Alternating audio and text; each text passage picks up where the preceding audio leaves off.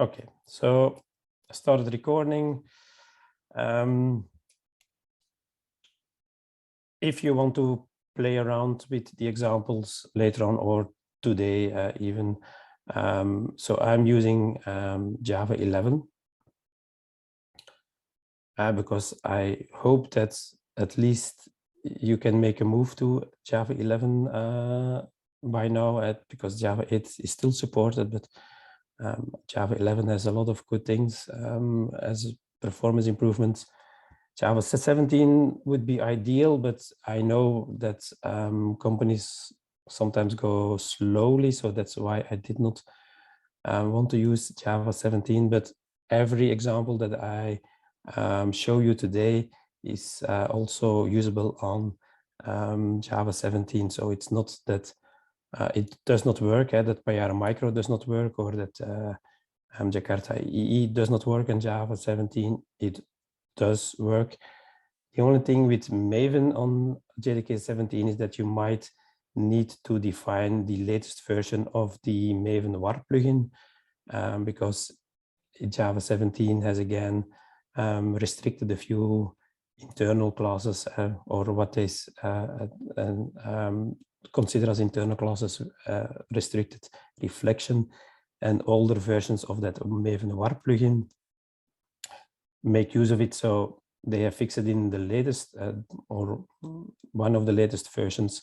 So if you see some error that your Maven war failed the creation of the war file, then probably it is due to the fact that you're running on JDK 17 and that you need to specify a specific version of that plugin.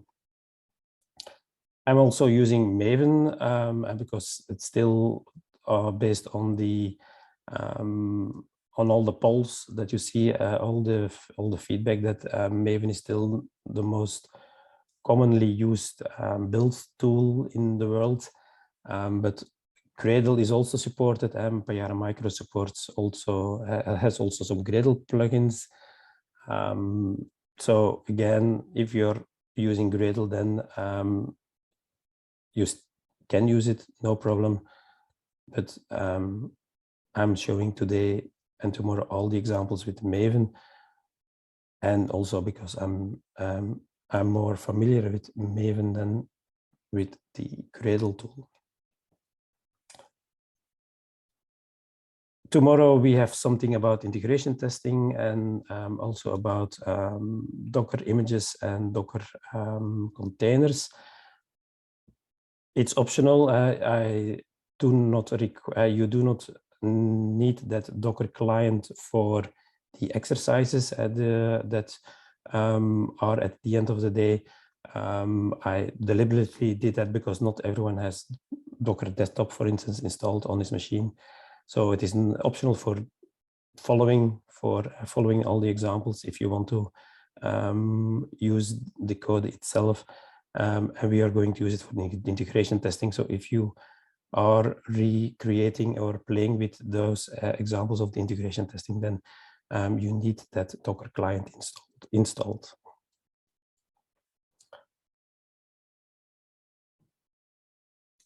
So first of all, the question is, what is cloud native? We said we are going to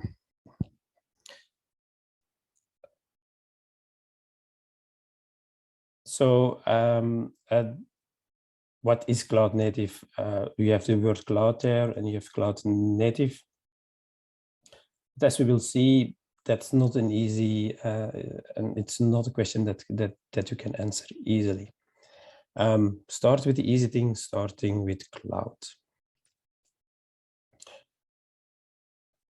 I heard already also in the introduction a few people that said, oh, we used to work on-premise and we want to change, or we are in the progress of changing it to the cloud. So the on-premise is where you have your server locally on your in your server park, for instance, in one of the rooms of your company. And that's perfectly fine, but it's not that flexible, of course. If you say, oh, I need a new machine, then you have to order one. It gets delivered a few days later, hopefully, or even a week later, you have to set it up, install everything, put all the cables in for the network. You need to provide routing, firewall, etc. So you have a few things to do before that server, which is installed locally, can be used. And therefore, that move to the cloud, to the cloud providers, is of course easier, more flexible. You just go to, the three main cloud providers are already mentioned.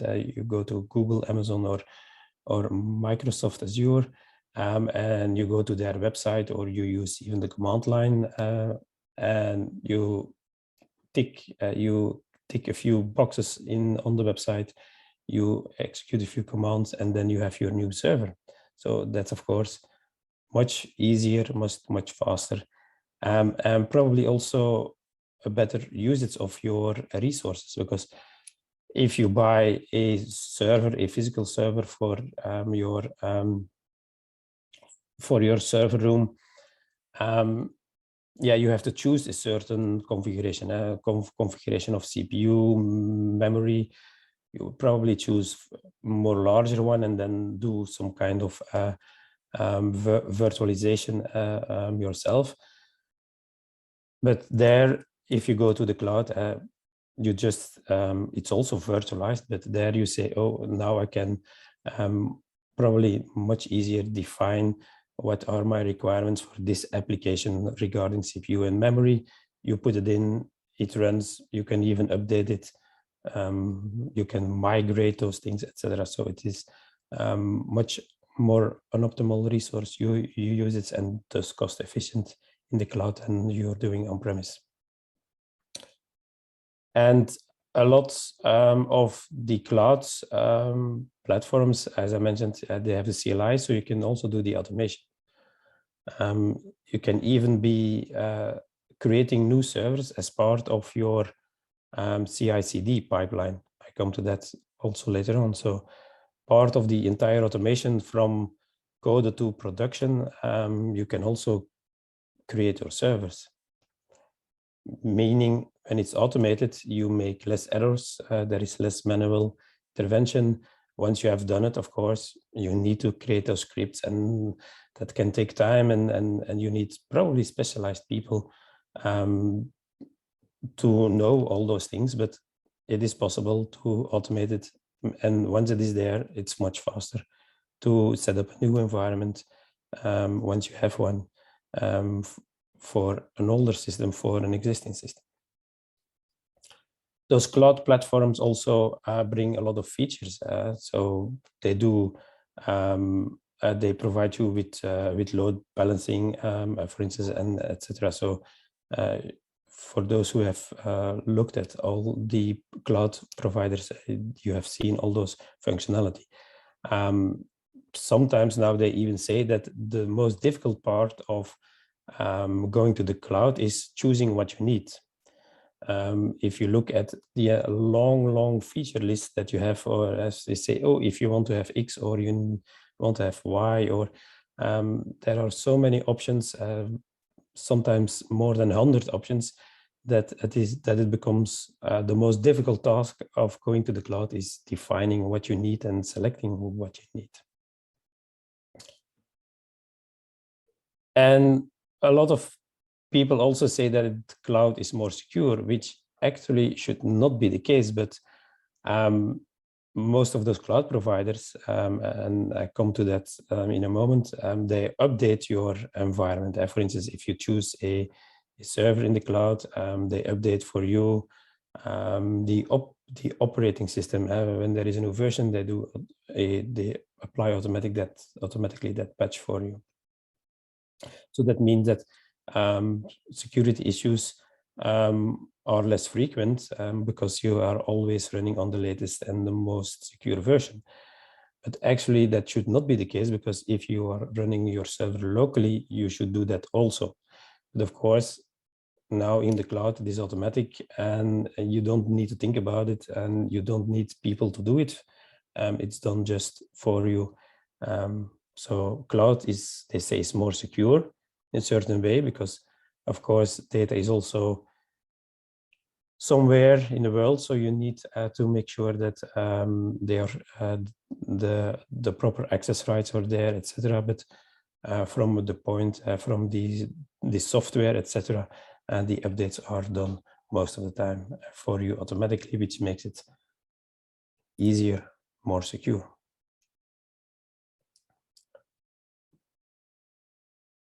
And if you look at all the options and all the features and services that are provided by all those cloud providers, then you more or less can group them in three things, in three categories.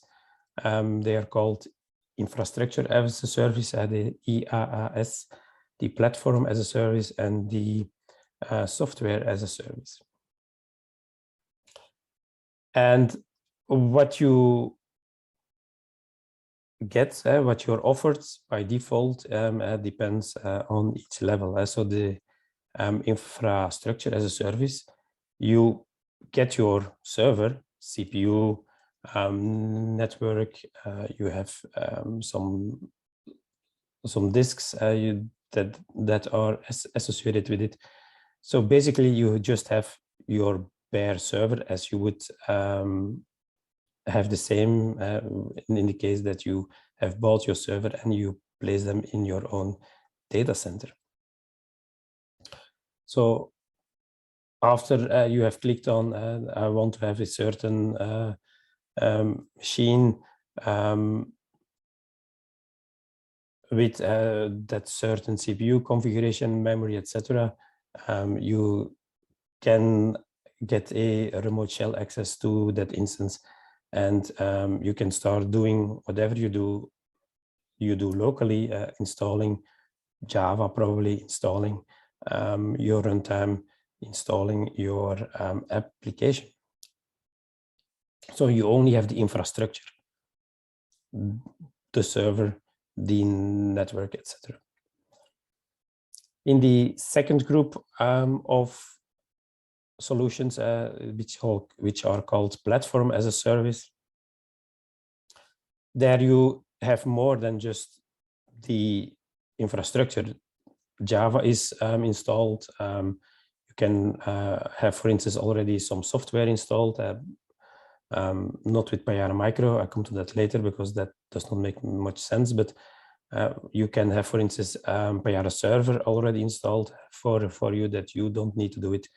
The only thing that you need to do is configure everything for your needs, for your application, for your environment, connection to the database, configuration parameters, etc., and then deploy your application, and it is up and running. So with that platform, you get more than just infrastructure. You get already some software that is installed, and that software is most of the time also automatically updated, as I mentioned in the previous slides on the cloud. Java is, for instance, not an update from 11 to 17, because that can break probably a few things.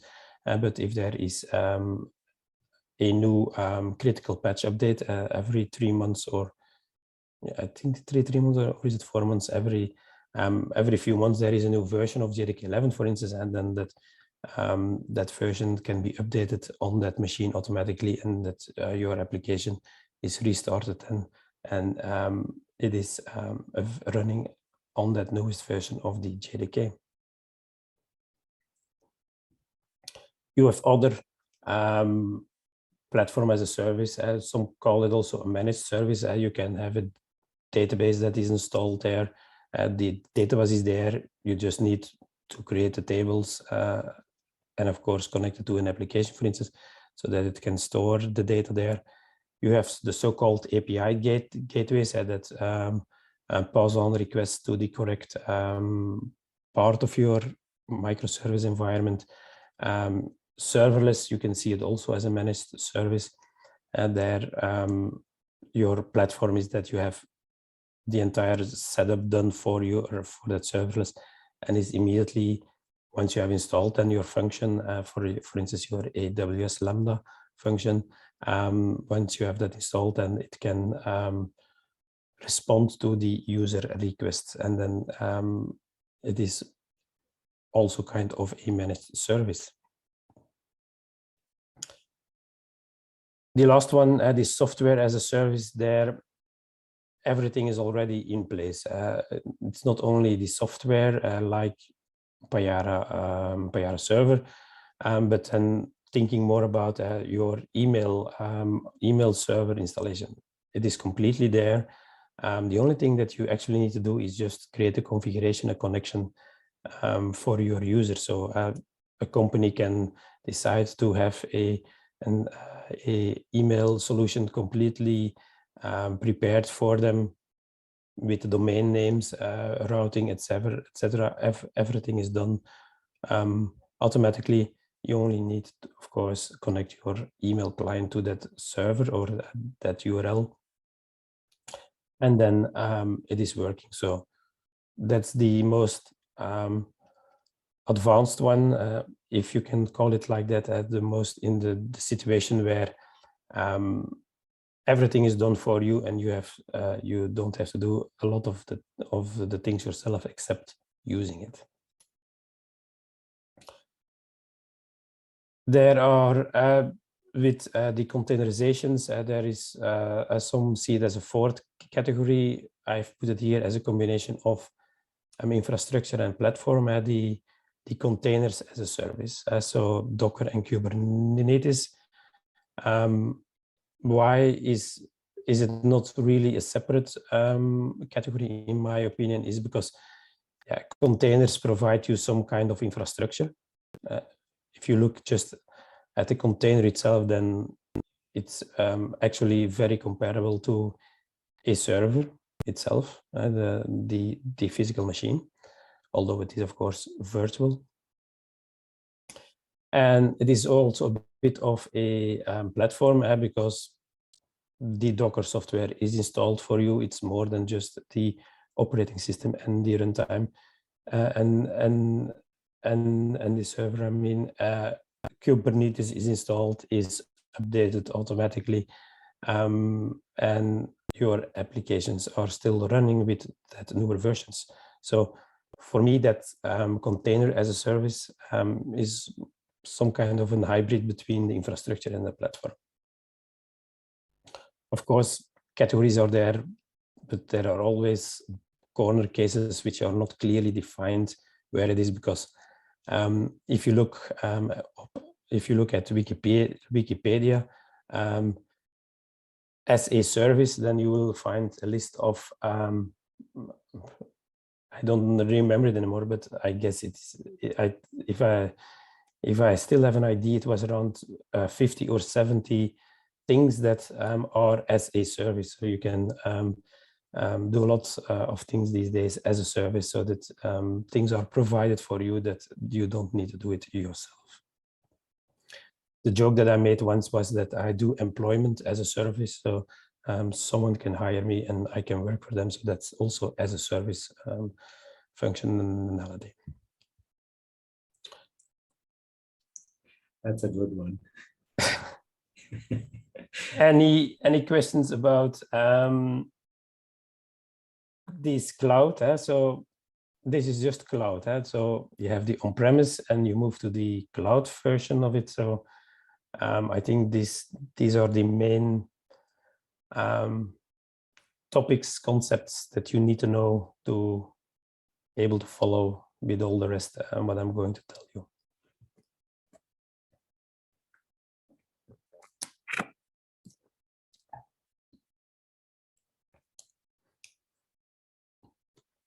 Okay. Then this is, for those who know Ottavio Santana, he created this comparison between the on-premise and the infrastructure as a service and platform as a service and software as a service. And I find it a rather good comparison. And so if you do everything yourself, so even making your pizza dough, bake your pizza, and eat it, of course, at your home, then you have done everything yourself, and that's the traditional on-premise thing. You do everything yourself. But if you go then to a shop and you buy already a lot of things like the pizza dough on the toppings, you can buy almost everything these days in a shop pre-prepared for something specific. So you can buy something like pizza toppings, and then you only need to bake it yourself, and then of course eat it yourself. But if you don't want to bake it yourself, you can just call the pizza delivery, and then they bring it to your doorstep, and that's the platform as a service. So they provide you already with the entire functionality of baking the pizza. The only thing that you need to do is consume it, eat it. And then the software as a service, there it is a bit flaky in the comparison, but software as a service, you can see that you can then go to a restaurant or a pizzeria, and you eat the pizza there. But it's a fun thing. The pizza as a service, the analogy to everything is a service, and it makes some nice a nice comparison to remember what is now infrastructure, platform, or software as a service. The next question that we need to answer is what is cloud native? And as you will see, that is a much more difficult one.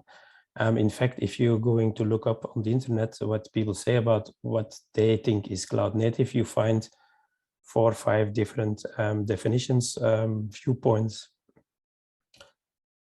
Some of them are comparable, some of them matches, but a lot of people add a few things. Other say, well, that's not needed for cloud native, etc. So it is not entirely clear what is cloud native. So this definition comes from the Pivotal website. Cloud native is an approach to building and running applications that exploit the advantages of cloud computing model. So there it is. If you're running on that cloud provider, cloud computing, because probably you can also have the private cloud that you have installed in your local data center, everything, and access it as if it would be a cloud from Amazon or Google, etc. Then that's already cloud native. So it is just, where is your application running? I find that a bit small as a definition. There's not much more. I think there needs to be a few things more than just running on a cloud computing model to say it is cloud native. From this PACT book, they go in a completely different way. They say it is about the thinking and the reasoning about software systems. It is also powered by those disposable infrastructure, the cloud, okay. But that first part of the sentence is an important one. If you ask me, it's about thinking about software systems. It's not the same anymore as on-premise. You do something else. It's not instead of deploying locally that you deploy it on the cloud. There are more things which are important before you can do it, before you can call it cloud native. But then they are not going into detail what it is then, or at least not in this sentence.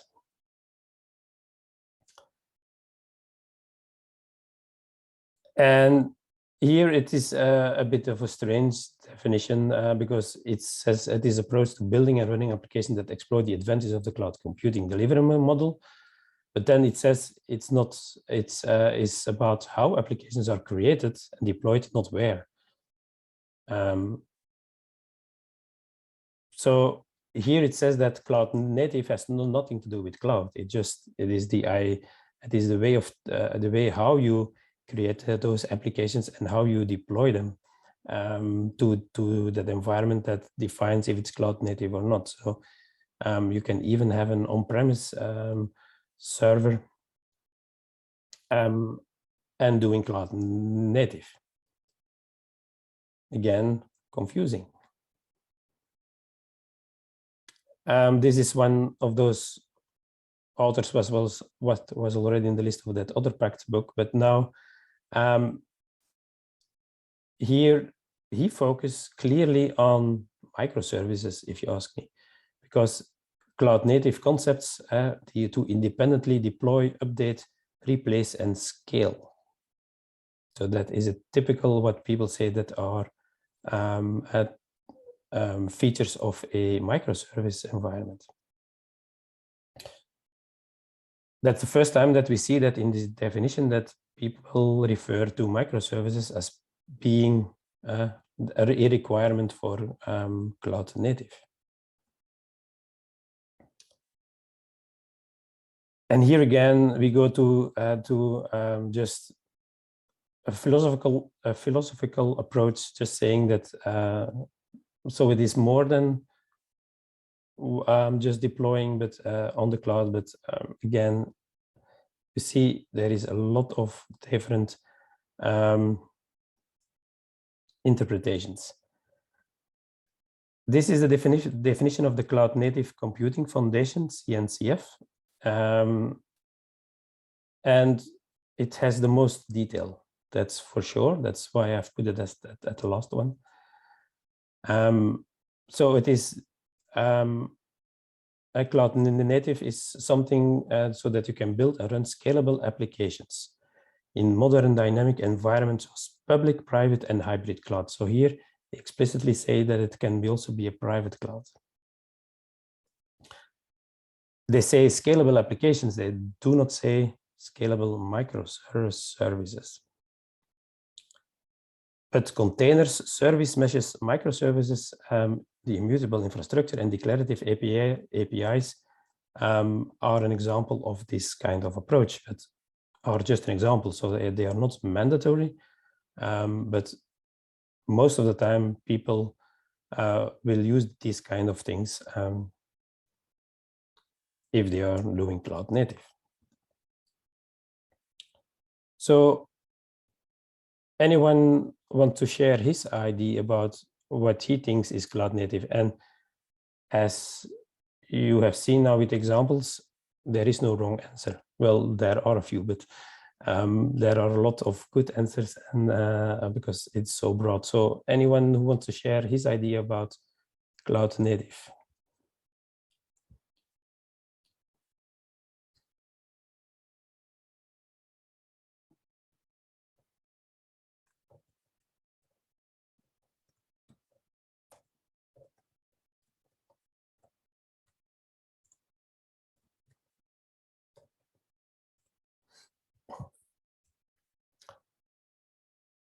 Either it is so difficult to say what cloud native is, or indeed it is not. It is. We just want to hear from you, Rudy. Yeah. I want to have more opinions. This is what I think is cloud native. First of all, it is vague. So if someone says that he's doing cloud native, then yeah, you can have a few questions for that person to see if he really understood what this cloud native is. But everyone has his own interpretation. That image on the right there, I think summarizes it quite good.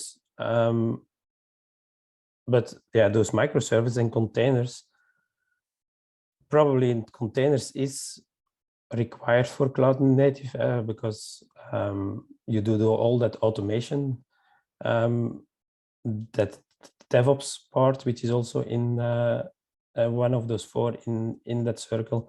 So if you do all that automation, then you automatically more or less end up with containers. So containers and DevOps go a bit hand in hand. So if you say you're doing cloud native, doing a lot of automation, then you end up with those two, of course. That CI/CD pipeline I mentioned already, a continuous integration, continuous delivery. Here is mentioned continuous delivery. Some people say even continuous deployment. And the difference between delivery and deployment is that, for instance, with continuous delivery, after you have changed a few lines in your application, you change your code base, you do a commit to probably Git these days, an entire workflow is started starting by compiling, running the integration testing, unit testing, integration testing, etc. And then that delivery means that it is automatically deployed to some environment. Most of the time, that's also restricted to test, because automatically delivery, automatically deployment to production is a risk. There are examples enough. Probably you know also one of those examples. One of the nice things that I always mention is Amazon does that on their web shops, automatic continuous delivery to production. And on one Friday evening, that went horribly wrong, which means that things like TVs and refrigerations and aircos, etc., all was available on their website for $99. They only found out a few hours later, but of course, a lot of people already ordered it, and yeah, there was no way of canceling it because it was on the website at that moment with that price. So they could not cancel all those orders. So if you are going to do continuous delivery to production, continuous deployment to production, then your testing needs to be better than 100%. I would say it would be 200%, not only unit testing, integration testing, but you need to be absolutely sure that everything works as you intend to, which is very difficult because testing is difficult. Integration testing is also a difficult thing because unit testing can be, and we come to that tomorrow, unit testing is is a testing and is necessary, but it's not really testing your application. I will go a bit deeper tomorrow. So integration testing and all those things are very important. Takes a lot of time. Not every manager or company wants to invest the amount of time needed for it, like 50% of time for the coding, 50% of the time for the testing. So that means that continuous delivery to production is a very risky business. But if you say, I do it to test, that's also fine, of course. There is an automatic version, there's a version automatically available on test, and people can do some smoke testing, manual testing on that, and then say every X number of days or weeks even, we go to production by a single click on the button, and you have automation again. Microservices there, but I'm not really convinced that microservices are part of cloud native. Just because microservices are, and I go into detail tomorrow in that, microservices are not really suited for most of the companies. If you just give me a company, an example of an application, and if I just say, if I just answer the question, should I use microservices, yes or no? If I say no, then I probably have more chance that I have chosen the best solution, because microservices are good for a certain type of problems, but most of the companies are not confronted with that type of situation. So it's perfectly fine. I heard someone saying in the introduction, I'm using just a single application and no microservice, that's fine. If you do the entire automation around it, if you deploy it to the cloud, then for me, that's also cloud native.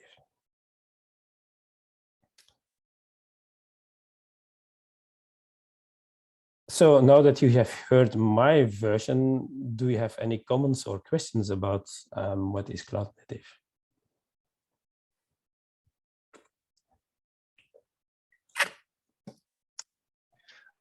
I think for me, Rudy, it comes down to using it. Once I start using it and I get a better understanding, a feel for it, then I think I might understand things better. But until then, it's still somewhat of a mystery to me. Yeah. Well, I'm in these 2 days, I'm never going to deploy to a cloud provider. So maybe if you say what I'm doing, then these 2 days, is that in cloud native? You see what you say. If I see what you are doing and how it is used, etc., then I maybe know it. Well, that can be tricky because it's a workshop, not a real world situation also. But I try to put, of course, as much as possible best practices in the examples. Sashi says that he agrees with my perspective. Again, as I said before, it's you don't need to agree, but as long as we can have a discussion about pro and contra and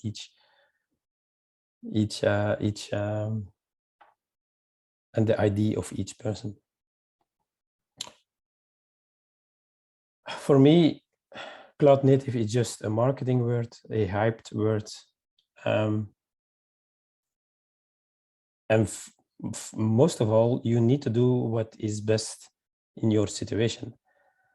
If you say I'm going to adapt for a certain reason, and I have clearly debated with a lot of people about my reasons why I want to do a certain thing differently, well, then for me, that's fine. It's even better than just following blindly some other people saying, oh, we are using,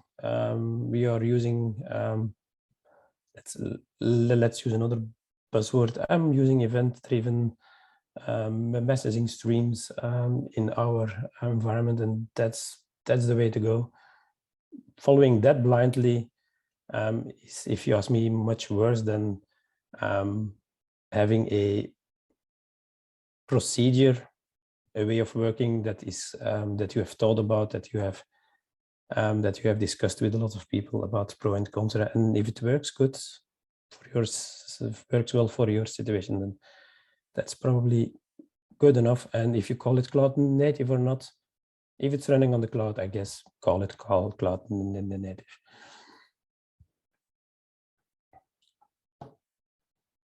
Okay. I think we can see one of 100% sure anymore what's behind the next slide, but okay.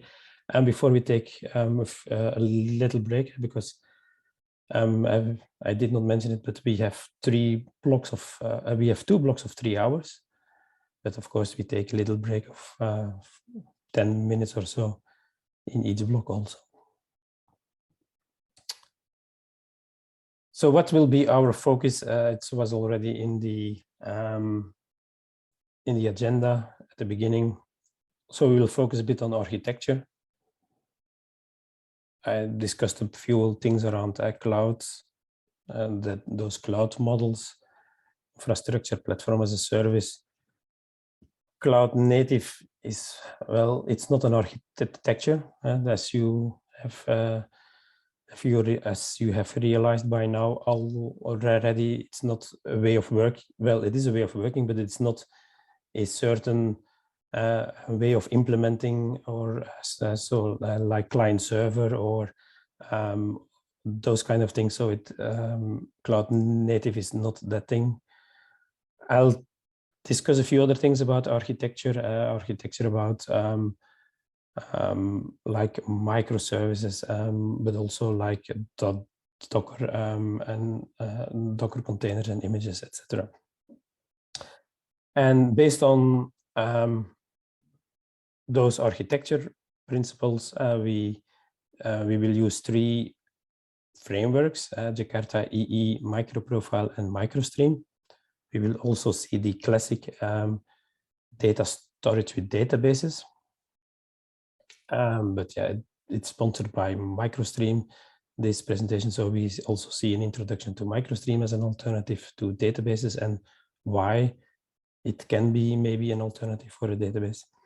And based on those 3 frameworks, we create our applications. It will be always small demo applications that showcases one of those 3 frameworks, and then we run them on Payara Micro. And I'll tell you at the same time a few things around Payara Micro, like how to configure your database, for example, with Payara Micro, etc.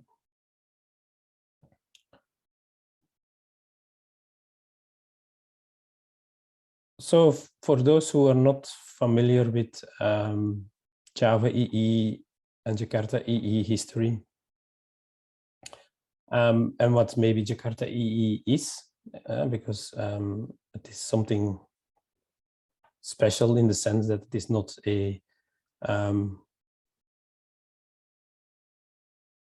framework, a library that you download from the internet. It is something specific.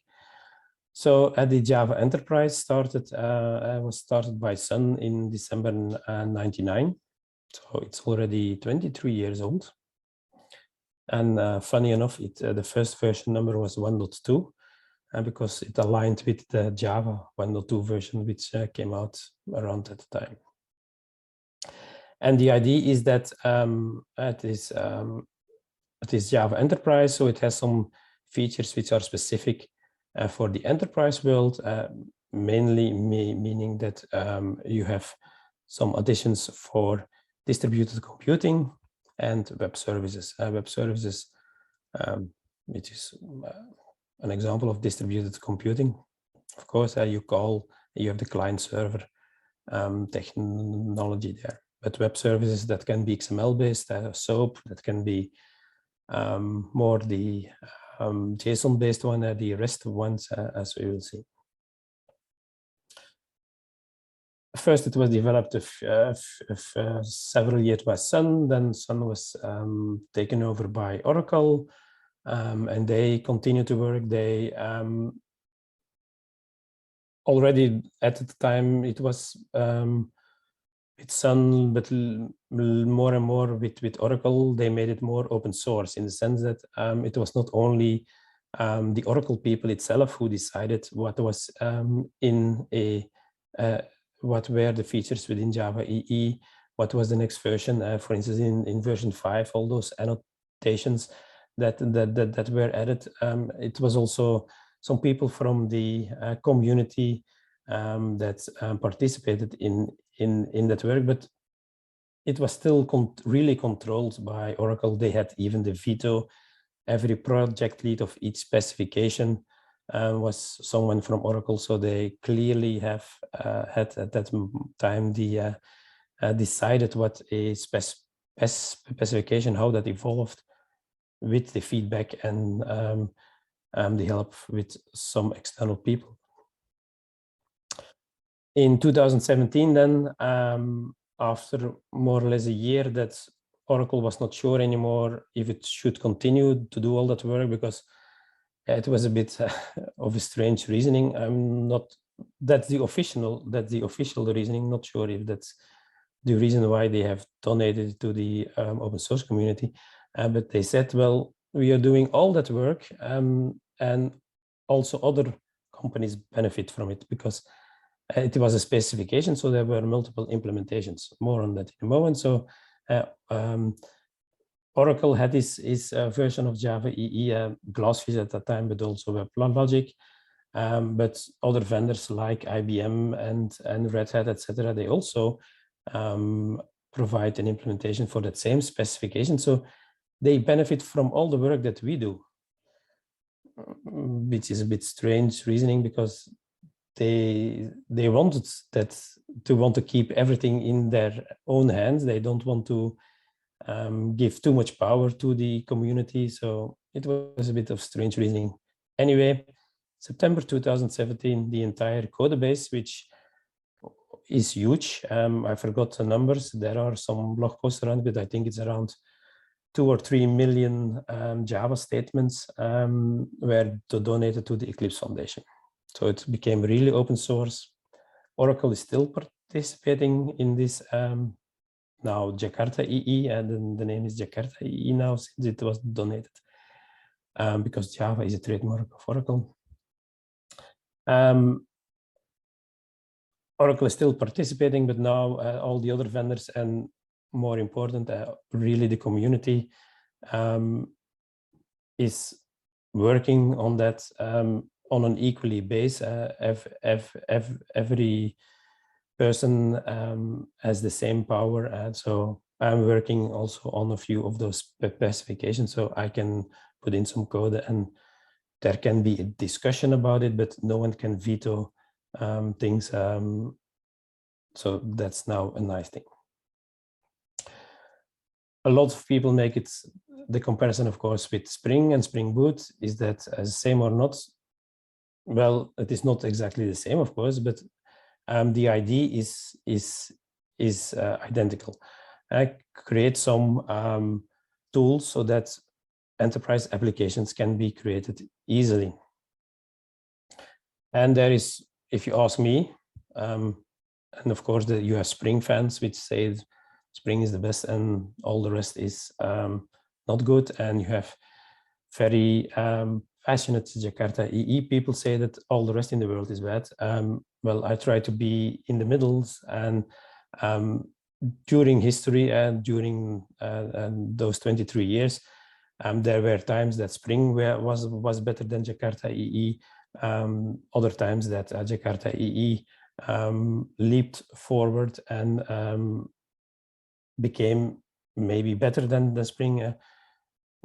One of the reasons why Spring Boot came out, because Spring became too difficult, and actually Jakarta was more easy, so that's why they started with Spring Boot, etc. You see, so there is always a comparison, and I think and a competition, and a good competition, I think, to so that each framework can improve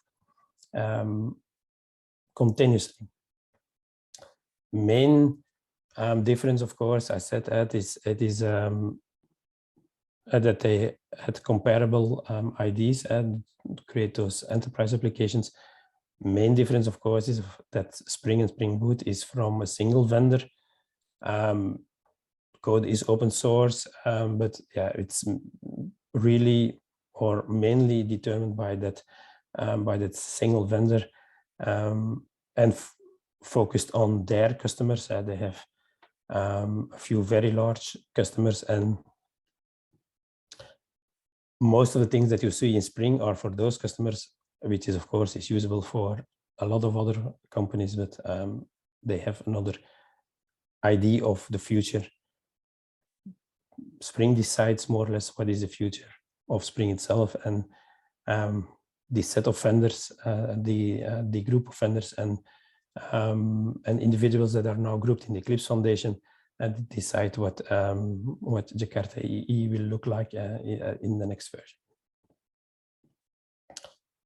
So it is a specification. So if you download Jakarta EE, then yeah, it does not work in the sense that you have some Java classes, API classes, which compile, but they don't provide the entire functionality, because they are most of the time only the interfaces or the abstract classes.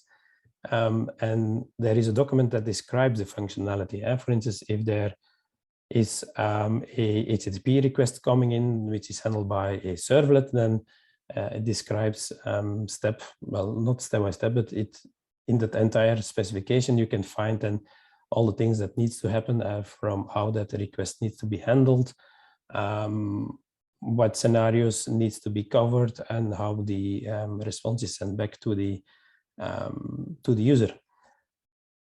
So a large part of the functionality is just a document. Today it is a ASCII document, all these specification documents.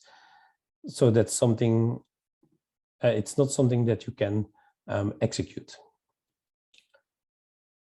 So it is the role of all the vendors, the vendors that say, I want to provide a product that follows that specification, that implements all those specifications, to provide all the implementations and call it a product which is capable of running your product. And there on the right, you have a lot of vendors of products, which are the, I think it's Jakarta EE 8 and the list of certified implementations that I've put there.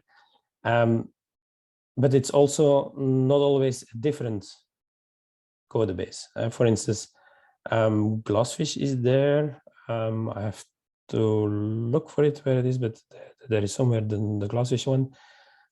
And some other vendors like there is the Fujitsu one, if I'm not mistaken. You have that InfoSuite application server. You have that Pusic application server, etc. They are just based on that same Glassfish server code base. So it's not a completely different product and different code base. It's like 99.9% identical.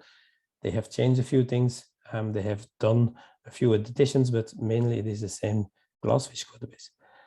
But you also have then, of course, Open Liberty, which is a brand new one, a completely different one. You have Wildfly, also Payara. Payara is based on Glassfish. It started what, 6 or 7 years now already from the Glassfish code base, but Payara 5 is completely, it's not completely different, but it's largely different from Glassfish code base.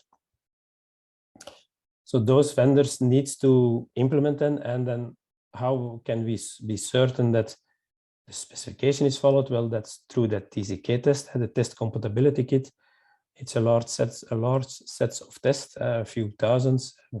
Running them can take between 24 and 48 hours, depending on your infrastructure. And then at the end, you get a green light saying that everything was okay, that all the applications from the TCK which are deployed on that server and tested are working as expected, as described in that document.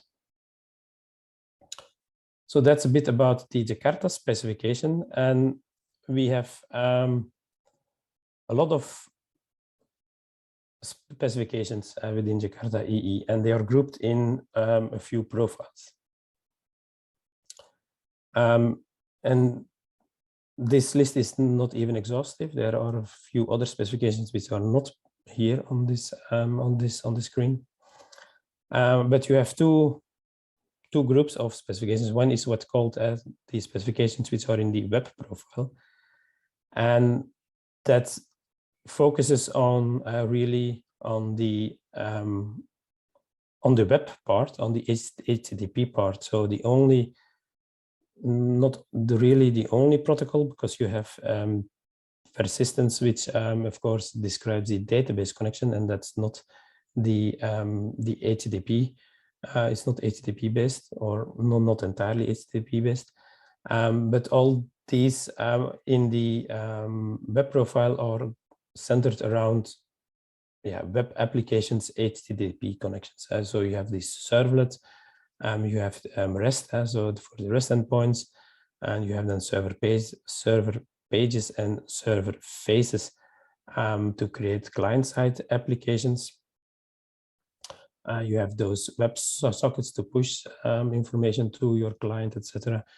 You have then transactions for your database. You have authentications, etc. And you have also, luckily, security. and JSON handling, and etc. But then the second group of specifications is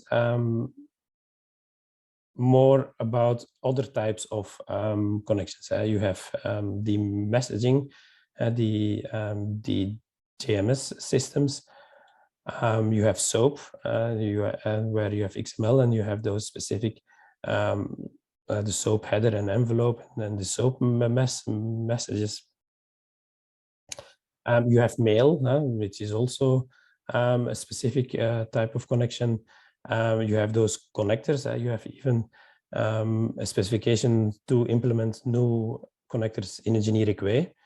For instance, that can be combined with transactions and your database. So if you create, actually, if you want to write to a file, then you should do that through a specific connector, so that writing to a file can also be transactional, so that if you need to do a rollback, then the information within that file can be rolled back also together with information which is in the database, for example.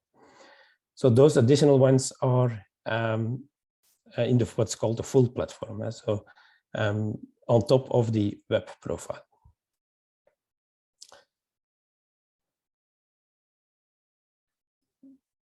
The early days, and that was a bit criticism to that J2EE, was that really the focus was on those SOAP protocols, things which are not here, as I mentioned, RMI, remote method invocation, etc. And that it was too complex, that those architects at Sun in their ivory tower did not know how to create an application easily. They only had some ideas about big applications, the large systems, but forgot the hello world thing. So most of the time, these enterprise things in the full profile, like SOAP, etc., are still used. Probably at least a few people of you are also using it still, which is perfectly fine. I'm not saying that is wrong, but most of the time they are converted to things like REST. So today, most new applications that are developed are built around that web profile, and that's also the reason why that Payara Micro is using only the web profile. So is it on the next slide? Yeah, it's on the next slide. What is the main difference between Payara Micro and Payara Server? Well, first of all, that full profile and that web profile. The Payara Micro has all the specifications on the web profile, but does not have, for example, the capabilities of handling SOAP messages. There are a few additional things on top of the web profile. So you have that concurrency. If we go back, you see that concurrency here is at in the center of the of those outside of the web profile. But concurrency is, of course, important in many cases. We will see also a few examples of concurrency for background jobs, for instance, for asynchronous REST calls, etc. So that's the reason why Payara Micro includes the entire concurrency specification within the web profile. And you also have the JMS clients, so the messaging. So you don't have a messaging server itself, like ActiveMQ or something included within Payara Micro, but there is the client. So you can connect from your Payara Micro instance to an ActiveMQ or even a Kafka instance, etc. So that is included in the web profile. The Payara server, on the other hand, is the full profile. So that has everything, including those SOAP and a messaging server, remote method invocation, and so also remote EGBs, etc. All those things are included in the Payara server. So that can be already one of the discriminating factors to decide, am I going to micro or server? For instance, if you need RMI, if you need SOAP, etc., then, well, you do not have an option other than choosing for Payara server. If you don't need them, then maybe Payara Micro is easier. And based on what, then you can decide if it's easier or not, because a Payara server is what's called a typical server. So you install it, you download a zip file, you unzip it. That's the only installation that you need to do, but okay. You need to unzip that. You need to configure it. You have by scripting or by that admin console. You need to configure database connections, all kinds of parameters. There are hundreds of parameters that you can configure both in server and micro, but you need to configure them upfront. There are ways to do it otherwise, but most of the time it's server that's done upfront. And then you deploy your application and your run application. So with server, you have 3 different phases: installation, configuration, and running, which means it's less useful in cloud environments and containerized environments. Because with Docker and Kubernetes, for example, if the system decides that it needs to scale up your application and launches a new container, then it cannot wait until someone unzips a zip. Okay, you can automate that, but you see what I mean? The entire thing of a Payara server in Docker and Kubernetes, it works. And I created even a few examples with it and a few blog posts with it in the past, but Payara Micro is easier to manage in those cases because it's what's called a runtime. It is a executable jar. We come to that also later in the in this workshop. What the exact definition of that of an executable runtime and what it is. So it is something that you run, Java -jar Payara Micro. It runs, the configuration is done on the fly, and your application is immediately available, which is, of course, super easy and useful in containerized environments.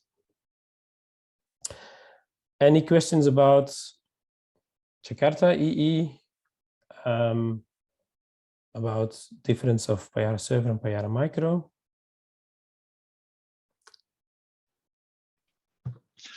One question I have, Rudy, is why not just use Payara server all the time?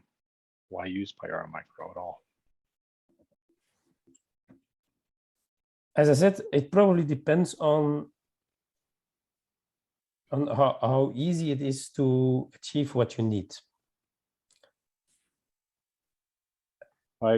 I guess why I'm asking is because I know Payara server comes with command line options. You can do everything from the command line. You don't even have to use the admin console to do anything. I assume that's the same way with Payara Micro. Is it just, it's a smaller footprint, or? First of all, it is smaller footprint. That's one of the things, because as I mentioned, this web profile, so it is around 75 megabytes these days. Full server is around 110, if I'm not mistaken. Indeed, you can configure Payara server based on those scripting, the ASAdmin command line tool, and which is the preferred way. So that's, if you're using that, that's a very good thing, because you should not do it manually, but you should be surprised how many people do it manually. As I said, it depends on your situation. For instance, I can create much easier a clustering with Payara Micro in Kubernetes than that I can do it with Payara server. Because with Payara server, you always you have the domain, and you have sorry for those who are not familiar with the Payara server architecture, but there you always have a domain server and other services, other servers that actually run your application. The main server can also run your application, but they are not equally. So if you have a cluster with 3 instances, then there is one, the domain server, the boss, and the other 2 are instances. And that means that, for instance, those instances needs to know where the boss is to get the latest updates of the configuration, etc. With Payara Micro, all those instances are equally. So if you run 3 of them, they are equal. They are equal, and they just share their data, what they need. So they don't. So it's not that one instance enforce the configuration to the other instances. You just start them up, and they can join a cluster to share data or for instance, cache data, so that etc. But there is no, to use those terms, sorry, master slave with Payara Micro, which makes it sometimes much easier to work with with Payara Micro than server, because you always have that domain server with Payara server, which is sometimes annoying in some environments. Okay, thank you. Rudy, this is Pat. I'm wondering if you can give us an example where you would not use Payara Micro.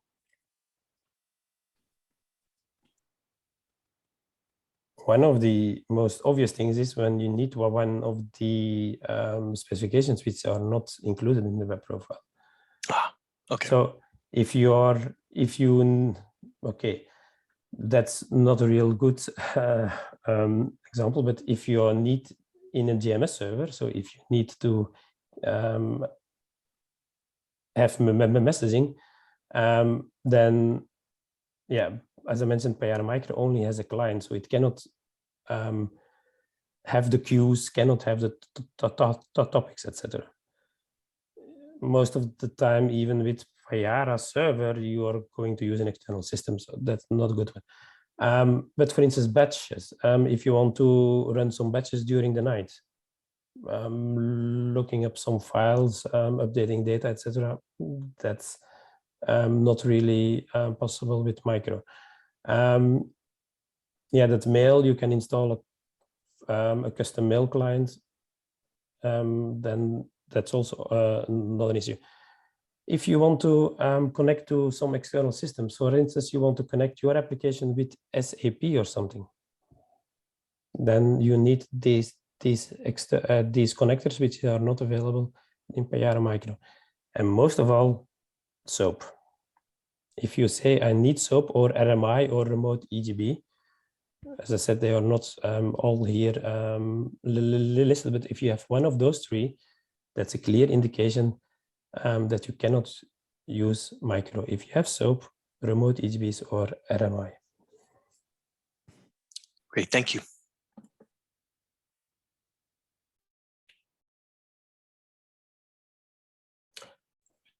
Again, then I'm thinking, is there anything that is specific, not about these specifications, but the way of operating?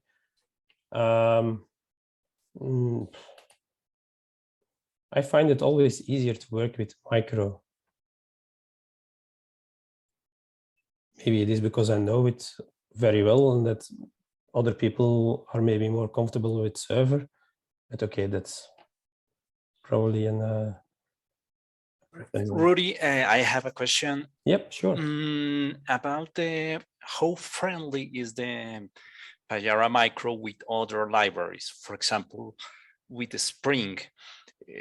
Currently with Payara server or Glassfish servers, you could use a mix with some libraries from Spring. How friendly is the Payara Micro with that? I mean, if the Payara Micro have less support with other important from Jakarta Enterprise Edition, how is with something like Spring? Well, I'm now going to tell something which I would never be allowed to do when I was at Payara. Because, I would find it a bit strange if people say, I'm going to create a Spring application or Spring Boot application, and run it on Payara server or Payara Micro. Okay. Why? Because you have then two captains on the ship. Sure. Yeah. You have Jakarta EE and you have Spring. Yeah, I And- mean more, for example, with Jakarta EE, you are able to use some, not the Spring Boot, but for example, other libraries that runs successful with Jakarta EE. For example, if you want to integrate with LDAP server, that is just an example. You have good libraries with Spring that with that you have less effort to implement that integration. It might be indeed that some have to use some kind of external system that you find a library with Spring and Spring Boot, but you can't find anything which is not making use of Spring and Spring Boot. And it then depends on the library, because if they are really tied to Spring, for instance, if they are using the bean manager and auto-wired, etc., that means that you have to bring in the entire Spring container in order to make it work. And then again, you have the situation, why bring that onto a Payara server? Although it is perfectly possible. A lot of people are running applications, Spring Boot applications on Payara server. It is a bit easier on server than on Micro, because with server you have more control over the class loader and the class loader hierarchies. And as I said, you have two captains on the ship, so you need to be a bit more strict in your class loader hierarchy, which is easier to do with Payara server. But Okay, thanks. I would say if you want to access that system and you see that library, then yeah, it depends on how that library is implemented, if it's easy to use with Jakarta EE, yes or no. Does that make a bit of sense, what I was saying? Because I have the feeling that I was not 100% clear myself. So. No, it's fine. Okay. Thank you. Rudy, I think I got some of that, but one question that, if you can elaborate on it, is you just brought up a difference in class loader for Payara server and Payara Micro.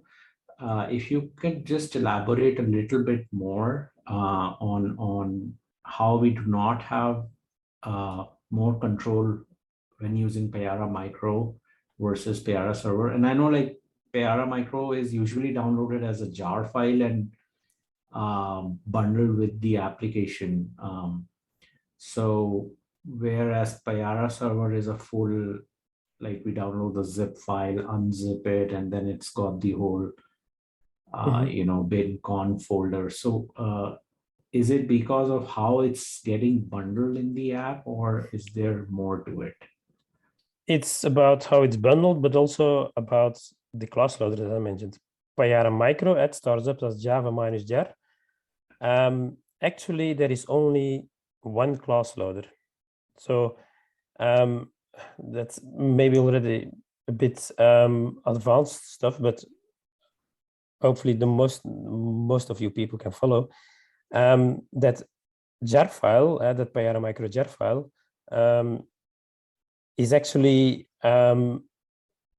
some executable classes, but most of the jar file is just other jar files, which are also bundled with Payara server. So the first thing that Payara Micro does is just extract that into some location, and then dynamically adding all those jar files to the current class loader.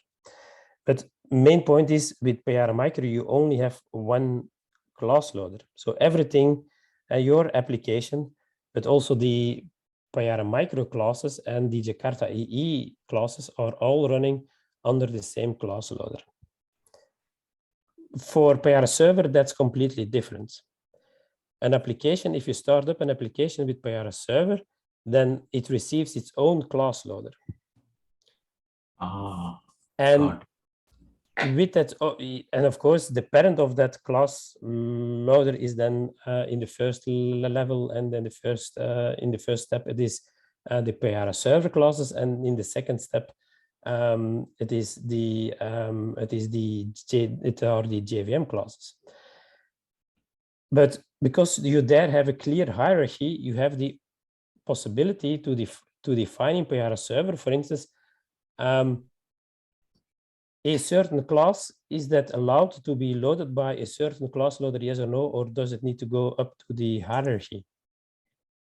You have whitelisting, and okay, I need to stop sharing then because I just shared my presentation, and then I can,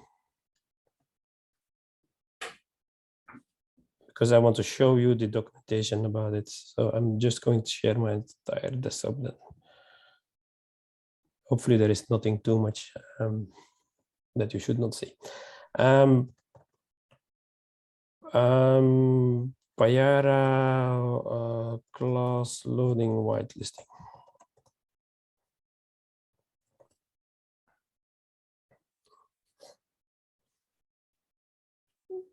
Here you can, you can say if there the order, if it's bottom to top or top to bottom, etc. But you have here what's called extreme class loading isolation. You can even say, well, for instance, that all those Guava classes, they need to come from a certain class loader. So even if they are duplicated, you can explicitly say where they are coming from, which is not possible with Payara Micro. Payara Micro, as I said, just one single class loader which loads everything. Okay, cool. So this is more in line with like the typical microservice approach, where you got a cohesive set of services packaged as just one unit, and everything is pretty much on the same like versions, and you don't really need the different class loader hierarchy then. Correct. It is possible to run multiple applications on Payara Micro. You can run 2, 5, 10, whatever. But indeed, it is not recommended for several reasons. One, and now I'm already telling a bit of tomorrow. These are microservices. So if your Payara Micro instance go down, then not only one instance is affected, but all those applications go down. Go down, and and also because they are not so isolated as you might think they are isolated. So that's another reason why it is not recommended. Okay, got it. This was very helpful. Thank you. Okay. Yeah, sure. Go ahead with questions. I can adapt my agenda to. I can go sometimes a bit faster, sometimes a bit slower, whatever. I have a few marks. So if there are now questions about this topic, what we were discussing, please go ahead.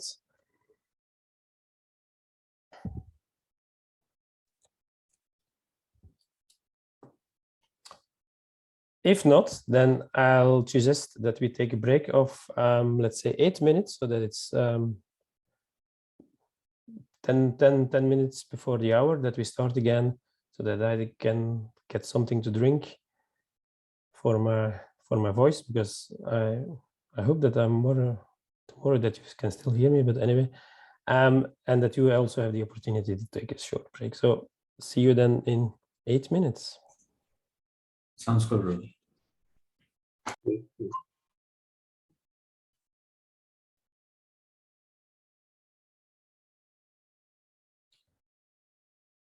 Okay, I hope everyone is back from his short break in a bit more than an hour. And then the first block is finished, and then we have a longer break so that you can do whatever you think you need to do, eating your lunch or work a few things. Then we take a break of an hour.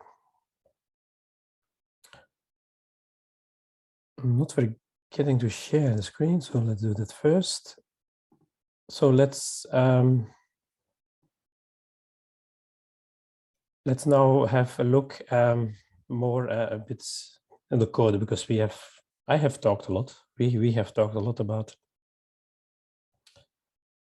cloud native, Jakarta EE, and already a bit about Payara. So let's now start with Payara Micro, and also have a look at CDI, context and dependency injection, because that is actually the most important specification. It's the building block for not all of them, but most of the other specifications, they are using CDI. So CDI is a very important part of Jakarta EE and also from your applications. First of all, Payara Micro, for those who are not familiar with it, you can download it from their website. You can also get it from Maven Central, Payara Micro, so that's also possible. But now for this, for the moment, I'm going to download it from the website so that everyone can see it for those who are not familiar with it.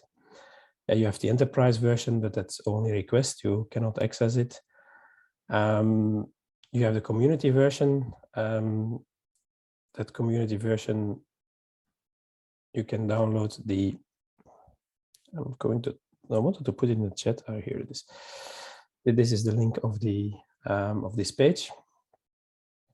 There is normally monthly a new version. Now there is a bit of a special time in the sense that Jakarta EE 10 will come out. This version, the 2022.2, is still Jakarta EE 8, and that means that there is a lot of work to do the migration for the EE 10, adapt the code base. And that means that not every month is now a new release available. And also, if I'm correct, this .2, so the second release of this year, that's the meaning heads. So Payara 5 is the major version, then the year, and then the release within the year. I think this will also be the last one which is supporting Jakarta EE 8. If you are on the community, you need then the next one, so that will be probably 2022.3, which comes out by the end of this month. Will be then Jakarta E10, which will have the Jakarta namespace. But I'll show you with the CDI demo what I mean with the Java X namespace and the Jakarta namespace. But you can click here then on downloads, and then you see the download is starting, and it takes a bit before the 77 megabyte is downloaded. I have done that already beforehand, and I've copied it here in that folder, and I have renamed it without the year number, so that it's just Payara Micro, that you don't need to specify the version number, and that you can run it. So it is an executable jar file, more on that later also. So that means that you can start it up, immediately download it. You download the jar file. Here, as you see, it's the .jar file in the in my download section of the browser. You don't need to install it. You don't need to unzip it. Just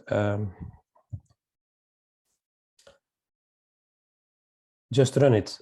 I have a question from Thomas about the embedded version. I will come to that in a moment.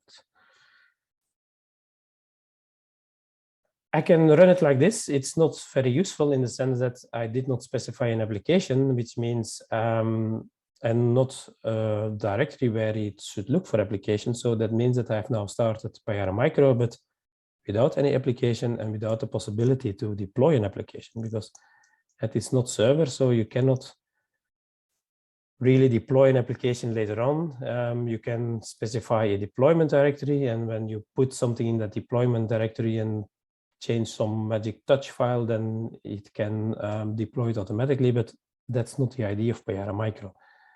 Payara Micro, it starts up the process, and it runs your app application from the moment that you start it up. So not like server that you deploy later on your application. But you see it starts up 5.7 seconds on my machine, which is not even the fastest way, because also Hazelcast is started, which means that I have now also clustering capabilities, but probably don't need it because it was the only instance that I will start. So the startup is quite fast, and I come to that later also tomorrow about is Java good enough for cloud, about those timings. You see deployed null archives, null applications, so it's not useful. It is, yeah, you cannot see it, but it's exposing one port, port 8080 here, you can see it, bound to a network HTTP listener. So port 8080 by default is used for the application to serve requests.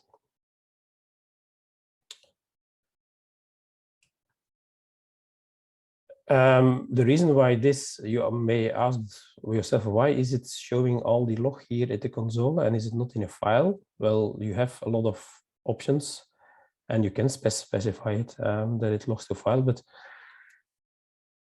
by default, Payara Micro is optimized for containerized environments, so Docker and Kubernetes, and there the log is captured from what's written to the console. So that's the reason why here by default, Payara Micro logs everything to the console so that it is captured automatically in those environments so that you don't need to do anything. There is the possibility to configure all those, so docs Payara Fish, you have the documentation, community edition, and you have here the command lines. It's Payara Micro. Check monitoring service. It's always a bit that you need to find.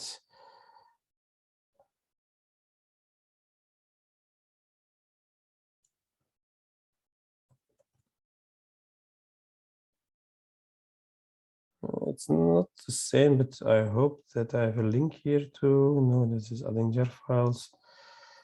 And maybe Google is better in those things. Payara Micro command line options. And Google is better in finding those things. These are all the command line options that you have with Payara Micro. I'm trying to scroll down as not too fast, but you see there are a lot of them. Not going to over all of them, of course. But yeah, there are a few of them we will discuss later on. But yeah, each specific case requires maybe a few parameters. There are parameters related to the application itself, for instance, the context route that you are deploying to. I mentioned there Hazelcast. There are different clustering modes. Sometimes, for instance, in cloud environment, not every cluster mode works because those protocols are not supported. So that means that you might need to change it instead of multicast to IP address, for instance. Yeah, as I mentioned, you have there the deploy of an application that's for sure that we're going to do, or you can point to a directory so that yeah, you can do an update that's sometimes useful, for instance, within your IDE to have automatic updates of your application. You have a lot of other options like health checks enabling specific, more on that a bit tomorrow. You have your port. You can define HTTP port. It was by default 8080, but you can specify here the port on which it is running, or the SSL port. There is also a possibility to define certificates and use the direct secure connections, etc. So you see there is a lot of them. Yeah, depend here the log to file. Then I'm set. Why is everything to console? So sometimes you need some of these parameters. There was a question, what is embedded? Payara embedded is that you start your Payara instance within the main method of your application. So it is possible to start Payara Micro as part of your main method. So you can, most of the time it is in very rare cases that you want to do those things. But if you need some very specialized environments, then you can do a lot in code, and then you can start Payara Micro from within your main method, for example. Payara Embedded can also, for instance, used for integration testing, but I find other solutions, as we will see tomorrow, easier than using Payara Embedded, because in production, you are using Payara Micro and not Payara Embedded. So you will use something else for testing than for production. Is then your testing good enough or not? That's always something that worries me. Hey, Rudy, along those same lines, I'm sorry if I missed it. The difference between Payara Server and Payara Web? No, I did not mention it. Well, this Payara server, that's what I was discussing before, the full server with everything, all the full option, all things available. You have the same server capabilities, install, configure, and run, but only with the web profile one, which means comparable to Payara Micro. So you are missing SOAP here. You're missing remote EGBs in this web profile. But you still have like the admin console and those. But you still have the admin console, which you do not have in Payara Micro. You don't have the admin console in Payara Micro. Okay.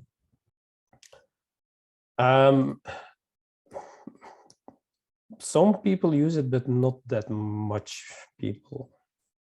Because most of the time, if you have decided to go for the web profile, you are going for Payara Micro and not for this version. But yeah, you have the possibility, you have the choice. And here the ML is the multi-language here. If you download Payara server, then it is English only. Here you have that multi-language, so that you have multiple languages. You have, that's version 6 that's mentioned for Payara, for Jakarta E10.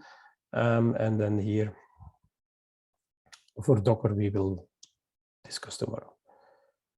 And now I've gone over the entire download list. So any questions about downloading and starting Payara Micro? So this is the typical thing that you do, where you then say here, path to my app, and then you can specify here that it is the deploy parameter, but it is the default one, so you don't need to specify that you want to deploy. But this is the way how you can then run Payara Micro with a certain app, and as we will use it later on today. Any other question?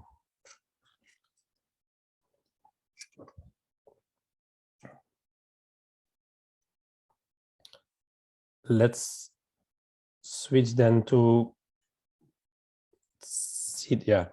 I've put here why Payara Micro, why Payara, but that's of course it's depending on two, of course, but it is a Jakarta certified implementation, as you have seen on the slides, also MicroProfile certified. That's more on that this afternoon. It has those cloud and container features. I mentioned already a few. I find that very handy to run, to create a cluster, for instance, in Kubernetes, etc. That goes very easy. So there are more reasons, or other reasons why you should not use Payara, and maybe other things, but that's another discussion. Context and dependency injection. That's also used in Spring.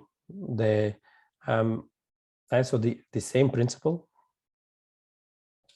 Because it's a well-known way of working at that. You have a well-defined lifecycle for your objects. Your objects, well, most of your objects are not created by you in code, so you don't say new Pojo, for instance, or new service. You don't explicitly create all those objects, but the container is creating them for you. A container as a subsystem of your runtime. Don't see container as a Docker container, but container. That's also the name which is used for those kind of system.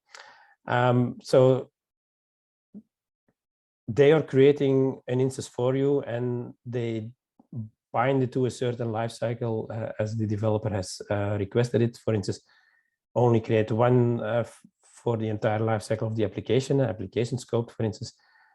So if you ask the second time the container for that same instance for that class, you get the same one as the first time that you asked it.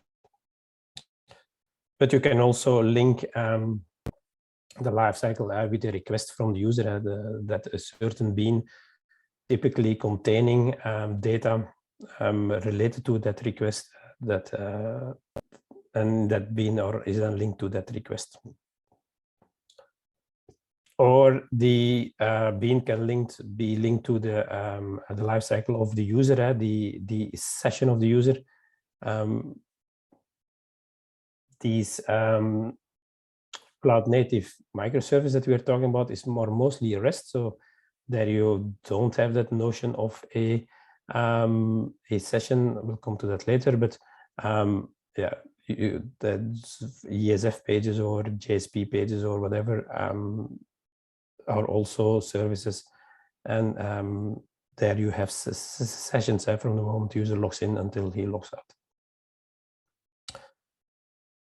But it's also very handy, because if a service needs a helper method or another service to fulfill all its functionality, then that service can just say, hey, container, give me a instance of that class that has that capability. So it does not need to look that up himself. So it does not need to go to GNDI or all some other registries where those things are listed. So the container provides a fully functional working version,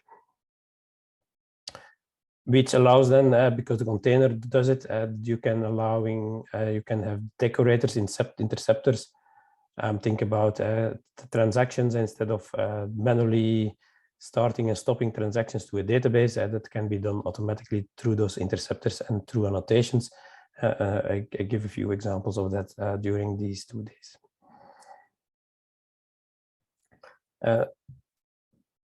That's the classic inversion of control. Instead that the main method goes looking for a service A or B, or instantiate itself, and then service A itself needs to go looking for that blue helper class. Instead of that, the container provides everything, which makes it also easier for testing.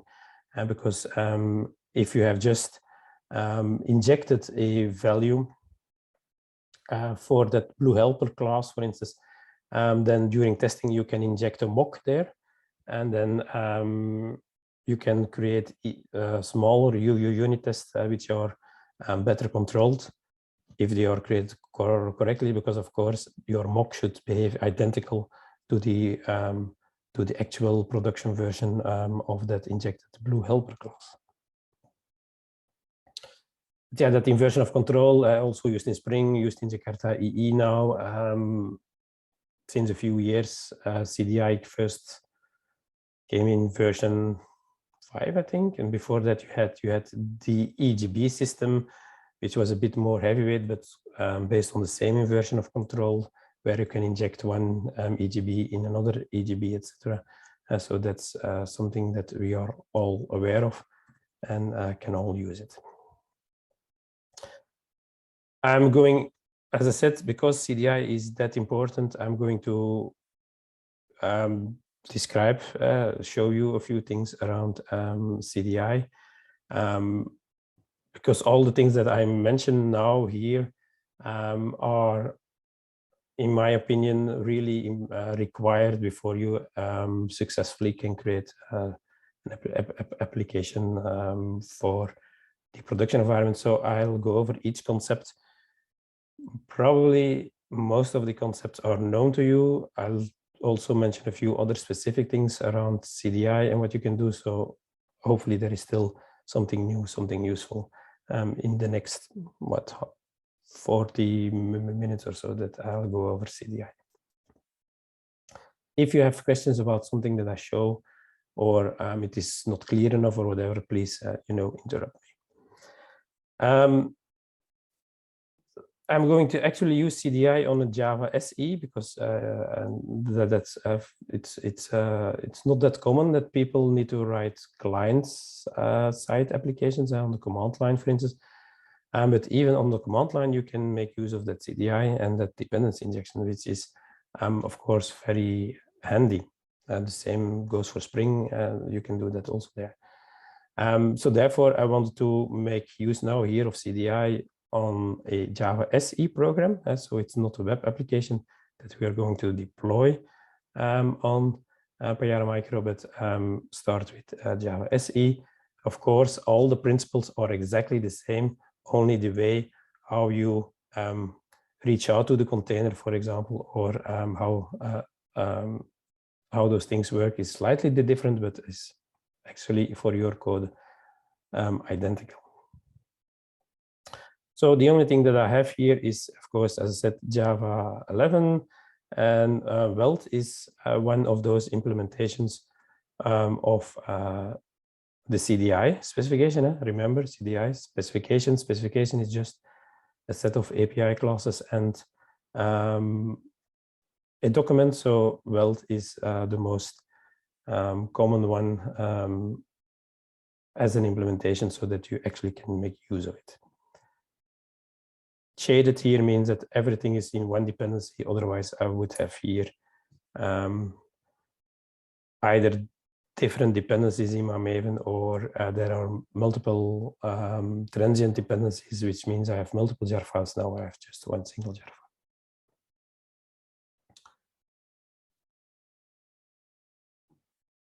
So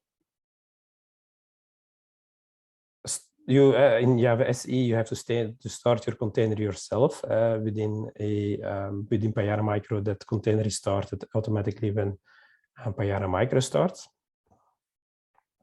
So I ask for an initializer, and I initialize a container, and I get a SE container back, but that's actually more or less the same as a web container. And the bean manager within the container is as the name says, he is responsible for managing all those beans, defining when there needs to be a new one, keeping track of all the definitions which are there from all possible beans. More on that in a moment. And for instance, in this example, I just asked the manager to get me all objects.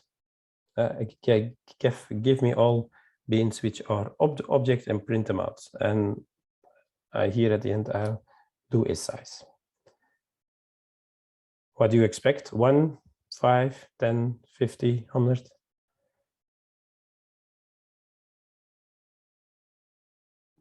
Answer is 39 here in our case. Of course, it depends what's on your class path, because you see, I have here a lot of beans. I have here which in one of the other examples, I have a social media bean. I have here even something called a producer, and I have here also my application itself. So it's not app 0, but that should be here. Here it is. So my application itself is also a valid CDI bean, so available to in the container. So I can ask a version of this bean, although it is just a main method. Come to that in a moment, for those who are not aware of the reasoning behind this. The other thing, I asked object, so that means apparently I get a lot of things. Not only, well, I get all objects, and every Java class extends from object, so all my beans are also objects. So that means that every bean is returned here, and I have 39 apparently in my environment. Later on in the other examples, I only ask for a specific bean and not an entire list, because then of course I need to look for what I want to have, and then again I lose all the advantages of CDI. So first of all, why is this app 0 class here as a bean? Well, that's because of two reasons, and one of the reasons is that I have here in my configuration, that's the only configuration that you need for CDI, where you can there is one mandatory configuration property, and that says what is the discovery mode. How does the container finds the beans in your system?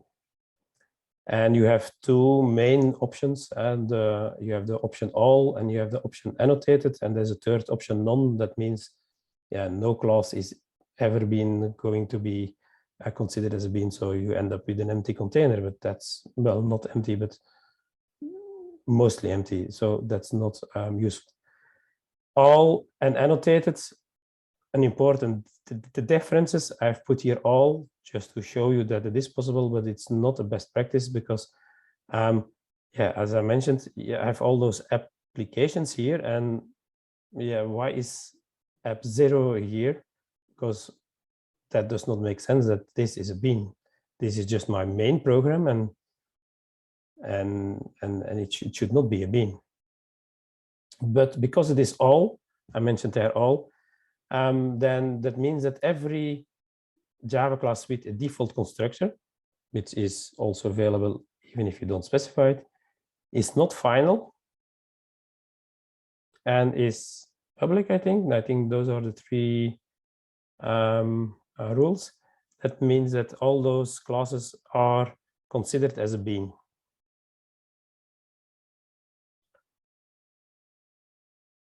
Most of the time, we will limit our CDI beans to the classes which are really considered as a service, as a helper, as whatever, not just everything. And for that, we now have a bit. Let's go a bit further here. If we say annotated, then only the classes which are annotated with what is called a bean defining scope, and one of them, and the most common one, is the normal scope. Then only those beans are considered. So if I change my configuration from all to annotated, then this car will be still in my container, but this app 0 not, because there is no annotation which says that it has some kind of scope. Application, request scope, JSON scope, or whatever other scope. So that's one thing.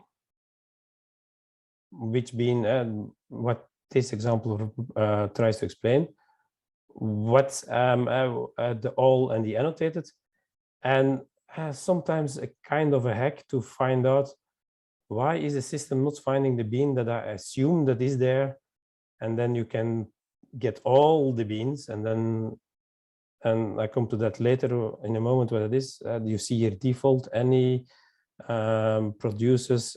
Sometimes those values don't match, and then the container says I can't find what you're asking for. Was there a question? Okay, so sorry, I thought it's someone Rudy, unmute. Can you Yeah. go back to your beans XML file? Yes. Just want to look at that for a minute. Okay. I was just comparing it with my project and what I had. Mine's set to annotated by default, and I just was curious. Yeah, it should be like that. It should be, see if you have annotated all and none. I see. Okay. And yeah, you should use annotated. Okay, thank you. But some people say, yeah, I have here all and blah, blah, blah. But sorry, if you have a large project with a lot of classes, then you create a lot of beans with a lot of overheads and you don't need them. Got it. The second thing is, how do you select a bean? How does, what criteria are there to select a certain bean? What are the labels attached to that bean? I'm going to first run the application and then explain why it is behaving like that. Okay, I thought that there was more output. I forgot. So what we have here? We have in here an interface, and we have here an actual only one implementation of that interface, a vehicle, which is a car, which has application scope. Okay, it can be all. So I do, after that, the system initialized the instance, then it does an initialization. That's the way how you do it in CDI. You set post construct. Then I do some initialization. I also print out, like here. You see the vehicle is ready now in the container. That's this output. And it has a method which is moving a car. I have also an equals which checks on that name of the car, etc. and fine. But I selected twice apparently, once through his interface and once through the actual implementing class. And apparently, is it the same vehicle? True. So the equals method says it is true. And even the pointers point to the same object.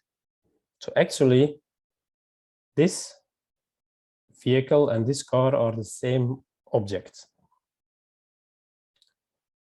So as you can see, I used already in the first example object.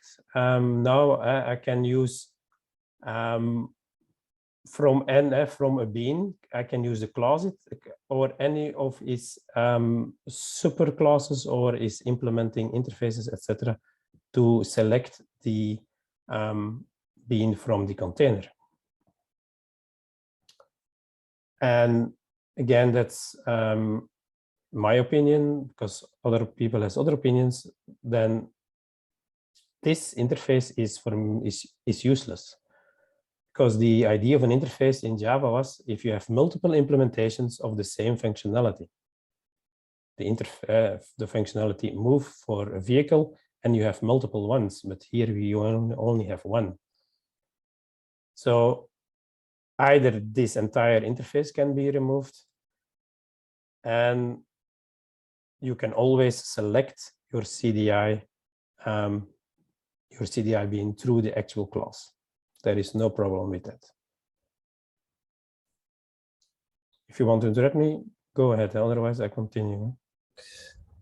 I think I understand so the vehicle, you're able to get that object because you're looking within the container, and the container has the car class, but it also sees it as a vehicle.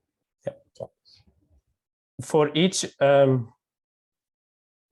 it's not printed out here, but each bean here, a bean is kind of metadata. So these beans are not instances.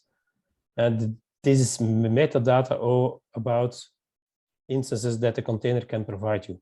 They are not actual instances already, but yeah, they have the class here itself, but it's only showing the main class, but you also have additional labels. So for instance, that here, that car has not only the car class as label, but also the vehicle interface as label. Which means that you can select it based on that label.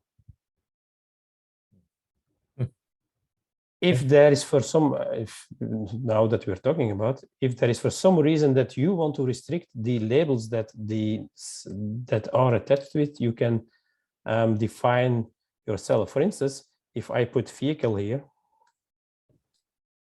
then that bean definition will only have the vehicle class as label and not the car class, which means that this will now fail, this selection. Let's try it. Let's do things that are not prepared. That's always fun. Am I right or not? Yes. You see, unsatisfied dependency. It cannot find the car in the container. Okay. Because I said that the car is only known as a vehicle. Okay. So we have now seen that you can select one, and that you have multiple ways of selecting the bean that you want. But what if you have multiple? So again, we have an orchestra of music instruments. And where are my music instruments? And here is my, so I have a real interface with multiple implementations. I have a piano, I have a violin, and I have a xylophone. So how can, and this is now, until now we did the programmatic, from the bean manager we asked, give me an instance, but once we have CDI bean, we can say, provide me here as percussion, provide me an instrument. But if I just say an instrument, then yeah, the system will immediately say, well, sorry, but there are 3 beans which say they have labeled instruments, so I cannot provide you one. So please be more specific. So that's why I have here what's called a qualifier. Qualifier because it has the annotation called qualifier. And so that's a custom-made thing. Just as I made instrument, I made a new annotation, a new qualifier, which can distinguish between the different types of instruments. Of course, if you have the piano and you have the organ, which are both keyboards kind of things, then there is a problem, of course, but that's another discussion. For now, think about, I'm going to distinguish my different beans based on some label that I give them to make them unique again, because otherwise they are not unique. And my piano has then the class implements instruments, it has a scope, and it says which type of instrument it is. Same for violin, it says it is a top type string, and a xylophone, it is up type percussion. Which means that in my orchestra, when the container creates this orchestra, it can give me exactly one bean, which follows all the rules, namely it is an instrument and it is of type percussion because there is only one. I can give it a keyboard because there is only one, and I can give it a string because there is only one. And I can also say, give me the default one. If I don't specify which type is, then you can say, give me the default one. I did not mention it because I'm going to mention it now. Piano is not only of type keyword, but is also the default one. That's a annotation, again, a qualifier you see in the pop-up of the Java doc. It is a qualifier, but it is of Java X Enterprise, which reminds me that I need to explain Java X and Jakarta namespace. The Java X Enterprise inject, so it is from the CDI specification itself. But what if I want to decide myself which bean I need? So give me all the beans of type instrument. I cannot do it like this because I only want one, but I can do something like this. Instance is again from the CDI spec. Instance allows you to optionally retrieve a bean or multiple batches. Because if you say, give me here an instrument, inject me an instrument of this type, and that bean does not exist for whatever reason, then you get an error at deployment already. At deployment, not at runtime, but at deployment, because it says I will never be able to satisfy your request. With optional, so if it's optional, you can use this one, or you can use multiple ones, but then you need to say here, inject me any bean which follows the instrument interface. And then I can loop over the entire map, or I can see if there is only 1 or 0, etc. And I can do whatever is needed to make it to work, if it's optional or not, etc. But now, although I have 3 instruments, 3 classes of the same type, I still can run this example to my music example. See, all instruments, the solo sound, the string, keyboard, percussion, so it all works out now, which is not possible without this qualifier.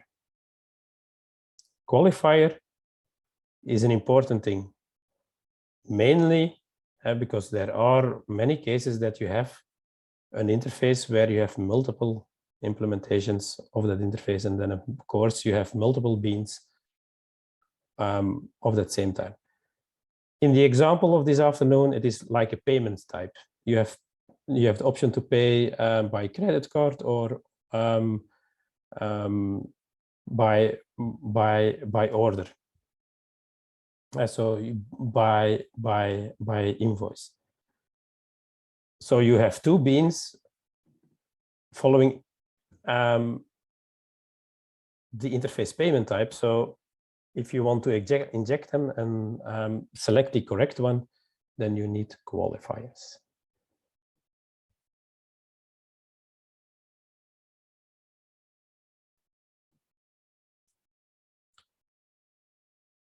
Next one is, until now, we have just created simple objects. I mean,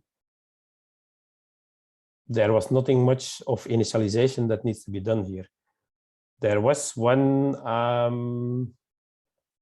where was it? Where I had to post construct, yes, with that car, with that vehicle and car. We have some, we have here some value that needs to be assigned when it is created, but okay, that's easy to do. That's just a simple statement, so I can put it in a init method and do post construct. Officially, the spec says that you should not do these kind of things in the constructor itself. I'm not sure how and did not encounter it ever, but according to the specification, a constructor can be called multiple times, even if there is only one object constructed, one instance created. So in order to not waste, for instance, a sequence number for whatever reason, then you should do it in what's called a post construct method and not in the constructor method of your class itself. So I'm following that recommendation from the specification that A constructor should actually always be the default one and don't specify and only create post-constructed methods. But sometimes the construction is more difficult. For instance, I need to, the example is a bit too difficult for what I want to be completely happy about it, but okay. Sometimes construction of an object can be more difficult, or maybe can be depending on where you want to inject it. And another reason why you want to use a producer, that's what I'm going to talk about, what's called a factory method in Spring. A producer is because, yeah, how the hell can I create a big decimal? How does the system know how to create a big decimal, or how to create a string? Because later on today we discuss about configuration of strings. How the hell can he create a string that can be injected somewhere? That's only possible by producers. What is a producer?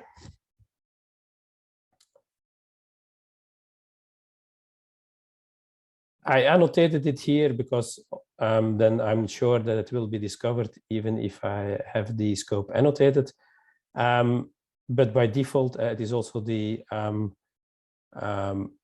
scope of the value that I produce here. So I say here, I annotate this method producer. And now I'm contradicting myself because it says here in the comment, always produce being with type dependent. I'll explain what dependent is. I thought it was also the this scope of the return value, but okay. So this method produces for the container a instance of big decimal. How does it do it? In this case, it just generates a random number. And now that I remember the example, it is indeed dependent. But I also want to do something else in my example. I have here, that's another one of those scopes. Dependent means it is depending on the scope where it is injected. I'll show you what it is. But I want to inject here, and that's now an example of constructor injector instead of field injection. I want to inject here a logger. A logger is here a Java util logging. Java util loggers, if you create them, you need to give them a class name so that it knows in which package, and that you know, for instance, for the configuration, if it's in package XYZ, then it is info. If it's in another package, it is maybe debug level. So how the hell can I inject a logging here, and how the hell does he know which class he needs to assign to it? Again, a producer can provide you that, because the method that is annotated with producer is allowed to have one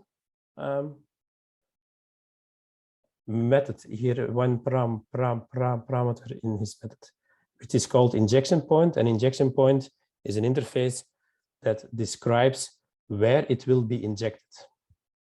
For instance, what can I ask from that injection point? I can ask the declaring class the name. So I can ask the class name of where it is injected. In this case, it is injected in number logger. So I get the class here number logger, which means that I can return it here with the proper name to the declaring class. What does dependent mean now, and how does this example fits together with all the bits and pieces?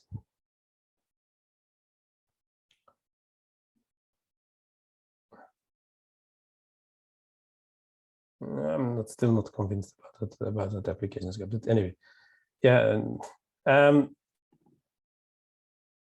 I can ask for the container, give me a big decimal. It will call that producer, and it has a value. And I can ask for a certain logger here. I can a logger that can log that big the decimal, but using that specifically crafted as a Java-util logger here. You can do the same for SLF4J, because most applications use SLF4J and not Java-util logging, but I wanted to keep it here simple and just plain Java, not any additional dependency. So if I log that value, it logs this big decimal that it has created with a correct namespace of the logger. I can select another big decimal than here, and I can log another value.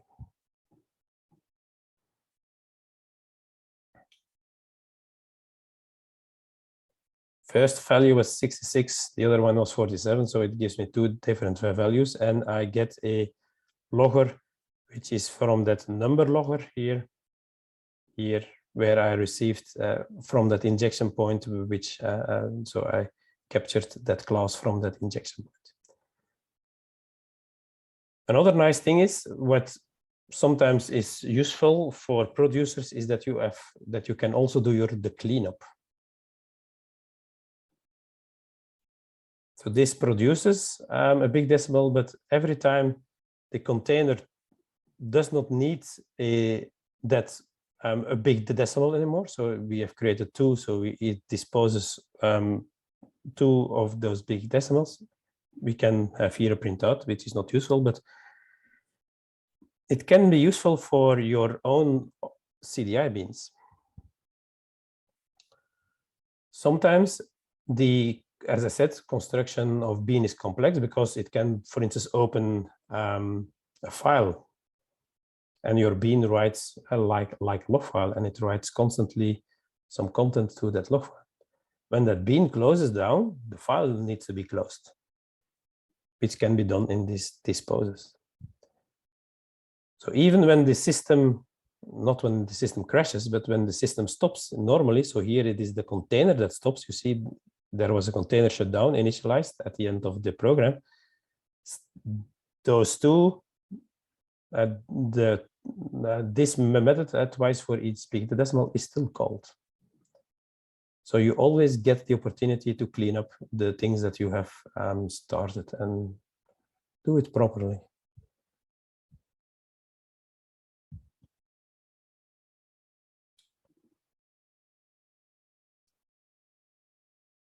A very nice thing is events.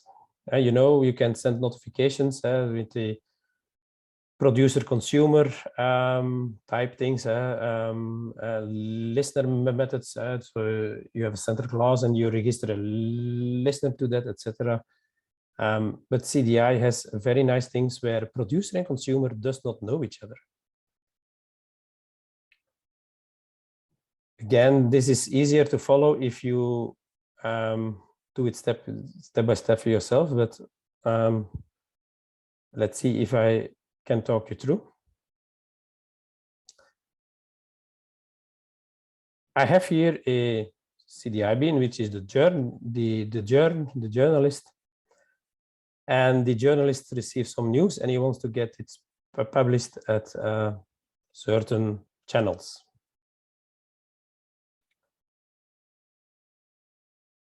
So when he wants to announce it on certain channels, he just fires one event. If he fires an event with news as the payload, this is it's not called but it's normally it's called a payload. So what is the content of your event?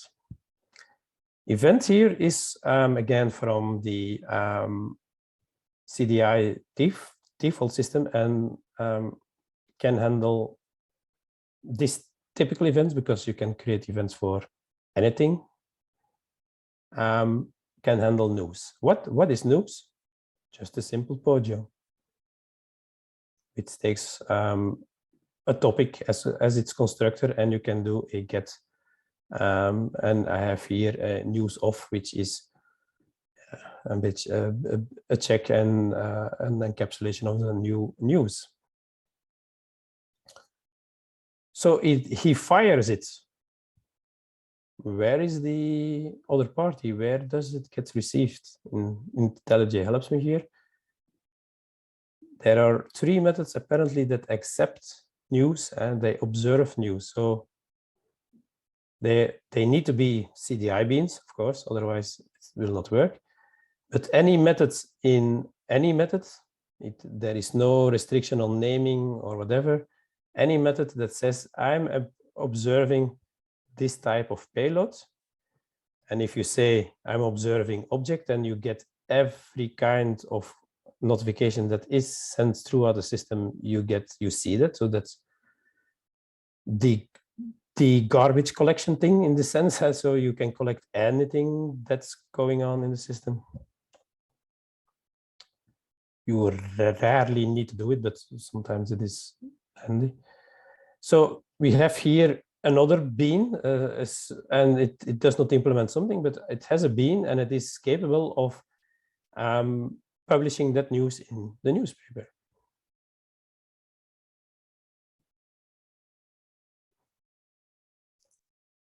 Okay.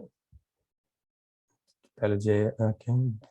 This, okay, because there I have that one. Okay, that's the reason why. I have also the same for a magazine. It's another CDI bean, but also observes that news. And I have the social media one. Actually, I have another one. And that first message here, which I send out, MicroStream 7 has arrived, is only published on the magazine, the newspaper, and the social media, not on this specific media.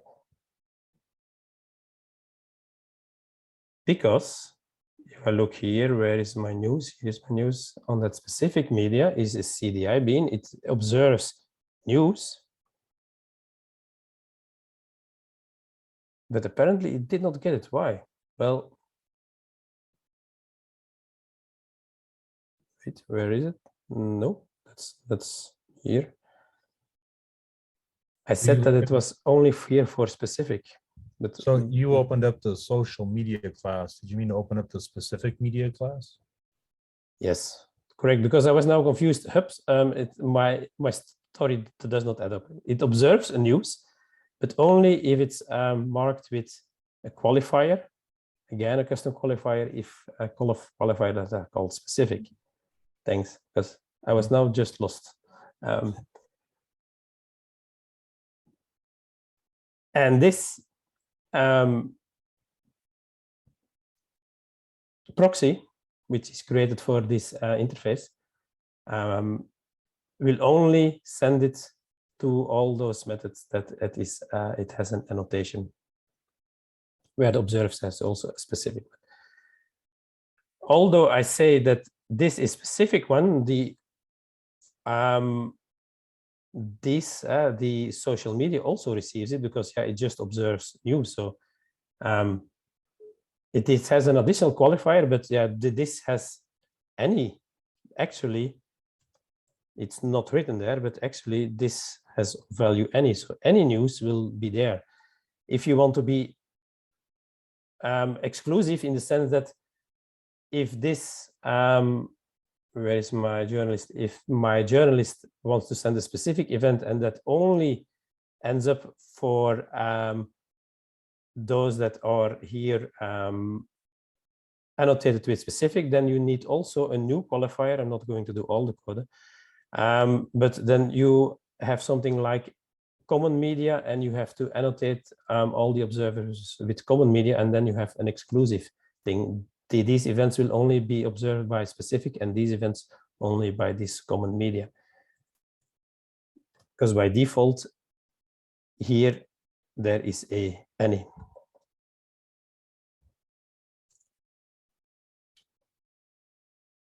So events, I find that very interesting in multiple scenarios. So let me cover a few use cases where you can use it. One of the things where it is used, it is even integrated with transactions. So you can listen to every commit. So every time you do a commit to the database, for instance, you can get an event for that commit with the actual data that you have sent to the database.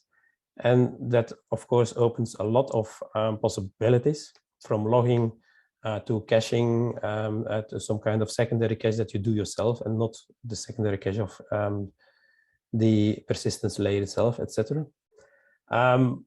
Logging, but also auditing, of course. You can do a lot of auditing, and the classes don't need to know each other. So the auditor does not need to know all the places where it is done. You can just do events, and they automatically arrive at the correct place. Hey, Rudy, a couple of questions, if I may. On the not null annotation I see in your helper, does that mean that if something is null, then it will just reject it? Well, that's actually something that IntelliJ adds me. He has found out that it should be not null, and he is correct. You know why? Because I just did here news.getTopic without checking if it was null or not. So as a developer, I assumed that it was not null. I see. Oh, okay. So that means if I write something, and let's do this now quickly, this is nothing to do with Jakarta EE or whatever, but it is a good question. If I do something like this, passing null argument to parameter annotate, that's not null. So he gives you already the hint in IntelliJ, this is going wrong. Okay. The other question I had is, it sounds like that the observes is, so I'm used to using listeners. So this sounds like that this is basically a listener, but a lot simpler. Yes, this is conceptually, this is a listener, yes.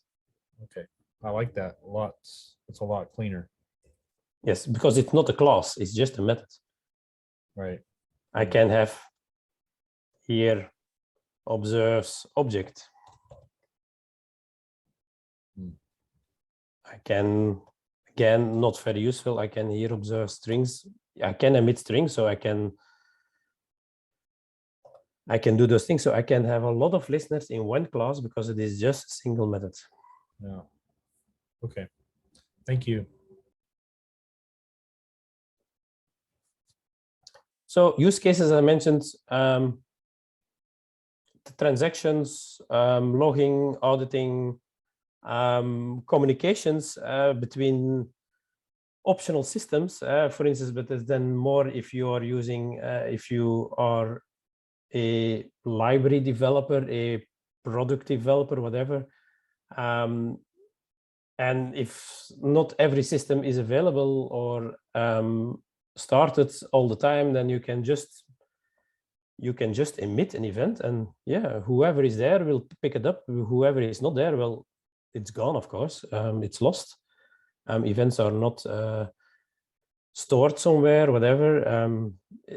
Everyone who is online, let's say at that moment, within the code is receiving it.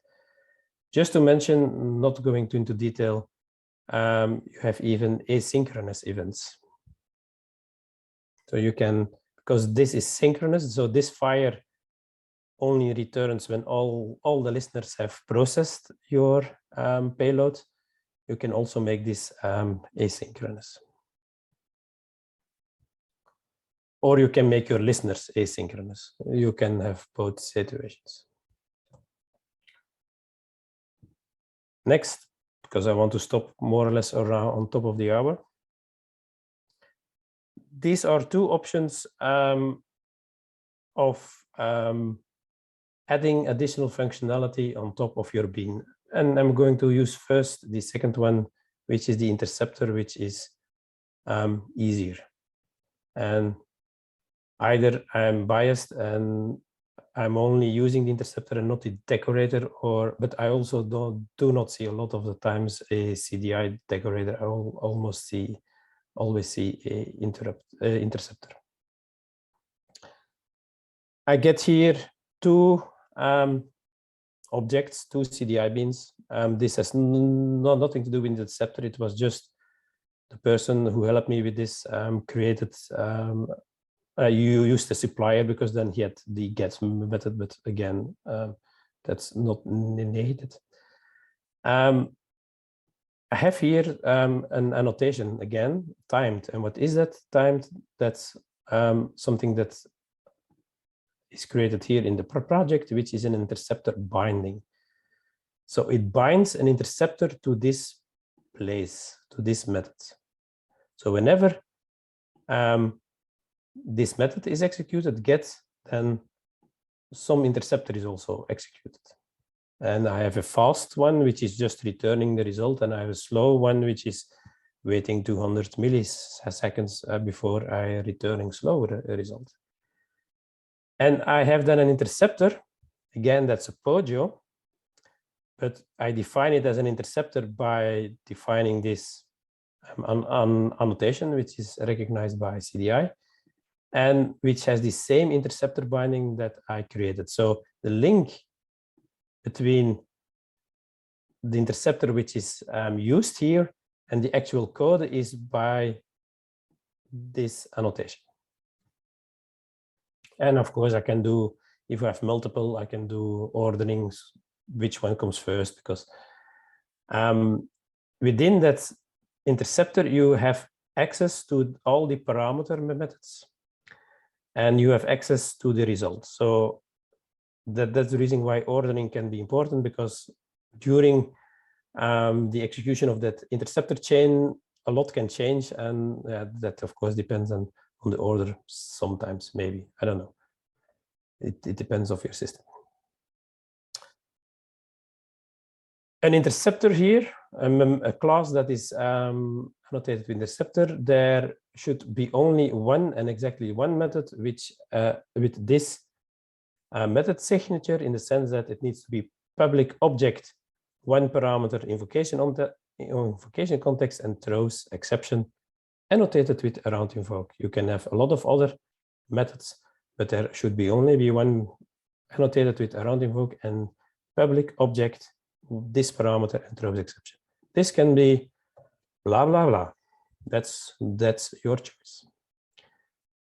And if your interceptor needs to execute the actual method, which is not necessary at all, for instance, think about caching systems, then you need to call proceed on that context, and you get the results from the actual method back.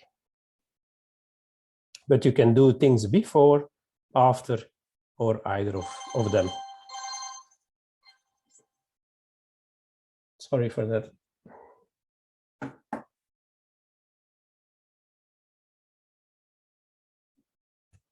Here it asks for the timing as before. You know, here was a 200 millisecond sleeps, and then I print out something around that timing that it took to execute that method. And as you will see, and you should think about it, you see, he said blah blah, so he said that the method. But I can have here, because my interceptor also prints out which method it was, etc. The fast one executed in 23,000 nanoseconds, because it is just returning the string. And here we have that 200 milliseconds sleep time. So the slow takes 200 and a bit milliseconds, because sleep times are never exact correct up until the millisecond. Interceptor is the most common used and the useful thing. Why is an interceptor possible? Because we have that we ask for the container for an object, and instead of giving the object itself, it sees that there is an interceptor required. It gives us a proxy which makes sure that first on the proxy all the interceptor methods are executed, and then eventually our actual method. So you know that, but that's of course one of the big advantages of, again, of that container. I'm not going to discuss it in detail because, as I said, the decorator is a bit more difficult. It does more or less the same as interceptor, but I maybe saw it only once in 10 years or something. And I always need to look it up, like an example like this one, because I don't know by heart how to write one. Here, the idea is that you have an interface and that you have two implementations. One is the programmer, which does the actual work. Sorry if there are managers here. They also do work, but they don't convert coffee into code most of the time. And what does a manager do? He also implements that work, but he delegates it to the actual worker. So you see here that manager is decorating, is decorating a certain instance, and you need to inject. You explicitly need to say that it is the delegator of the work. And then you can use that within your implementation. See, worker work for the job. And you need to annotate this again also as a decorator so that it knows and that this is the one who is doing the actual work. And if I go back to the programmer, that's a normal one. You see, normal CDI bean, no specific annotations. If you're interested in that, look it up, try this one. And then you see that here, you see, I ask for a worker. I get exactly one, which is the manager, which has inside a reference to the programmer. So if I ask just a single button to update, then I get a reply that that the manager has received the job and it will delegate it, and the programmer has received the job and it will convert the coffee into that update in that single button. Yeah, I find interceptor more logic to me, but maybe my logic is not your logic. So you have both options, the decorator and the interceptor. It's already 4 minutes past, but if you like, fire your questions around CDI, or later on when we come back, then of course you can also have your questions still. You can have your questions at any time. So the important thing here was that you learned that you can use interfaces and actual classes, that you need qualifiers if to distinguish between multiples. That's that CDI event system, which is a nice one, and then interceptor, at least interceptor. That's an important one. Questions? I had one question around the similarity of CDI beans with EJBs, and I've been using EJBs a lot up till now. So I can see like the at application scope is very similar to the at singleton EJB, Yep. right? So you have at request scoped, at session scoped, which practically would be very similar to at stateless and at stateful, right? Well, that's the EJB terminology. But yeah, you can make the comparison. Application scoped is your stateless, indeed. You should not keep any state of the request into application scope beans or from a specific user, because it will mess up because you have different threads accessing then the same data. Okay. And the stateful is bits, yes, is the more or less the request scope, but yeah, with CDI you also have session scoped, of course, which depends. just one addition. I'm going to do it here in Coda so that it is in the recording. You have a CDI bean and you have a EGB bean. You say they are very similar, except by default, an EGB bean is always in a transaction. Right, right. CDI beans, you explicitly need to say when the transaction needs to start and not. An EGB bean, if you don't specify an annotation, it is included in a transaction. Right. Okay. Secondly, there is always a security context for an EGB bean. Right. A CDI bean does not have by default a security context. Okay. So that would then need to be injected just in case we are doing some sort of authentication or Yes. authorization. So we will see it in one of the examples in the explanation of the advanced one. You will see what I mean later on today. That if you need to know, for instance, the user that called your JAX REST point, you need to inject or you need to get the reference to the security context in the CDI bean, because by default it does not know that. Okay. And same for transactions. We see it in the JPA example, so the database example, that you explicitly need to define if a CDI bean is taking part of a transaction, yes or no. That are the main differences. The another difference that you can only do with CDI beans is that you can have singletons which are in the sense thread safe. You know, if you have a singleton, you have only one instance, but that means that multiple applications can access a certain multiple requests can access the same method at the same time. Okay.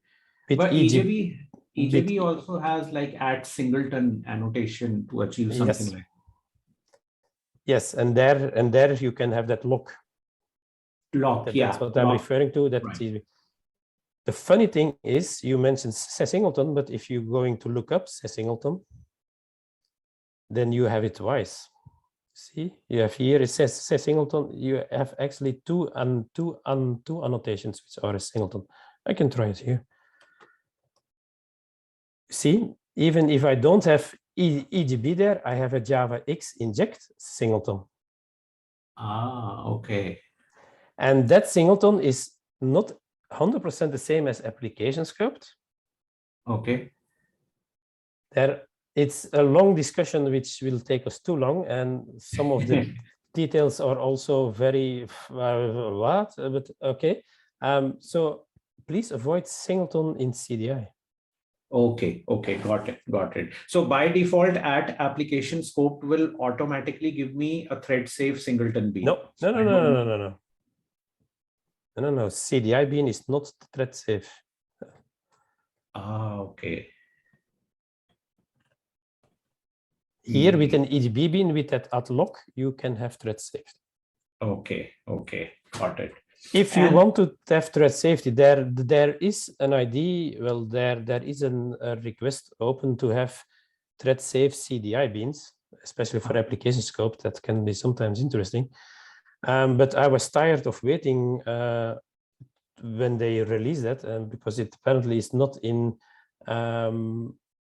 Jakarta EE 10. So I was thinking, why is it not in Jakarta EE 10? It's a bit. Where is it? I'll find it after the break. I have created a version because there are also third-party libraries that can provide you thread-safe CDI beans, but I have created a small library with 2 annotations that also provide you with thread-safe CDI beans. But great. I will just put a link after the break because otherwise it will take too long to search. Okay.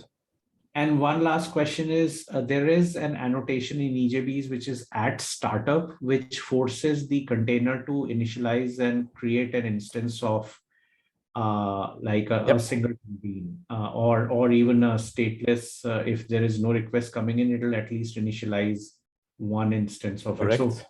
do we need to do something like that in CDIs, or it is automatically done? If you want to, well, at startup,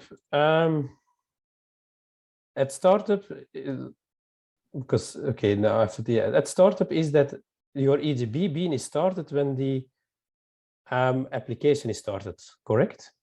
Right, right. Yep. As soon as, even if there is no request, it will force Yep. the start an instance of that bean, right? In CDI, you can get a feedback when your container is started, because the ID, yeah, you don't have the same now in Jakarta EE10. You will have it, but you can have something like this: observe the application scope. But I need to have the complete name of it. There needs to be here something, and this is what I forgot. So this method will be executed when your container starts. Okay, so I can just write this method with at observes rather than annotate with at startup. Okay. Yeah. Got it. Okay. That makes sense. Very CDI container starts observe event. Google is always my best friend. I will look it up also because I don't see it in the first 5, I guess so. Okay. Cool. But this was very helpful. Thank you. Okay. So any other questions? We're just delaying the break a bit, but so I will not shorten it.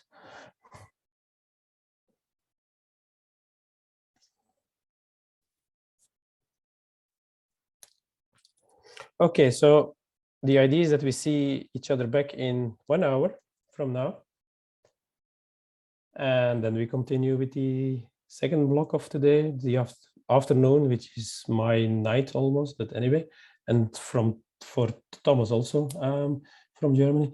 But then we continue the second block, and then we continue with MicroProfile, for example, and Jaxeres and those things. So see you in an hour. I keep this meeting just running. I'll pause everything. So if you like, you can disconnect. I'll let you in later on, or you can just keep it open. Okay, thank you.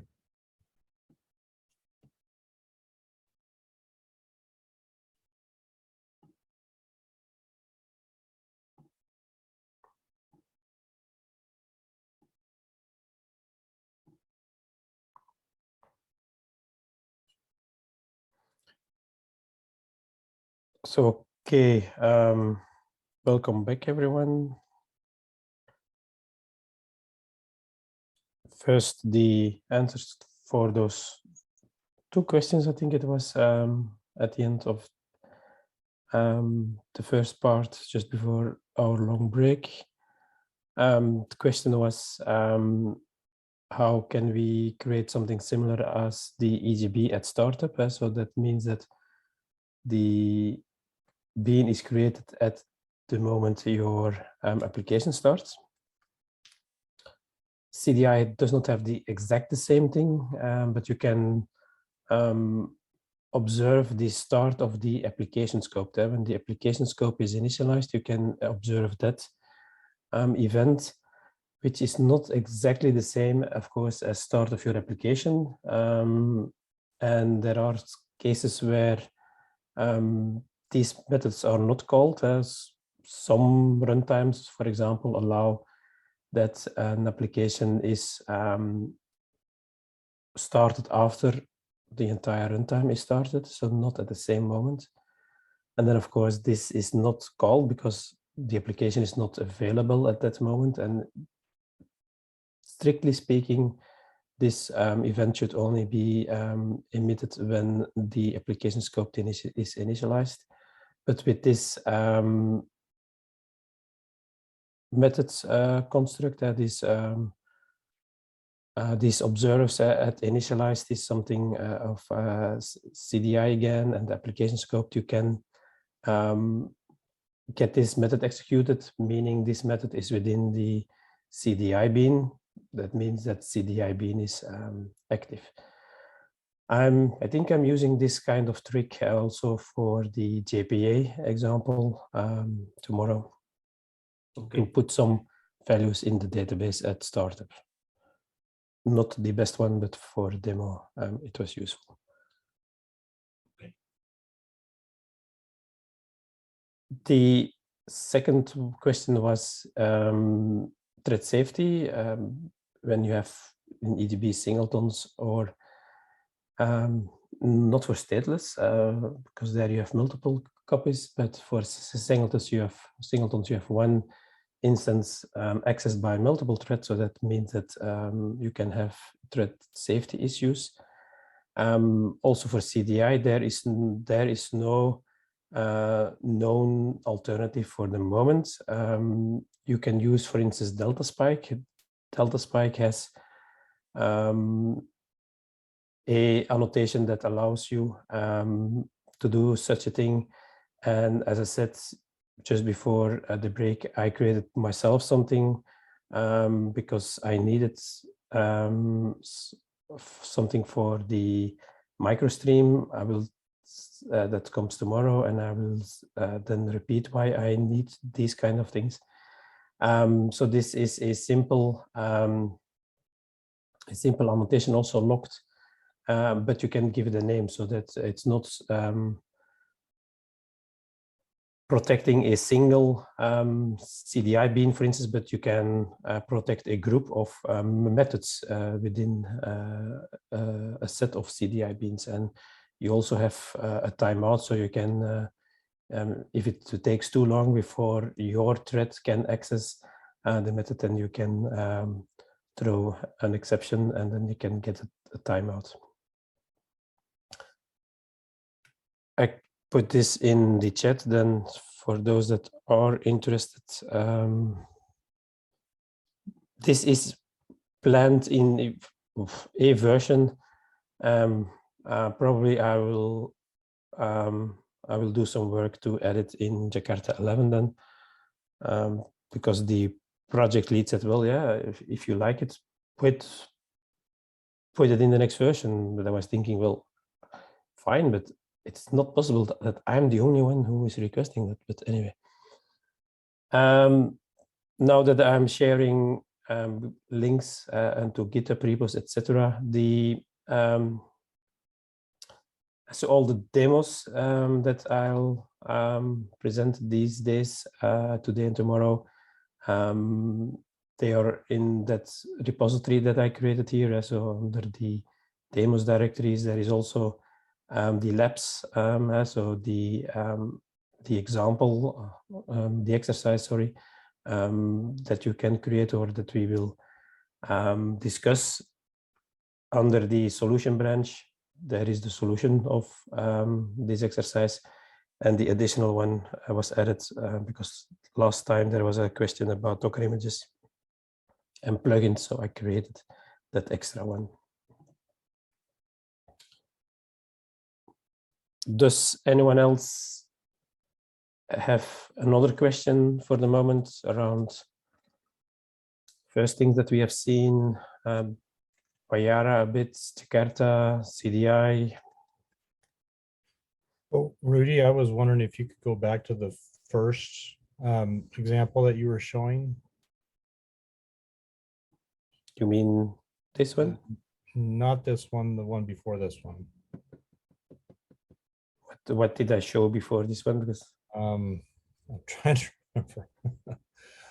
It was about starting. Oh no, this. Oh, I'm sorry. No, this is the one. Yeah. Yeah. Okay.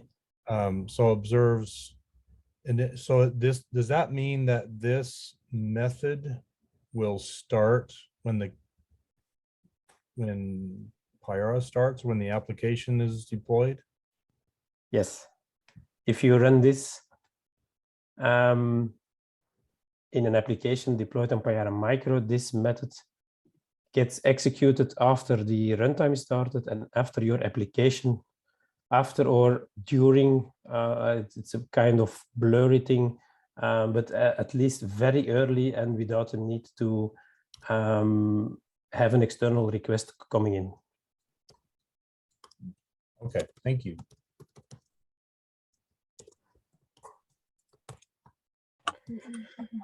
Rudy, Michael here, thanks. I was wondering about the singleton issue. You said there were two types of singleton, but they were not the same, CDI and an AGB. Yes. Maybe you could spend a few more minutes about the differences. I didn't find anything online in the pause. Well, first of all, you have singleton here, which is from CDI. So that's basically a CDI scope. And you also have singleton on EGB. And well, they are both singletons. But of course, yeah, the EGB singleton, yeah, you cannot use it in Payara Micro. No, that's not correct. You can use it in because, so yes, you see where the confusion starts. Well, then the difference between the CDI singleton and the EGB singleton, because, okay, I don't have here the EGB one because I'm not using the Jakarta EE dependency, but only this weld, which only implements CDI. So if I would go to my JAXRS, which I opened, and if I would look now for a singleton, see that you have a JavaX inject singleton in and the same annotation singleton, but from the JavaX EGB one. Both are a singleton, so you only have one instance for your application, but it means if you have a cluster, you still have multiple versions of that. The difference between the CDI and the EGB one is then again the same difference that I said here, and it was, where did I put it? My nice schema, and it was here, that the EGB singleton one has also by default transactional support and a security context, which the CDI bean does not have. Okay, so in generic, it's just the difference between the CDI bean and the EGB bean parts. Yeah, basically because okay. they are from different specs. Okay. That's one. But there is also a, and I don't want to go into detail because I said I find it sometimes so confusing for myself. There is also a difference between the application scope of CDI and the singleton of CDI, because this is the singleton of CDI. Because if you already look carefully, you see there the second last is a normal scope. And here the singleton is a regular scope, it's not a normal scope. So there are some slightly difference in scopes. That means also in behavior around interceptors, etc. The only thing that after all those years that I remember is that use CDI application scoped or the EGB singleton one, but not the CDI singleton one. Okay, thank you very much. Yeah, for the exact details, yeah, there is a long, lengthy discussions on various internet sources, which is sometimes difficult to follow. But yeah, that's something that I learned over the years. Use CDI application scope or EGB singleton scope. Okay, thanks. Thanks.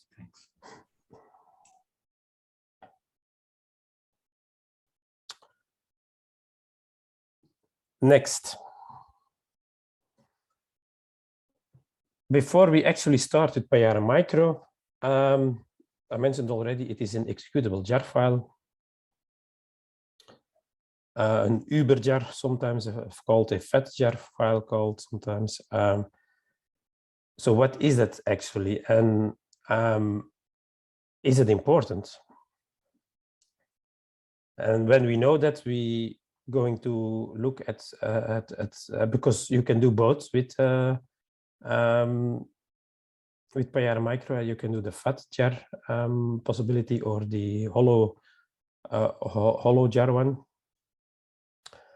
But first, for those who does not know the name, this diagram on the right should clarify a few things. So your application is, so when your application is running, there are basically three parts, three different code bases, classes that makes up that application, that entire environment. First of all, you have Payara Micro, the application runtime. Otherwise, it will not run. So that's that yellow one on the bottom, the application runtime. On the top is the red one, that's your application code yourself. So the code that you have written that makes up your classes, your functionality, your business logic, etc. Those are all those statements, and you have written them, or your team has written them, and that are the red ones. But you also use dependencies. There was already the question this morning. What if I want to use a certain dependency, for example, for security, you can use Bouncy Castle, for instance, for those who know it. That's a very popular one around security, etc.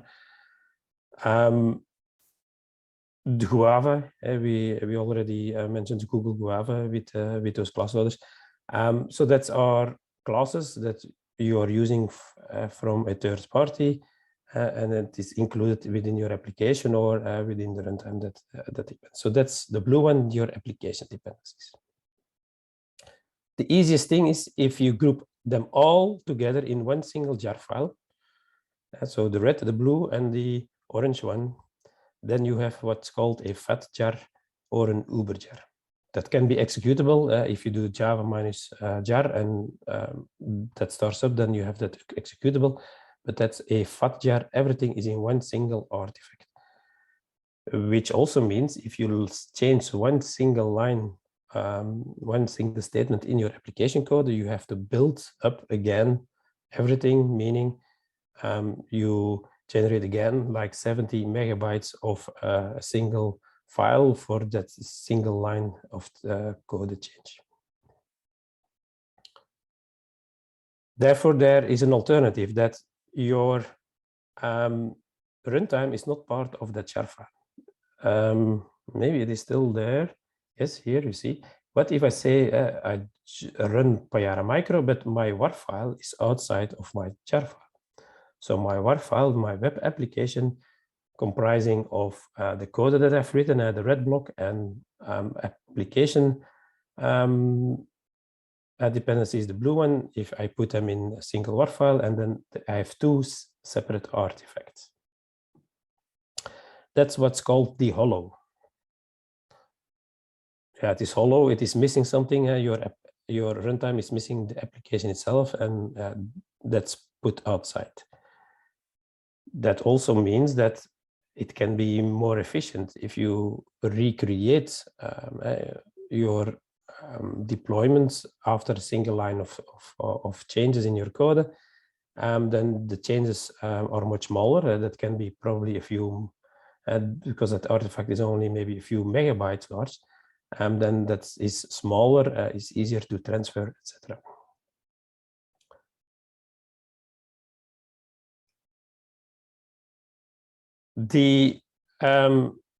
There is and yeah, if you put those together, that's a tin. So you have here your executable jar file. It is still executable, but it's no longer a fat jar because it does not contain everything. And this is then called a skinny WAR file. Skinny because it only it contains only your applications. Either it contains your dependency or not. That's sometimes a discussion. sorry, your thin WAR file. I was showing the skinny. The skinny one, I have read it once, but I did not completely understand it. That you have only your application code, and you make that executable, and the rest is looked up. So your Payara Micro is actually some kind of dependency of your executable code that you have written. That's the skinny one. But basically, there are two different scenarios which are important in the sense that either everything is grouped in one. As I said, you have a problem, between quotes, problem, you need to recreate everything then, or you have it separated in smaller artifacts so that when you recreate, only that smaller artifact needs to be created and transferred, etc. Mentioned already, the fat one is an easy one because everything is one. You only need to copy it. There are other pros and cons, but these are the main items. The hollow one here is ideal for containers, and I come to that in a moment, why that is ideal for Docker containers, for instance.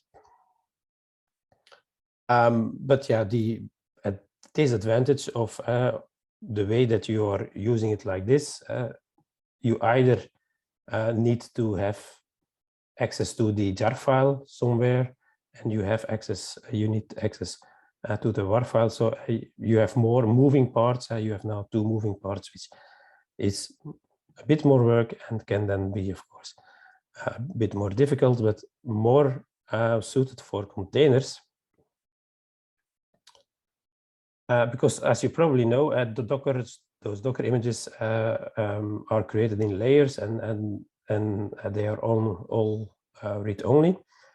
And only when that image is imported in a runtime, an executing container, and there you have a thin writable layer on top of it. But the Docker image itself is always read-only. So once you have created one layer, that never can be changed. That's marked by a hash value, and based on that hash value, that can be reused. So it's not a good thing that you would have multiple versions of something with the same hash code. Same in Java, you have also their hash code, which should be unique. But that means if you have layers,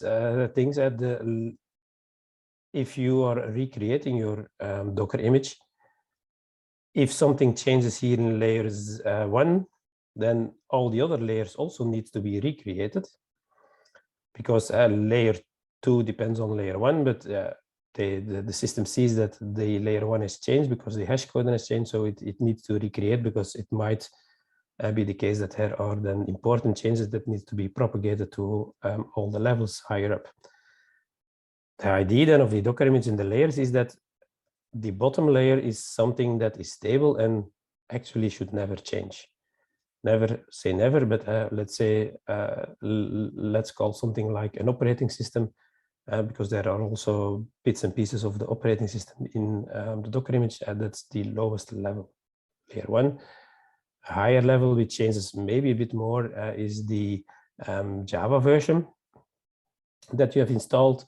The third layer is then ideally only your runtime, like Payara Micro, because okay, you have a new release every month or every 2 months of Payara Micro, and you might follow them up every month, but probably your application, especially during active development, your application changes more than once a month or once every 2 months. So that means if you have your web app, your WAR file here only in that fourth layer, that all the rest can be just reused and is instantly. Tomorrow we will see that with Docker images. But if you build your Docker image and yeah, it sees that it can reuse those layers, 1, 2, and 3, then yeah, it takes it from the cache. You see, step 2 of 5, run APK update, you're using cache, so that it's immediately. Instead of executing the command, it just uses that layer which is already prepared in the repository. Also, layers are transmitted to the repository separately. So it's not a Docker image that is transferred to the repository, but only layers. So if you have your CI/CD system, only that changed web application, that layer 4 probably needs to be transferred to your Docker repository, and the same, your Docker repository only needs to transfer that 4th layer to the runtimes, to the newly starting up containers with the new versions, and all the rest is still locally is still available there, so it does not need to be updated. So that hollow, the tin.war file and the hollow jar file situation is very well suited for containers, because you can create them very efficient, very fast, with less data transferred, etc. Because in some cloud environments, you also pay for the amount of network traffic. So if you only transfer 1 megabyte instead of like 90 megabytes each time, then that of course can make some large difference. So let us play with it and also introduce MicroProfile then at the same time. So MicroProfile is an extension on Jakarta. It was first an extension on Java EE, now it is an extension on Jakarta, of course.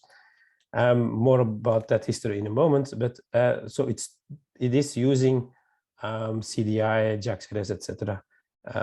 As the basis, and add something specific for microservices. What did you expect based on that name? But here there is a starter, just like some kind of Spring starter that generates you an initial project, and with that project I can easily show you the difference between a fat jar and that hollow jar file, because it uses you can use both with the project generated here from this starter. So the idea is it works for all runtimes. So we have to choose then, of course, Payara Micro. The version it's already F4.1 is supporting Payara Micro. Does not matter that much. For example, in our case, we are working on jährlich 11, so we can select that. For those working with Gradle, you can also choose to create a project which is managed by Gradle. You also have the specifications, more on that, but you don't need it. Then you have just a JAX-RS Hello World example. So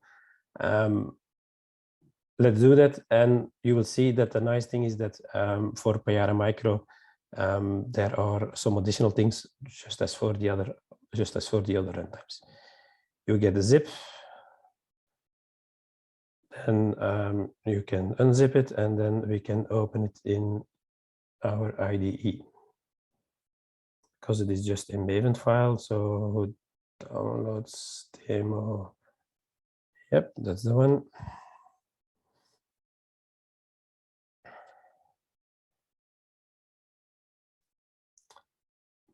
And the special thing within that generated project is looking for Kubernetes, because I have a Docker and Kubernetes client running here.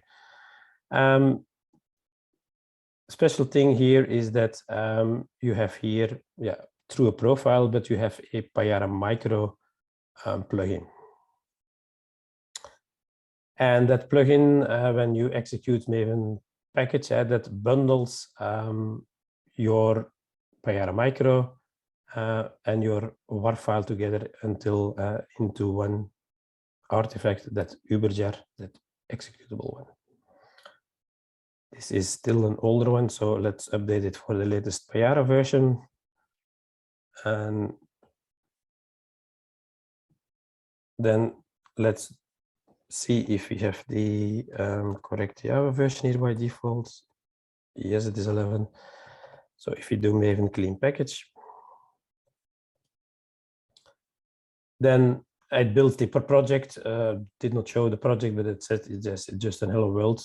I show that to you in a moment for those that do not know JAVAPRO. So it's just one endpoint that returns hello here.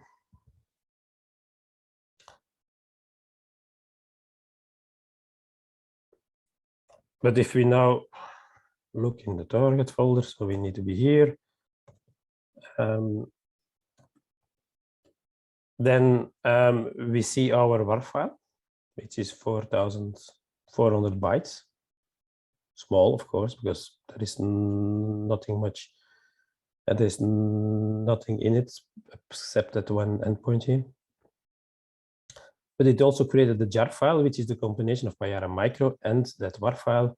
And yeah, that means that it contains that entire Payara Micro, and then you have this amount from the size, of course.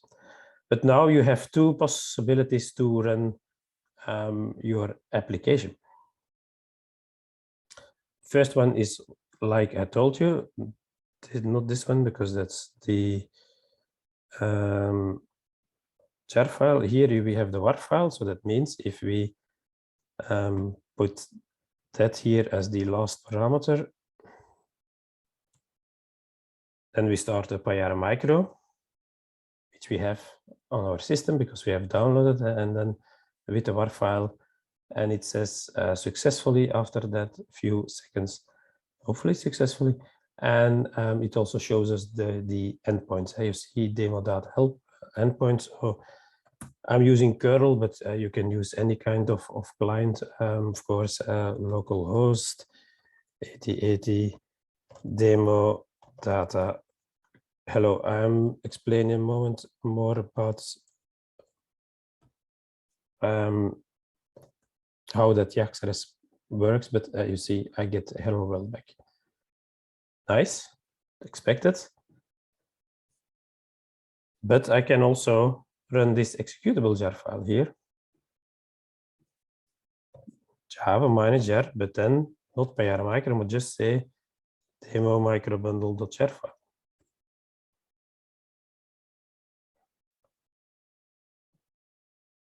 And then actually, it is another Payara Micro because this one is now included and the other one was separate, but they were the same versions. You see slightly different configuration because here he also mentioned OpenAPI, which we will cover also today. But we also have here an endpoint, data hello, and if we call, then it's not exactly the same because it is deployed by default on, I always make that mistake, always. It's not using this context root, that demo, but it's using the just each slash, and then you get here the hello as a result, hello world as a result. So two versions of exactly the same thing, but as I said, one option has advantages over the other, mainly on time to build and time and size that it needs to transfer all those artifacts and Docker, for instance. Questions about our real first hello world with Payara Micro, with that Fatjar and that and the hollow ones? So Rudy, I think I missed something there because I thought the first one you did was with Payara Micro. You mean this one, eh? Yeah. This is not a Fatjar, no. That's Payara Micro, right? That's Payara Micro. Yeah. But it has two artifacts, so it is not all in one.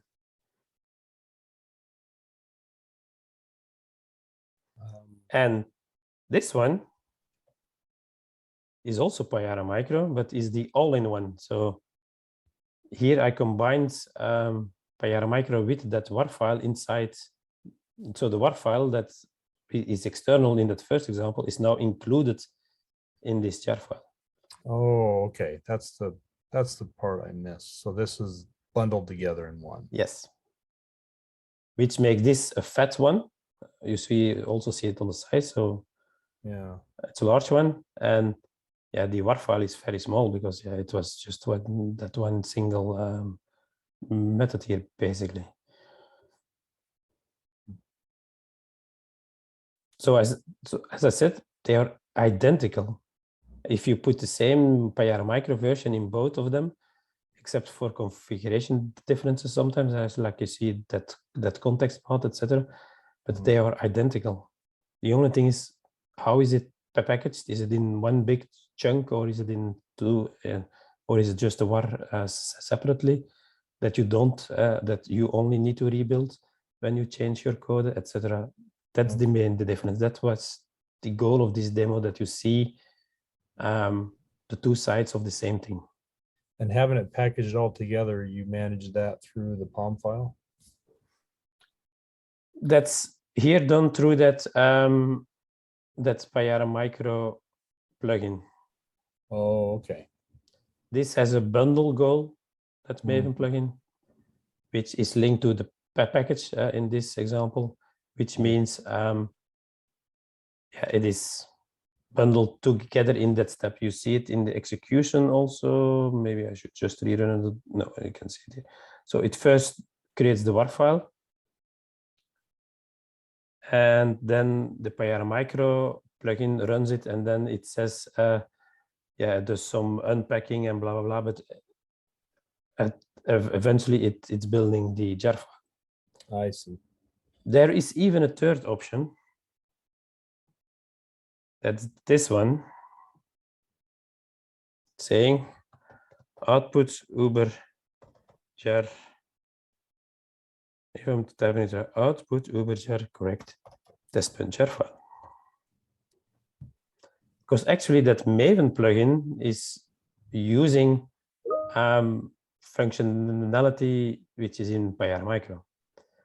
Because Payara Micro itself can create its own Uber jar.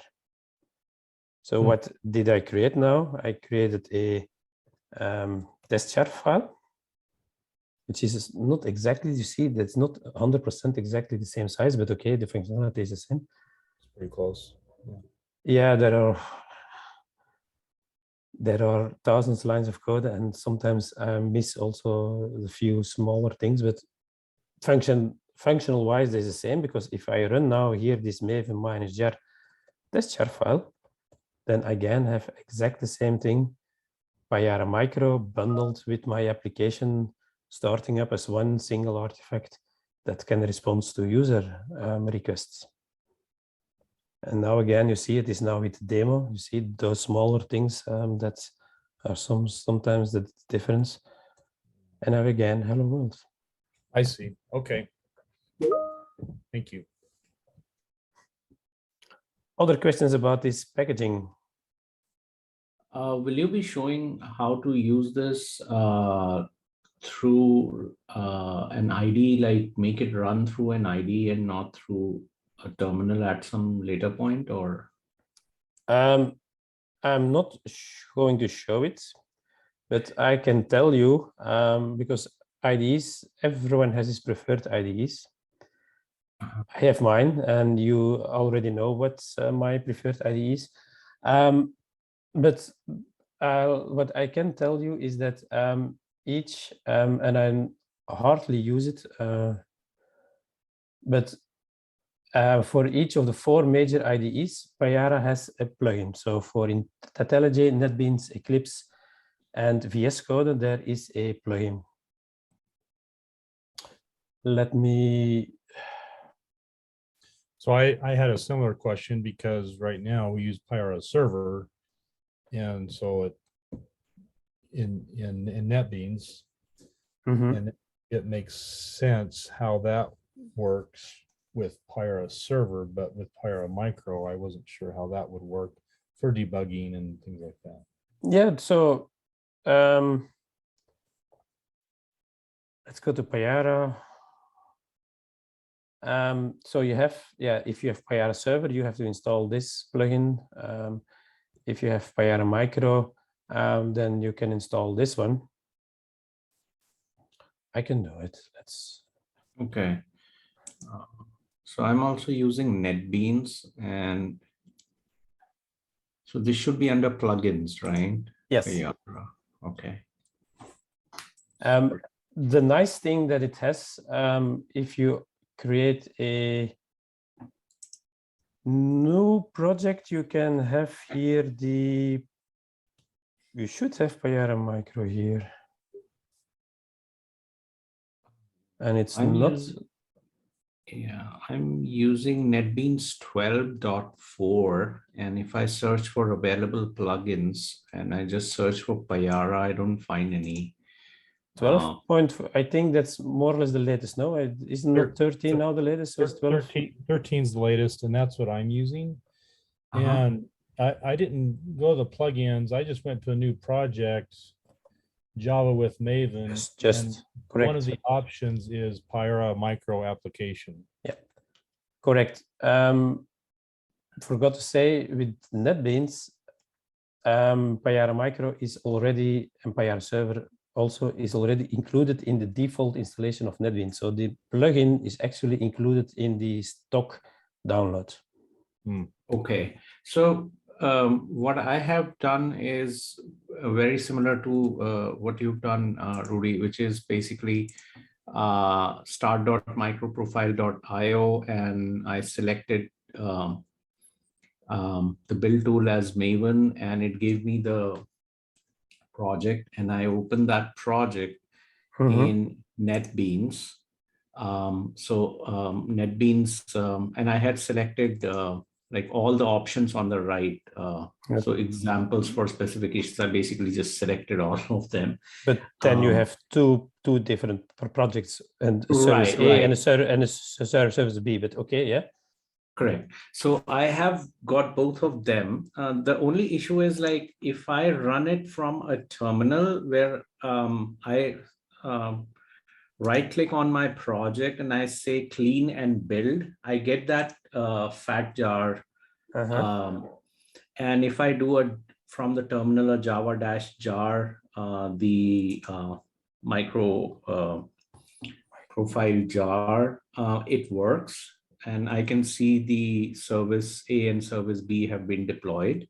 But if I just right click and there is an option to run straight away, which is what typically I use when I'm using Payara server or Glassfish server added under services to a server. You know, like the full install of the server, and you select the web project and you give it, assign a server, and you click on run, and it will go ahead and run. So when I click on that kind of setup, it says there is no default Payara server. And I think what it's doing is it's then using the bundled server, but it's not deploying the app. Yeah, it's, I think I know what's happening. It just, it tries to run your WAR file on the Payara server, and it's not trying to your Payara Micro. Right. That's it. But for some reason, I say install it. It says, "Oh, I did it," and then it says, "No, it's not there." So I cannot show it to you. See, it's again. I say install it. It says installed, apply, but then apparently it does not want to install it. There are, at least here in IntelliJ, you have then specific Payara run commands. Okay. So I assume there is more or less the same thing. Payara NetBeans plugin.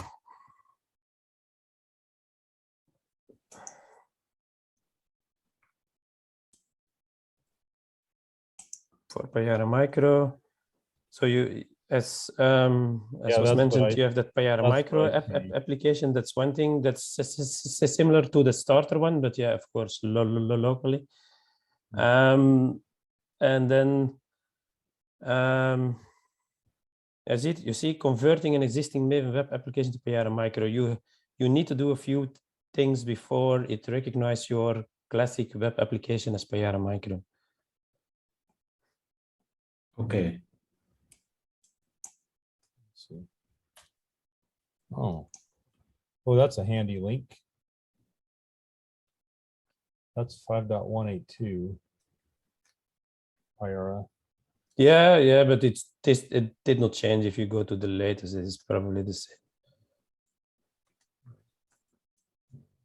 Yeah, I worked also on this documentation, so I know what changed during the last year and what not over the last few years.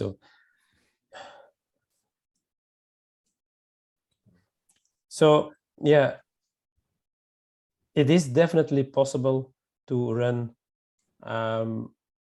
your project within your IDE. I can continue on that same thing.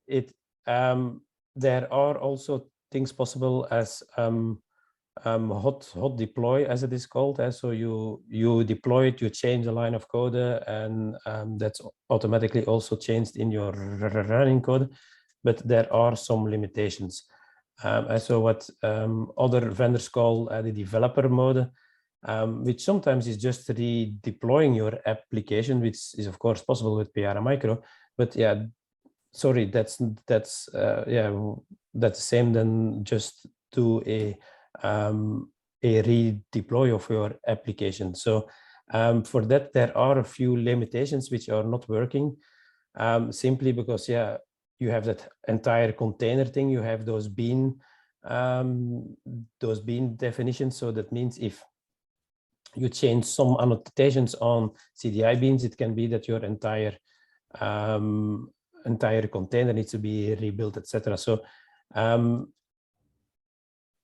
more or less the same functionality is available with those IDEs, and I know they are working on it to make it even better and better each time, and so that more things are captured, and so that you have an automatically updated runtime, so that you can test it without the need to redeploy it. Okay. But yeah, there are a few blocks around it. There is here a few documentations. And there is always what the last hope is. That's a blog that I wrote like 3 years ago or something, Payara Micro auto reloads, and that was on Ant based. You have also something, probably you know Adam Bean, and he has created a tool called WAD, the WAD, I think it's called. Right. Yeah. Which basically just does do a redeploy. Every time it sees that there is a change in one of your compiled sources, it just does a redeploy, which also worked, by the way, with Payara Server and Payara Micro. Right. That makes sense. Okay. And yeah, I think I'll try and figure out how to run this directly, but otherwise, in the meanwhile, we can always continue with java-jar and yeah. Yeah. The idea of today is that I tell you, that I show you a lot, that I hopefully give you a lot of ideas that you can try it, but yeah, we cannot explore all the things in detail and depth today and tomorrow. We'll certainly have some work the next days and weeks to experiment with all those things. Okay. So now that we have started with Payara Micro, let's do something, explain a few things with the demo. The most important one probably most important is REST, or JAX-RS. REST is the general term. JAX-RS is a term within Java Enterprise. I think I have, this is covered then. The JAX-RS. so JAX-RS, as I said, it is the Java name for what's called REST, representational state transfer pattern. I think it was, what was it, a guy called Fielding, I think, Roy Fielding or something. Or maybe I'm mixing them up with some other people, that defined a way of communication between client and server, which is easier than SOAP, in the sense that it is completely based on HTTP methods. It uses the get for data retrieval, post, put for updates and insert, and delete for deletes. And it is entirely stateless. So yeah, the client sends a request to the server. You get an answer back, but the next time that the same client again communicates with the server, it needs to provide everything again, including authentication information, for instance. It's not username and password, but you know what I mean. So that every time that the server receives something, that it knows who was making the request. So there is no session, there is no information kept on the server. First of all, with that REST, there was no content type. And so how the data is sent between client and server is not defined in that REST. That can be JSON, but that can be XML, and that can your own version. You can create your, also with JAX-RS, you can create your own content type, your own encoding and your own encryption, whatever. You're free to do so, that works. Of course, you need to implement those things because it does not know it, but it is possible also in JAX-RS. Secondly, probably 90% of the people today are misusing REST, including me. I'm also one of those people that actually most of the time is using REST as remote procedure calls. You call a method on the server with some parameters and you get a response back, the return value of the method. But actually that was not the idea of REST. REST was that, and I have no idea if I pronounce it correctly, but you have that heteos way of working, the hypermedia as the engine of application state, heteos or whatever. That was the idea also, that it was part of a REST application. In short, what does this do? That instead of just saying, here is I call an endpoint with some parameters and I get some value back, that you also get contextual information back, so that you get metadata back, that you get so some other links, for instance, that you can some kind of call, some homepage called, and that you get all the links from the menus back, and those kind of things. So that's so that actually your client has no functionality at all. So it just is pure someone, the client just represents the data it gets back from the server, but has no logic at all. Of course, that's, as I said, 90% of the people, and maybe it is something like 95 are just using as a remote procedure call. What I do try to in the project that I do is that I still try to focus on the data, not as too much on the remote calls, except for that, because I'm always struggling with that one. How do you represent a login? You cannot really present it as a transfer of a certain object, of like an order. You can say I have an order with number 1. I can transfer it, but how do you transfer those credentials, for instance, and the tokens, etc.? That's basically not otherwise possible than some kind of remote procedure call. Again, that's a bit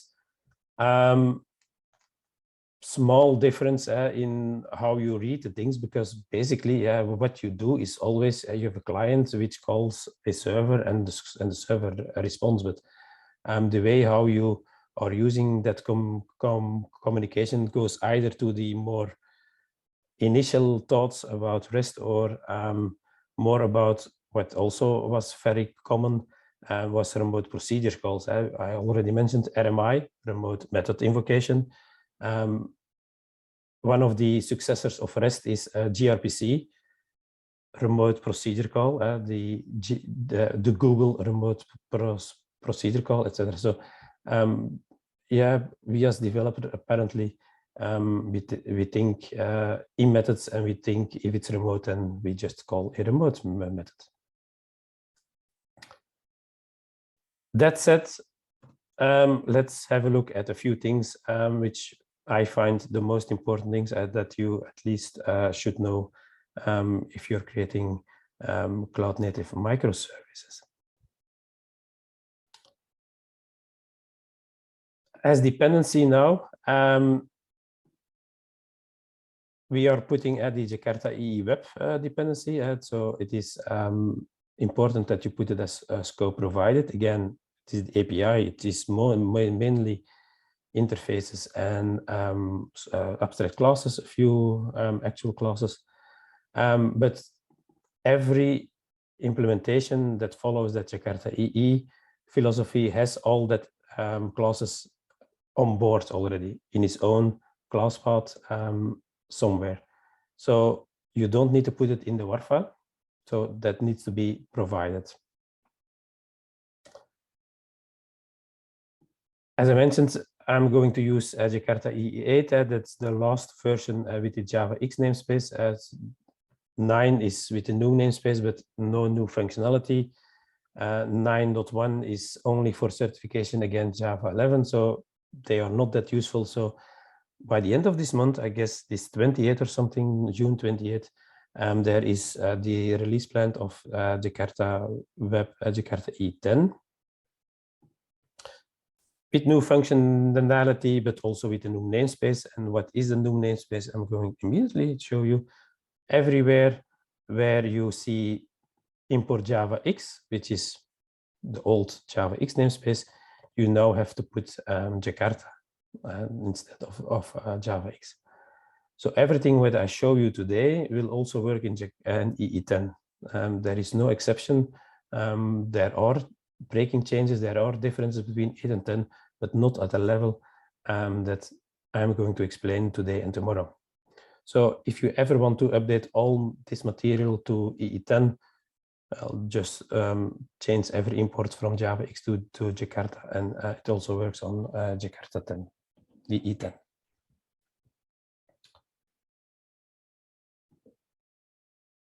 Yeah, so here we have now the packaging WAR file, no longer the Java SE jar file as we have seen with CDI. And just because Payara Micro makes use of that concurrent API, as I said, I'm also using importing this one. If you create a project with those IDE plugins or the Maven plugin, then you get the correct dependencies already in your POM file, so you don't need to look up, oh, is this now version 1.1.2 that I need to be using here for EE8? Then that's of course all done for you. So those plugins and that Maven or Gradle plugin, there is also Gradle plugin, are then of course very useful. We have URLs, and as you have seen here, you have the host and the port. That's no secret. Then you have here three groups with that hello.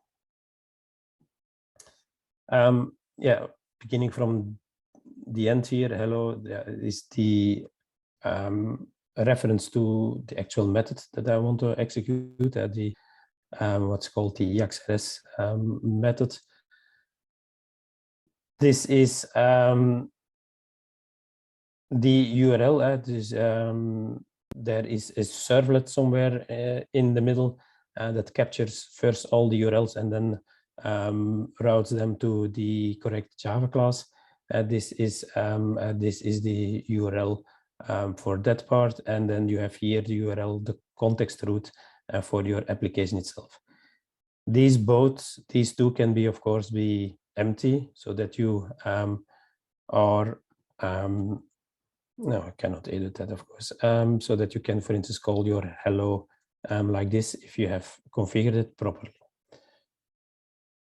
So that data, that demo comes here from, because I have deployed at that moment the demo var.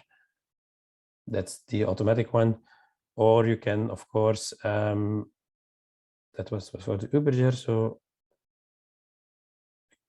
can, for instance, use this one and say, well, my context route is just slash, and then this demo disappears. That's one thing.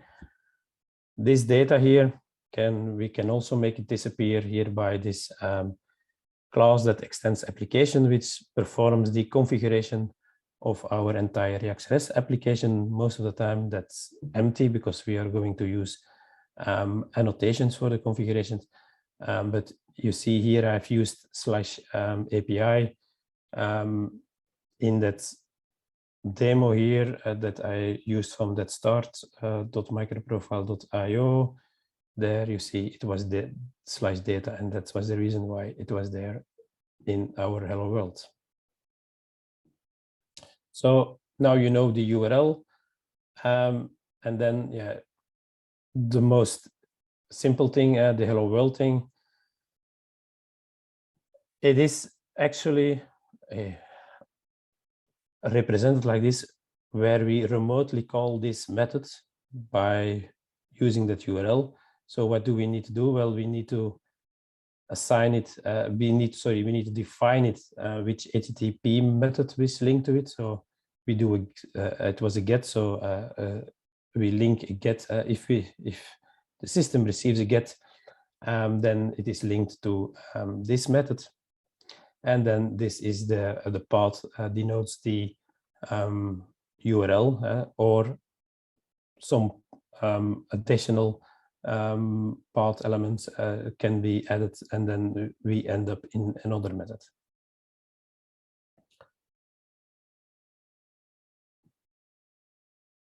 This is not explicitly needed, but it is a good way to always define it. And as I said, there was no initial statement of what the format is between the client and the server in the REST. So you can also use text plain, and for this hello world, it is a good one. So if I do Maven clean package, I hope that I can kill it in a moment. So let me be sure that there is no Payara Micro anymore like this. Java manager Payara Micro jar with that URL.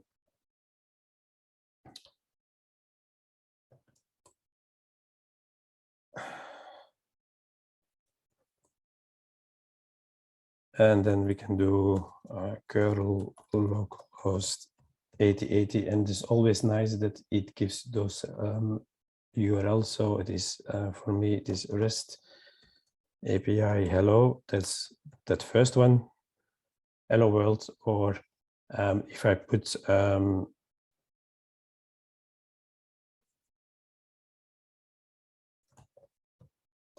hello course with a language in NL, no matches found. I always make that same mistake also, because that's of my console. That question mark is a special case there. You see, then now we execute the curl hello course with language NL. That is this is the second one. So this is actually a placeholder.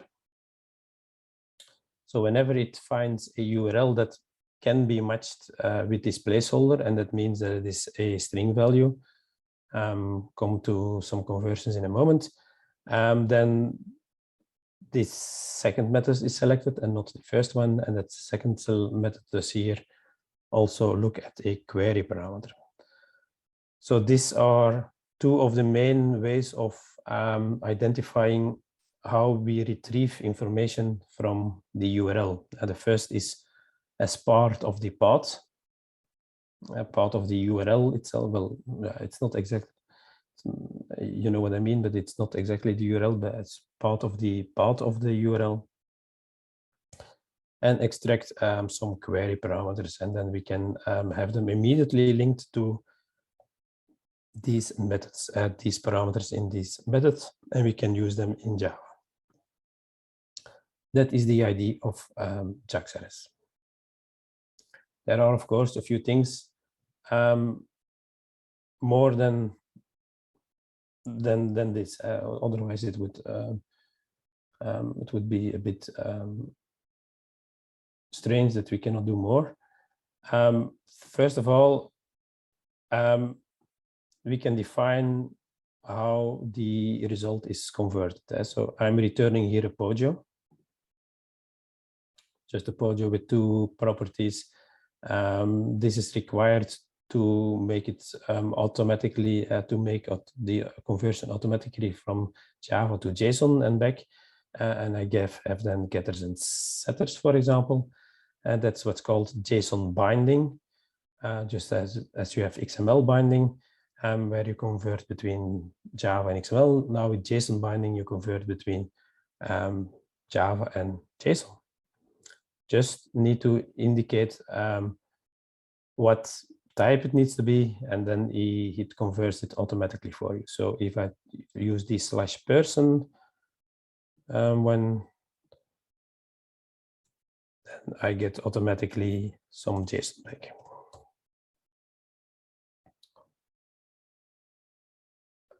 And this again was a get. This is now a post. So I send information to the server and I get some information back. You see here, I have here again a Java, the same person, the same Java POJO, without any annotations, and no path param, no query param. That means that, that's the third way of retrieving information, that this information, that this is looked up in the body of your request. And I have prepared them here. Hopefully, yes, they are here. So then when I post, because that curl is a lot longer now, so I have here a JSON, and that JSON is automatically converted to this Java because it says it consumes JSON.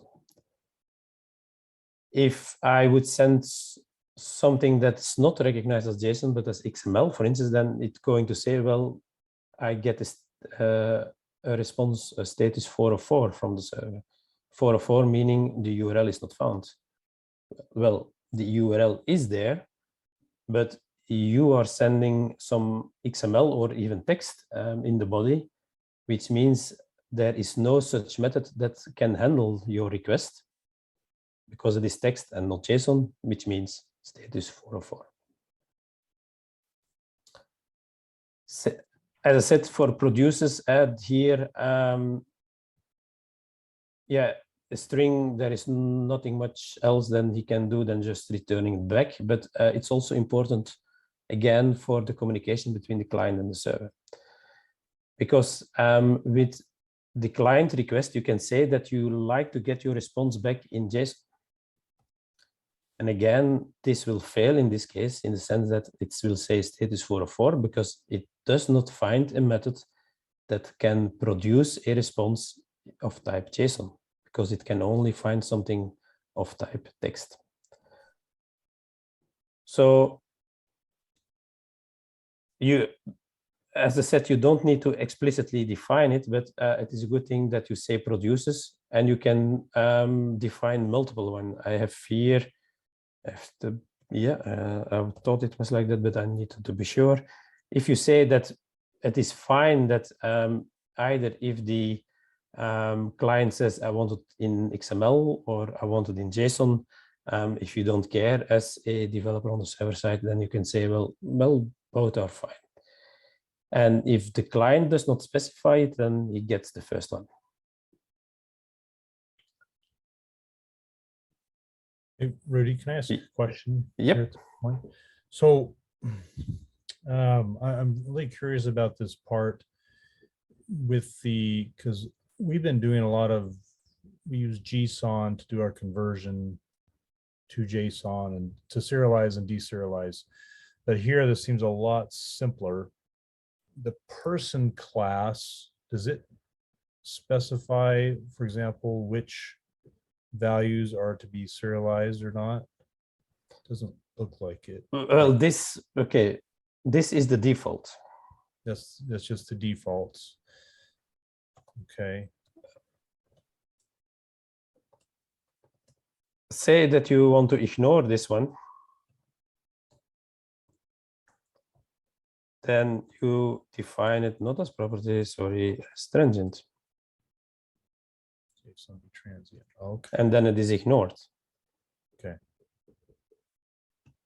If you want to, I'm not going into all the details.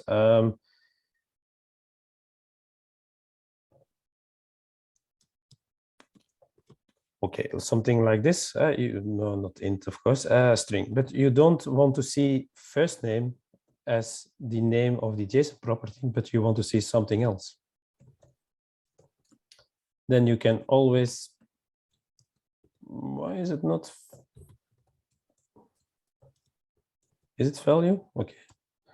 Then you can say, oh, I like to have it as first dash name in JSON. So okay, you can configure everything based on some annotations.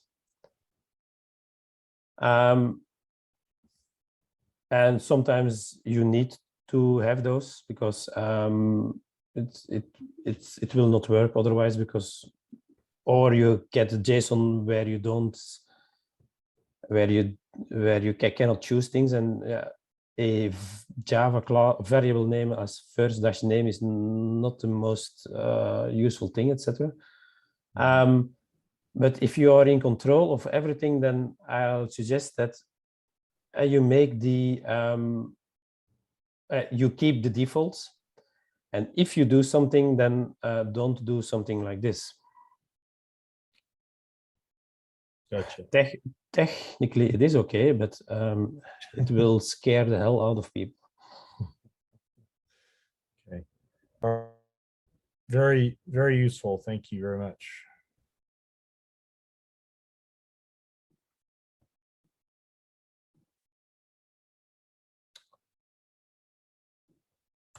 Okay, that's JSON. Sometimes you want to serialize from Java to JSON or even back, but you do not want to create a specific object class for that. Either because it is stupid to have let's say 100 classes with only every time 2 fields and every time 2 different fields and whatever. You know what I mean. Then you have what's called JSON processing, where you create a JSON object. So that's an interface of the JSON processing specification. And yeah, again, I specify it here, but I guess the system knows if I have a JSON object that it needs to convert to the application JSON. But again, just for clarity for everyone, I always put those producers there, also consumers, when it is for instance, a put or a post, so that there is no confusion possible, whatever, what I expect to send back and to receive, etc., etc. But here, this JSON object, instead of a Pojo Java class for that, you can say, okay, I have an object builder and I have a property name in JSON with this value course, this is hard coded, but you can use Java references, of course, also. And then when you call those kind of things, you have you see he generated on the fly. Same if you receive a JSON, like you received a JSON here, converted automatically to person, then you can do something like this, where it says consumes, and I can say here a JSON object. Then the system converts it from JSON to this JSON object, and JSON object is, I don't know if it's, yeah, indeed, it is actually a map. And then you can ask, give me the property name, give me whatever. So then here, this allows you, of course, much more flexibility. Also does not need a JSON, a Java object. Some people are really into JSON-B processing. Some people are really in JSON-B binding and Java objects. I'm more a binding guy than a processing guy. But yeah, it's up to you to decide what is best suited for your use case. I think that building on that, I think that we've found, for example, in your last example of the consume for a JSON object, if it's a single level JSON, then yeah, that's pretty simple. But when it gets to be a complex object that we have a POJO that we can deserialize to, then it makes it a lot easier to work with, to deserialize to that object. Yeah, correct. But here in those bindings, if you start working with sets and lists of things, then it can sometimes also be tricky to have the JSON that you like, to have an array, or that you have an intermediate property for that array, yes and no, and those kind of things. So yeah, I can agree. Certainly for that first level processing, maybe, yeah, binding for the more complex, but if that complex involves lists and sets within that object, that can also be a tricky one. Yeah. Just giving my 2 cents. So I would not pin myself to if it's one level or multiple level or whatever. Okay.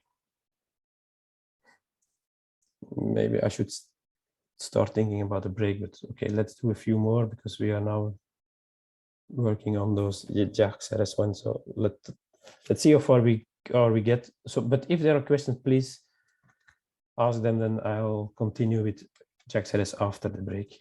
No problem.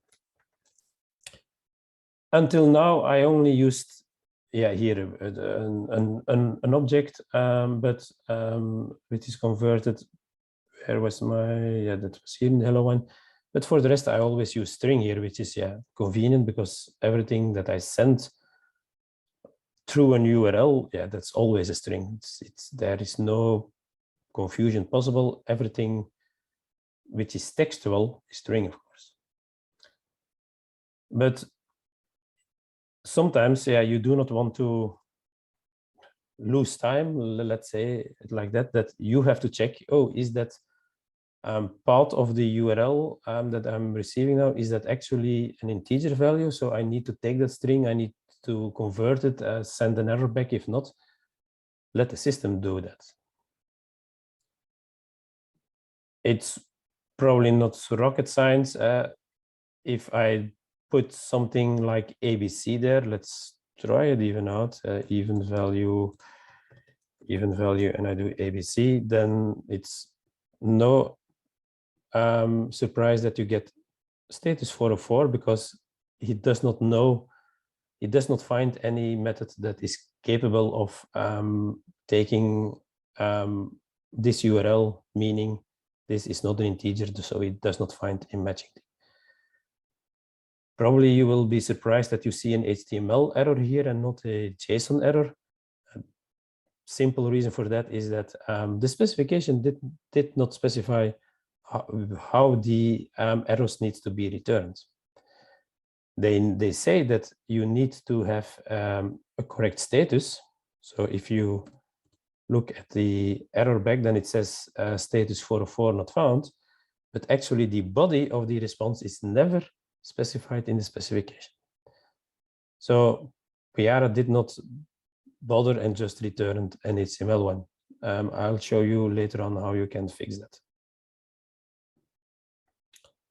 But suppose that we have a number, then what if we want to return sometimes also an error saying, well, this value is not acceptable. I only accept here even value. So 2 and 4 are fine, but if I try 3 here, well, my code should reject that value. So I cannot just return a string here. I want to return a string because sometimes I want to return an error. So in that case, that means that in most cases, your methods, your JAX-RS methods does not return a string, a person, whatever POJO, but return response. And when everything is okay, so it is divisible by 2, it says, oh, response is okay, and this is my content that I send back to the client, which can be a person. And then he automatically converted based on this text plain. So that means he will call the toString of that object and etc. But in case there is a real problem with it, then I can say, okay, this is a response with status not acceptable. Not acceptable is 4 or 6.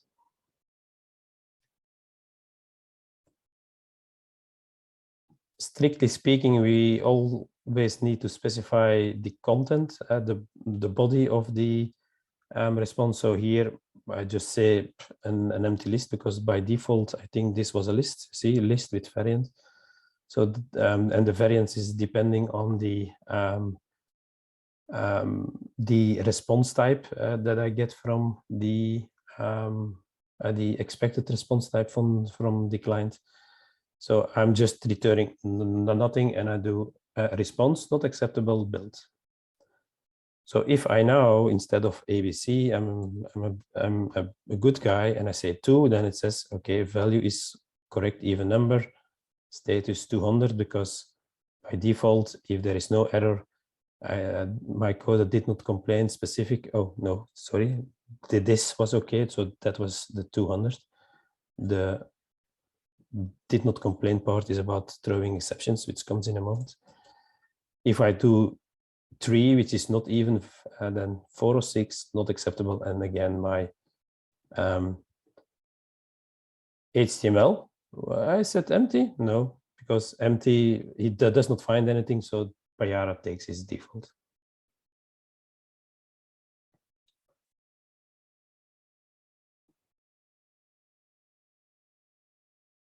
But you can go even further with your validation.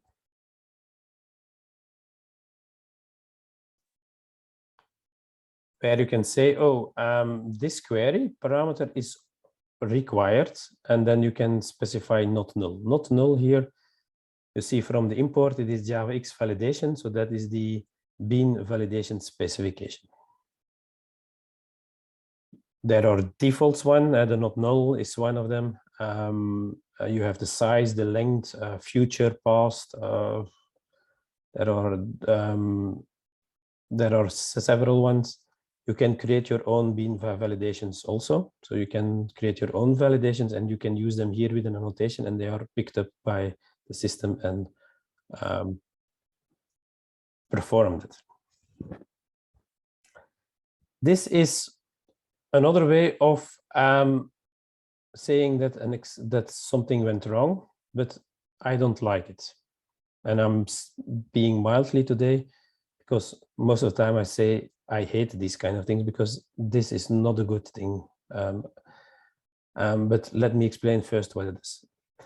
If you throw an exception from, and only this specific exception, web application exception, again, is from the JAXRS itself. Java XWS.RS is the JAXRS specification. Then you say what your response will be. Although I return here a void, I can say my status is 412, precondition failed, which I most of the time use if the clients did send me some incorrect values, correct type, but business-wise, they make no sense. Then I most of the time throw a 412 as a precondition failed. If you want to have a list with all those statuses, they are available somewhere on the internet. And you will also find there then the teapot status return that I'm not a coffee pot, but a teapot. It was a joke which ended up in the specification. But why I don't like this, first of all, most of the time your validation, your business logic is validated not here in this method, but in some services later on. I come to that also in a moment. But those services should be view independent. If you have a more complex system that has a JAXRS front end and, for instance, a Java server faces front end, they reuse the same business logic, saying, "Oh, customer, sorry, you cannot order now because you still have an open invoice and you have to pay that first." But in that occasion, you do not throw a web application exception, of course, in that business logic validation, because what will the Java server faces application do with that? It has no idea what to do with it.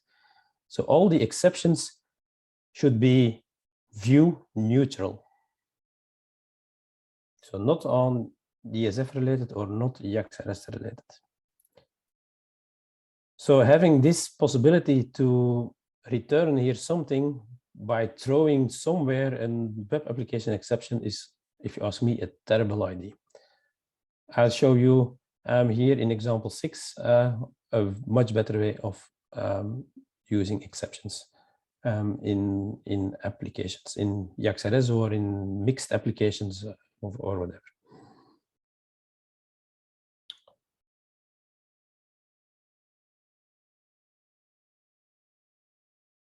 Next thing.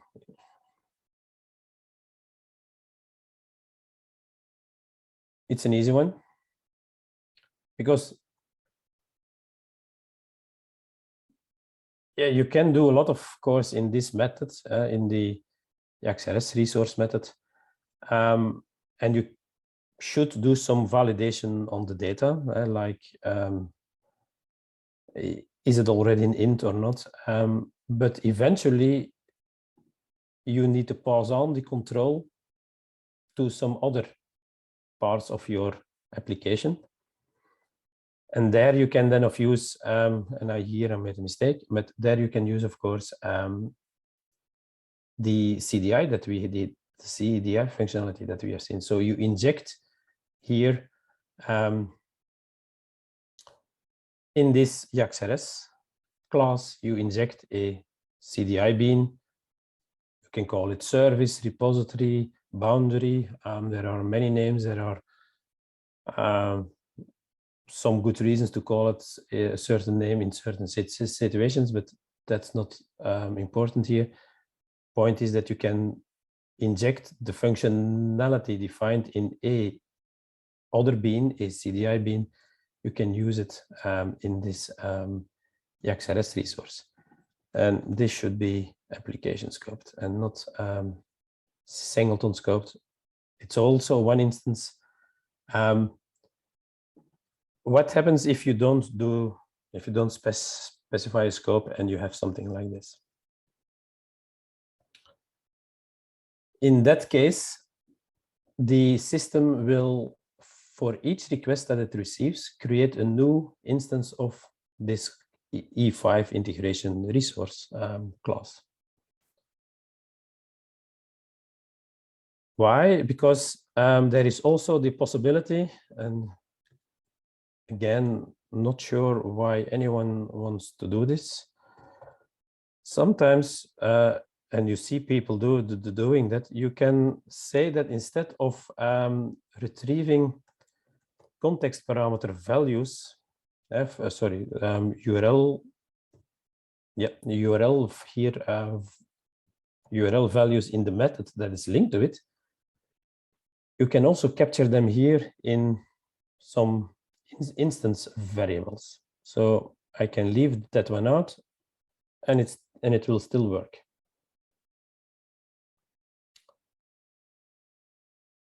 But that means, of course, that the content of my object, the instance of this class, is dependent for each user request. Because for the first user request, it can be the first person sent me name Jane Doe, and the other one's John Doe, etc. So that means that for each request, a new instance needs to be created. Also, when you don't specify these things, it will also do that, creating it each time over and over again, which is not really efficient, if you ask me.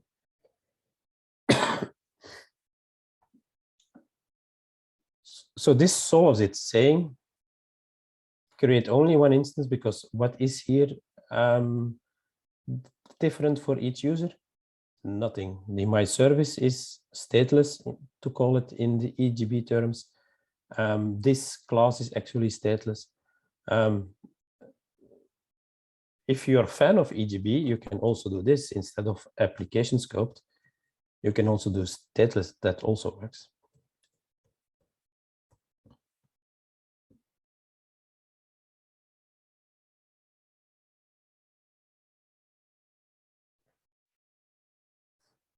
So try to remember to put a scope, and most of the time application scoped, on each resource here.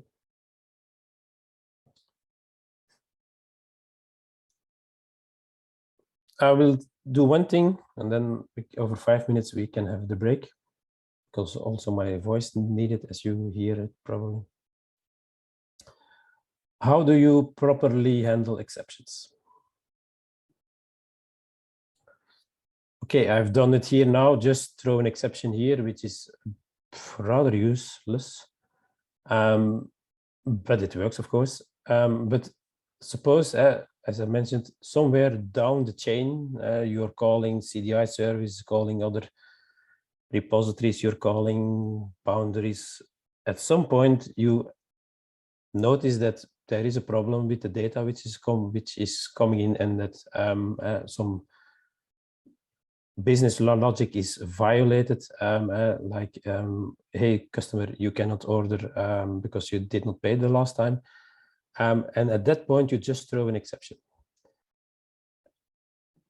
A custom exception, but one important thing is that it always extends a certain base exception that you have defined. I call it most of the time just business exception, because, as I said, it are business exceptions, and business exception itself extends runtime exception. Yeah, you know, runtime exception, that makes it nice, because then every time I say throw my error exception, I don't need to put it in the method header.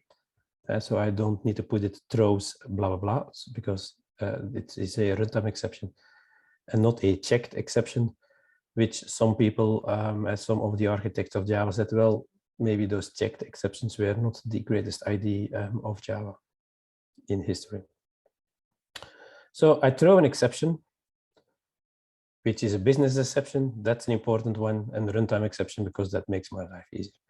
But how does the system know what it needs to do? If I don't do anything, then I'll see a status 500 on the command line. If I do that, then I see here a status 500 internal server error. With Payara here, a nice stack trace in the output, which is not good because it's not safe for hackers, because they can try to force an error and then they see a nice tag trace and they can get some information. What you need is what's called a exception mapper. Exception mapper is a possible extension. There are multiple extensions that you can create to the system, and defining how an exception needs to be handled is one of them. Here I say I have an exception mapper that handles every business exception. So that means also my error exception here, because that extends business exception. And I need to implement this is an interface that has one method. So I need to implement that method, converting that business exception to a certain response for my client. This is a bit of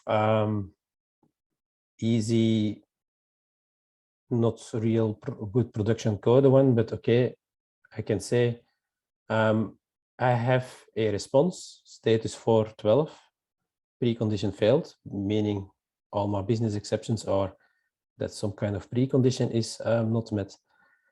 And as body of my response, I send here back the error message of the exception itself, which is also not good. You should have a proper JSON if you want to do it nicely. But okay, just to showcase how it works, I'm doing it like this. How does the system knows that this is part and that it needs to be picked up instead of at paths? And we had always here at paths, so that the system knows what to do with it. Well, here we say it is a provider of some additional information, functionality, sorry, it is an exception mapper. So if I go then to that exception URL,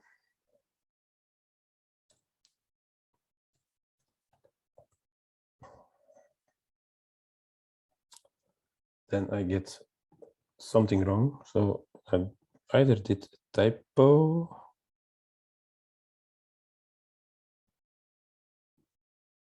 or I have to look what I've done. Example 6. Oh, I need to specify a value. Okay.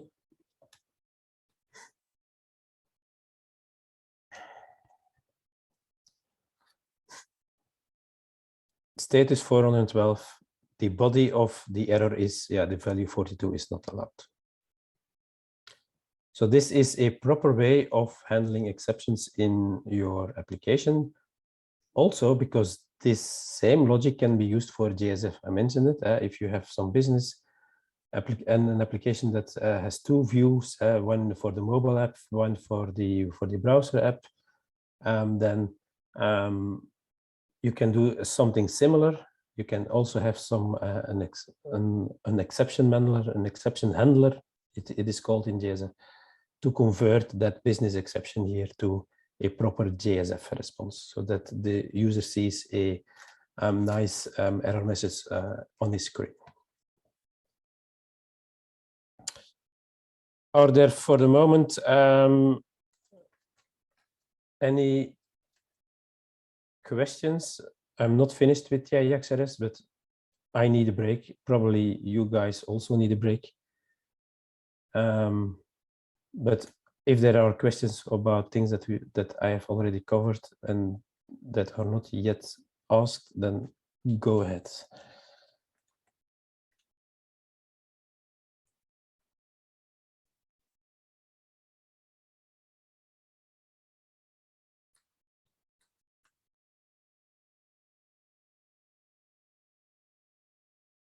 I see that someone looked it up for NetBeans, and that right-click run option works if you use UberJAVAPRO in that declaration. So going back, that's here, the POM file. It's in the configuration, if I'm not mistaken. Use indeed use UberJAVAPRO. One question related to configuration through Maven that I had was, can we specify the HTTP port on which the bundle version would start? Because I'm facing this issue where, if I have micro demo service A and service B, one of them starts, but when the other one tries to start, basically it says the port is already in use. Yep. So how do I? But with that service A and B, that's put in the documentation. Okay, it's the same as for this Über JAVAPRO. You have to specify port is 8181 for example, and it does not matter if it's a FATJAR or not. This port is always taken from the command line. It should be available, and it must be available somehow to define it here also. But you see, I try port here, and it's not correct one. So I don't know by heart where you can define here in Maven the port that it needs. Maybe we can pass it as a JVM, like a Java command line option or something. Yeah, probably. Yeah, I have, as you have seen already, I have to look up also a lot of things. I don't know immediately.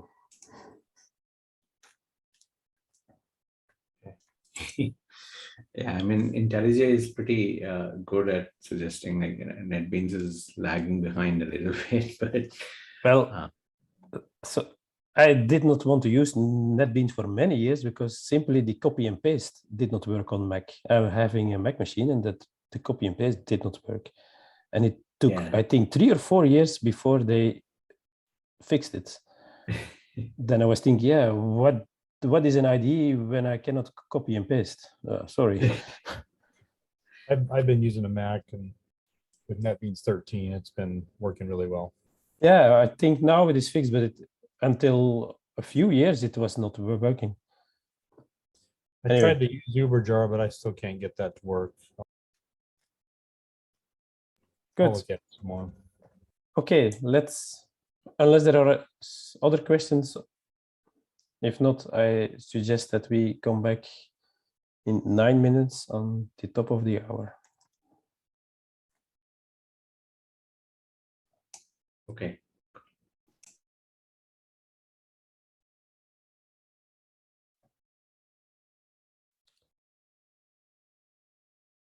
I hope that everyone got back. I know it was not that long break, but I like to finish more or less on the expected end hour. And of course, we can go over that time for those that have the fun and the courage still to do it. But for the rest, I like to stop on time.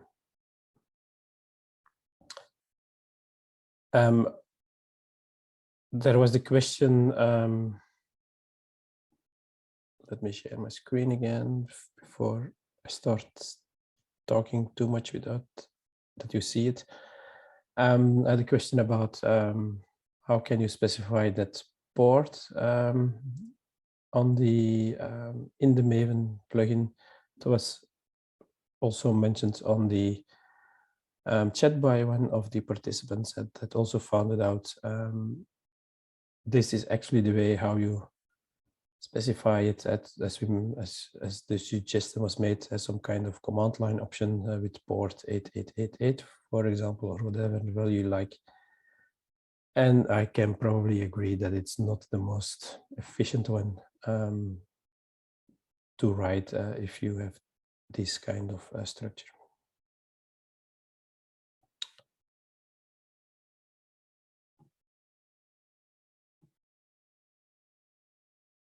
Are there for the moment any questions about JAX-RS? I'm going to leave a few. Well, one thing was always for tomorrow, which is the asynchronous one, but I'm going to leave the clients ones also to tomorrow because it fits also there with MicroProfile REST client. So a few examples here, and then we can continue with the micro profile and the micro profile config topic for today, and then I guess we can get a closure on time. But if there are questions, please let me know them.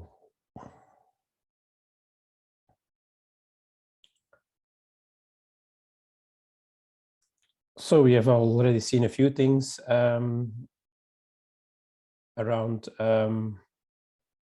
how that you can capture information from your client. We have seen the path parameter, query parameter, and to capture the body, you can have here then a pojo without any annotation here on the method. Then you have on the body that is sent to the server. The fourth group, and I think there are mainly four things, 4 ways, is in the headers. You can also use the header parameter, so you can, that's another one. You have here header parameter to capture individual headers here. But there is a more, well, not a more general, a more specific case where you want to have a look at the headers, and that is for security reasons. Most of the time, your security is in one of those headers. We will see tomorrow how we can use, for instance, the authorization header to pass on tokens, tokens that has the ability then to contain all the information about the user that's make the request and the permissions, etc., in a very efficient way. And yeah, as I'll showed you that header parameter, that's one possibility, but of course that means that you need to do it in every XLS resource, in every method, or you need to call a central point where you do it. Then of course that's not the most efficient way of writing the code. If you forget it, it will not happen. So here filters then is a better option. And you have actually you have four different types of filters. You have two which are on the server side, on the container, and you have the container request filter and you have the container response filter. And I guess the naming says enough that this request filter can be used on incoming requests on the server, and the response filter on outgoing from the server. But you also have the client, which I will defer to tomorrow. But you also have the client request filter and the client response filter, which are used then on the client if it sends or receives a response. Each of these interfaces have a specific filter method which you can implement so that you have the chance to look at the incoming request in this case. And that is then, of course, a nice opportunity to perform some security checks, in the sense that if we are accessing a secure area, and this is not the best way to do it, it's a bit a naive way, but there are better ways, which we will see tomorrow with that MicroProfile JOT very briefly, because as always, security is a bit left until the end and falls off the radar, but it's a bit, it works, but it's a bit naive. If there is a /secure in the URL, then it is a secure part. And we ask on that request context that we receive from the system the header string, the authorization, and we check if that is a valid basic authorization header. A basic one starts with basic, and then we need to do a base 64 decoding of the value to see what is the username and password which are sent to us. Basic authentication is not the most common, most suited one, but yeah, that's probably the only one that you can write yourself in a matter of a few minutes. Here it shows that it allows you to investigate what's coming in.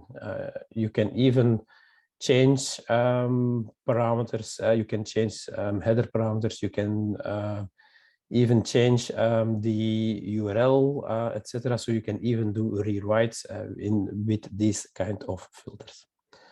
Again, it is a filter.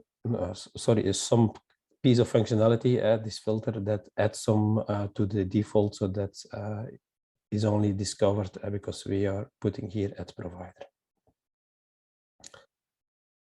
Here at the end of the method, we see if it's allowed or not. The details you can have a look later on, but then we can say if it's not allowed the access, then we abort with a certain status, in this case, status unauthorized 401. And then, of course, your actually JAX-RS method is not called. So it stops here at this filter, and it does not continue. That's what I mentioned also with CDI beans, and also JAX-RS, which is using CDI beans in contrast with EGB beans. They don't have a security context on their own. So the only thing that you can do, and which is possible, luckily, because otherwise it would not work, is that you put a security context on that request. So that request context has a method called setSecurityContext. And yeah, that security context again is a interface, and it has a few methods. It gets the principal name. The principal is actually the Java SE functionality to identify, to indicate a user who is authenticated. And you have here also the is user in role to check if that user later on, for instance, that if that user is admin or is part of HR, part of purchasing or whatever. So you can implement those kind of things. Is secure is just the default one to which should be passed on to know if it's HTTPS yes or no. You can use that, for instance, that even if you're authenticated but not using HTTPS, that you reject that user, for instance, and the authentication scheme. Yeah, we started from basics, so we returned that information. So we created here a simple security context on our own, which allows everything as long as they have provided a username and password. And then yeah, we can inject, but this is the JAX-RS way of injecting, because JAX-RS and CDI were introduced in the same version in Java EE. So that means that JAX-RS could not depend on CDI at that moment. So that's why you see those at context. And so we are referring to that security context. And then we can get that information. For instance, we can get a name of the person here from that security context.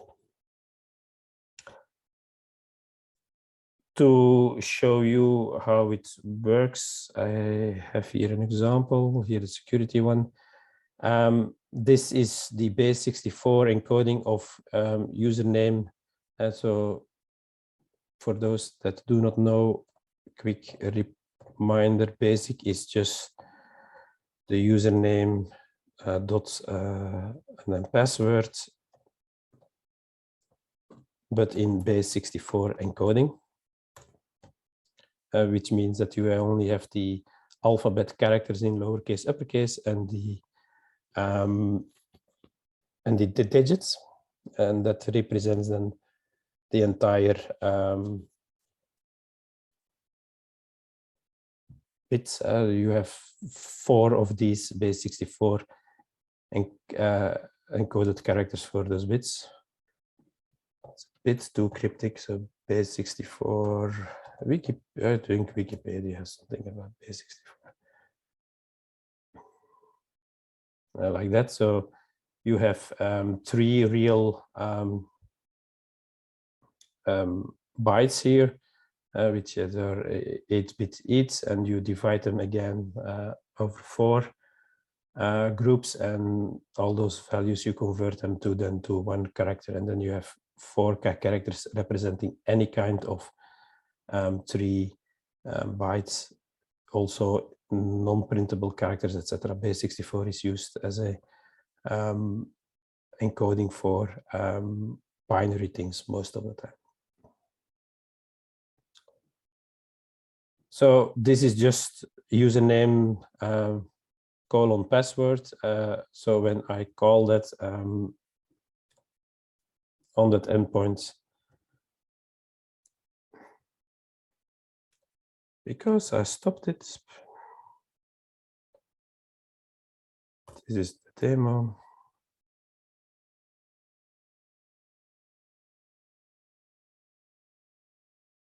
And then the endpoint is up, and then it can happily respond to my highly secure. And then you see that base 64 here, that first part was my name. So he passed that on through that mechanism through that filter, as I mentioned.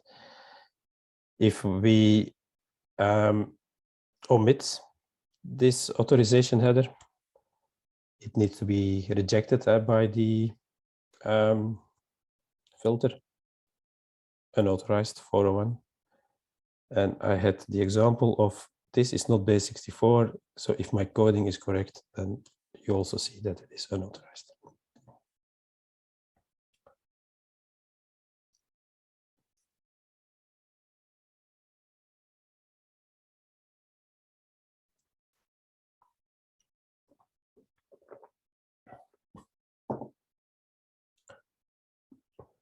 Besides, besides filtering, you also have something which called is an interceptor. And an interceptor intercepts the actual body. So not the entire request, but only the body. So you can alter the incoming body, the outgoing body of a request. And for instance, here, this is a classic implementation of a zip. So every time and for that, I'm using first a, that's a container response filter.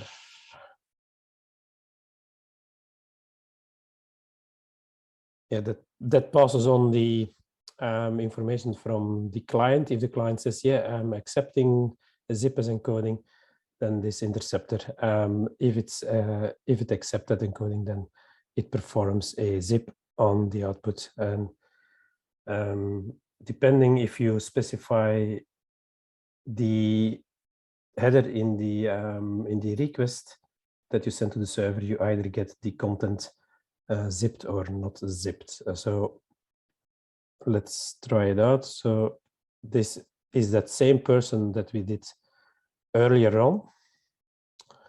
So, but if we now say, yeah, see, then it says I get binary output because I get a zip back. So the coding is also indicating that. But if I remove that header, then I get my normal JSON back. Well, I always get my JSON back, but in the first time it was zipped. Of course, curl is a bit complaining about that fact. Then, any questions around that comes up into your mind for the moment about how should I do X, Y, or Z with JAX-RS if it's possible? How is it possible? I did a few best practices, but if you have a question about something, and then please go ahead. This is the moment before I continue to MicroProfile.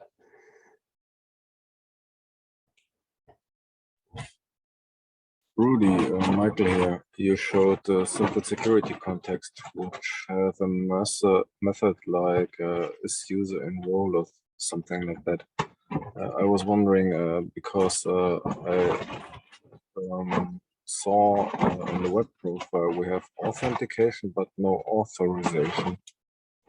Is user enroll not some kind of authorization function? Or what? Yeah, correct. But you mentioned that you saw somewhere that we have authentication but not authorization. Is that something that I wrote, or where do you refer to? In the presentation where you showed the difference between the web profile and the full profile, I think. Oh yeah. And I'm not quite sure if it does match my opinion. Yeah, that's actually a long story why it's there, but yeah, you're right. This is is kind of authorization, but what is there, and let's go back for the other people to see what we are talking about here. Yeah, exactly. There we mentioned here authorization. What is that? If we go to Jakarta authorization, then you see that there are a few, okay, it's not that important which version I take.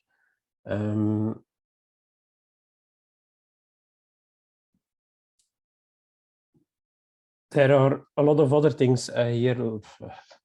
For those who knows Java a bit around security, you have what's called a policy, policy implementations, etc.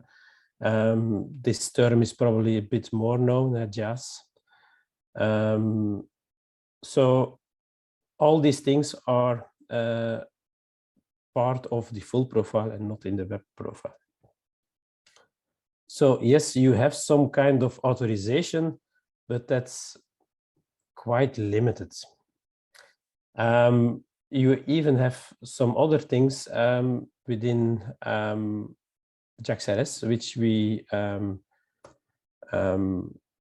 that does not come from authorization, but is also related to it. Is you see that's an annotation from the security API. You have something called roles allowed. So that's actually the annotation version of this one. So there is indeed some authorization, but it is a basic one. The full one with let's again call it the full option with everything, every possible scenario and configuration options, etc. That's only available in the full profile. Okay, thank you very much. Okay, I was just wanted to ask, does that make a bit of sense? But okay.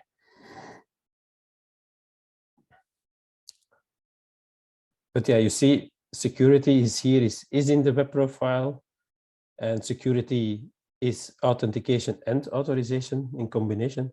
And authorization here is then only, so yeah, there are a few quirks in these things, and yeah. Yeah, I was going to ask about that too, Rudy, because it seems kind of confusing to have authentication, security, and authorization, and the lines seem kind of blurred between those. Yep. Actually, this security one, because I helped it with that, I know a bit of the background of it. This security one is built on top of the lower level authorization and authentication, which are, that's also one of the missing, which are left in the full profile. But actually, this security API is built on top of the two others. So, yeah, you know what I mean? It's a mess in that sense. Also because, yeah, all those all these specifications are a bit of independence. As you saw, that security context from REST, that's actually an interface from REST. It's not an interface from security or anything else. So let's look here. If you go to security context, you see where is it located in the XRS packages. Security, I agree, is let's call it a mess in Jakarta EE. And yeah, we try to do a few things because I'm also in one of those groups, but one of the things which makes it difficult is that you need to have that backwards compatibility. So that means that you cannot change the past because the past is the past.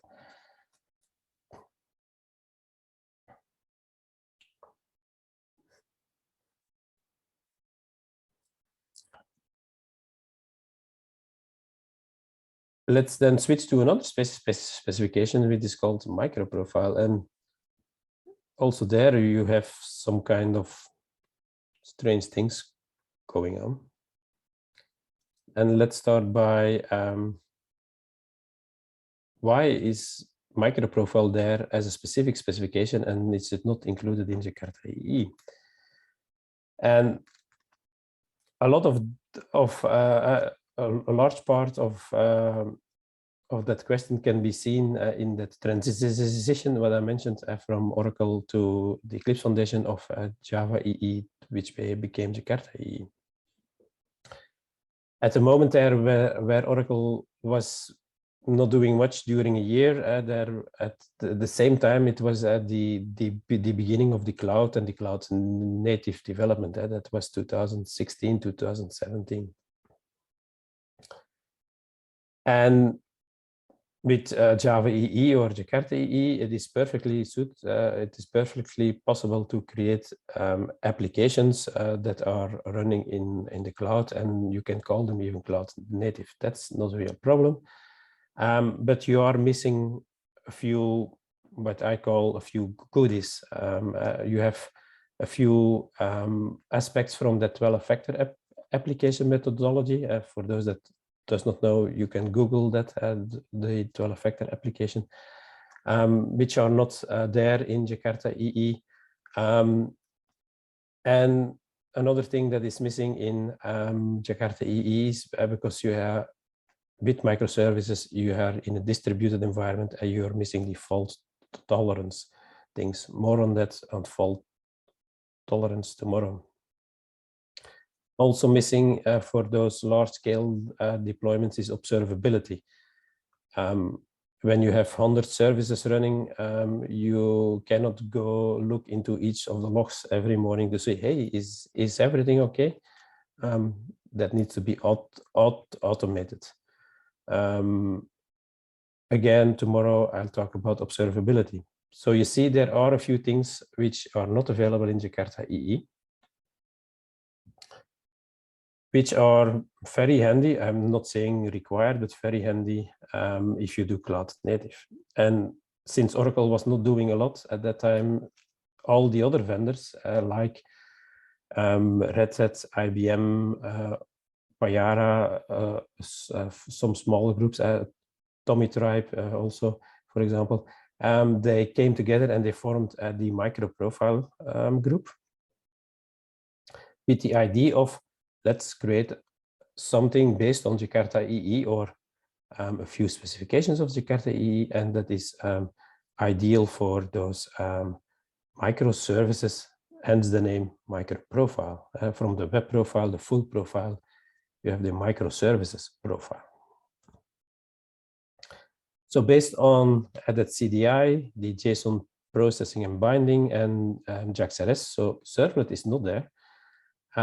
They added 8 other specifications. So Open Tracing, Open API, REST Client Config, Health, JWT, Authentication, Metrics, and Fault Tolerance. Most of them, I will cover them with an example, or at least I'll explain what it is. But you see, they are all related to what I mentioned. Fault tolerance, that metrics for and health for observability, And config, yeah, was there because there was already some years a attempt to standardize that within Java EE, and that always failed. And well, then some config specification was created within MicroProfile. At that point, it was not really a specification in 2016 because it was just a group of people who came together and decided a few things. So it was not a specification with all the governance and legal things and etc. I was part of some of those meetings, and sorry, that's horrible, but anyway, it is important. Now, since 2 years, I think, the MicroProfile also joined the Eclipse Foundation. So now it is a real specification, and there are attempts to move a few things again back to Jakarta EE, where they actually belong. For instance, REST client is basically an extension on JAX REST.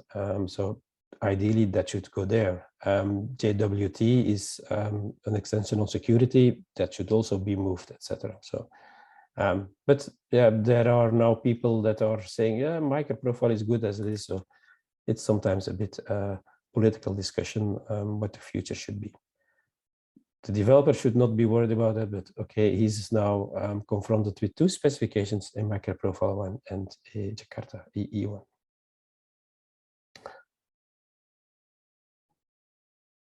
And one of the things that I'll cover today, and that's the last topic that I cover today, is MicroProfile config. It's not specific for microservices. You can use it within your monolith as you can use it in your microservice architecture.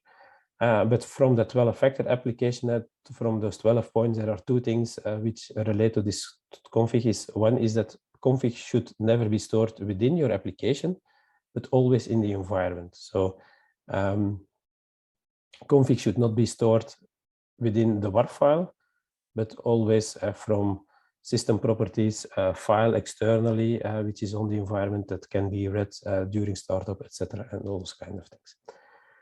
And that then encourage that you have only a single WAR file for development and production and testing. Again, as I mentioned, what good is it that you test an entire WAR in the test environment, automated or manual, it does not matter. And then you say, oh, now I'm going to rebuild the entire thing for production. Even worse, I had a customer once where the procedure to deploy it in production was unzip the WAR file, remove replace a few files in that location, zip it again, and put that in production. It was horrible, but okay. One of those things that the 12-factor application tries to tell people is a few good best practices, and one of those things is that you should not change your artifact between test and production, and config should be in the environment, but there is nothing available, not even in Java SE. There are property files that you can read, but yeah, that's quite basic. You need more. What does MicroProfile config does then?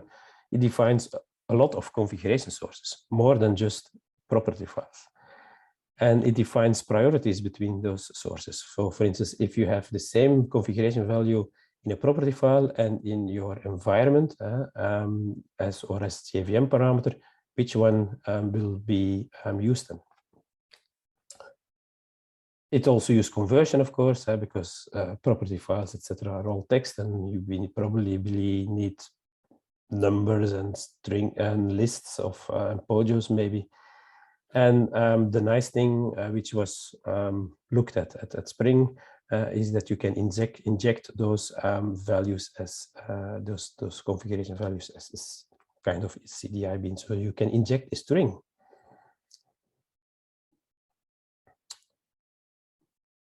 Questions about that, or do we look at the code? First, I have to open it.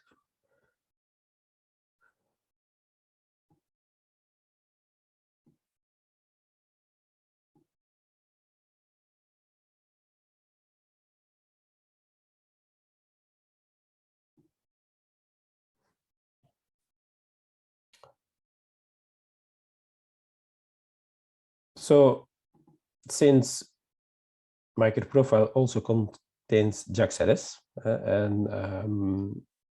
and CDI, that was the intention. It is in theory possible, and also in practice, that you create an application with only MicroProfile dependencies.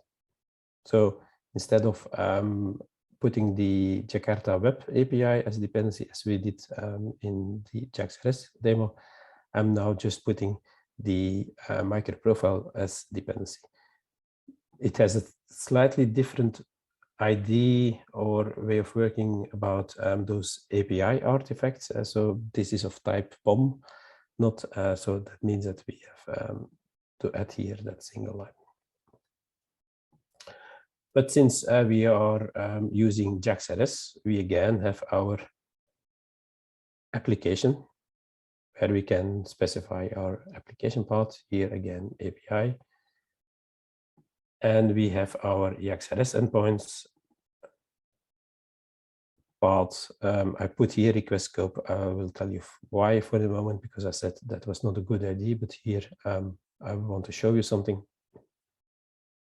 And you have those paths and get, etc. So you can have all those things. Let me first kill this one and do a bit of cleanup. And generate this one. So again, have a demo application which showcases a few things around MicroProfile config, and then I'll show you a little demo specific Payara Micro, a few additions that Payara Micro did. Micro jar with this one. Okay. So you can inject now a string. How is that possible? Well, by a qualifier, by identifying what that string is, how a producer can generate this kind of string, and that we have the correct one. And this config property so is required, and we give it a key value, and by default, one of the sources that are supported is here, the MicroProfile config properties file. Yes, this is inside the application, so it is not good practice according to 12-factor thing, but you can also have this file outside. For me, it was convenient to put it inside because then I don't need to get a link to it during deployment, etc., etc. But the idea is indeed you have here, or as a system property, or even a database, you can create a config source that is a database, or Payara Micro supports Kubernetes secrets. It supports directories. For instance, you can specify some files in a directory mounted into your Docker image, and then you can get the values from there. So somewhere, more on that in a moment, but that are the most important ones. Somewhere you have a key value pair with the configuration. And what you want to do then is, this is the one that I need, so that you inject it in this place here at the JAVAPRO resource. And the idea is why I did that as a request scope, because in theory, if you do that, then each time a new class is instantiated, as you know, but that also means that you can have the opportunity to read a new config value. Because, and that then of course depends for your situation. If you say that this config property is not a dynamic one, but a fixed one, and that's up to you to decide, then okay, if it's not going to change during the lifetime of the uptime of your Payara Micro instance, then yeah, make this application scope, of course.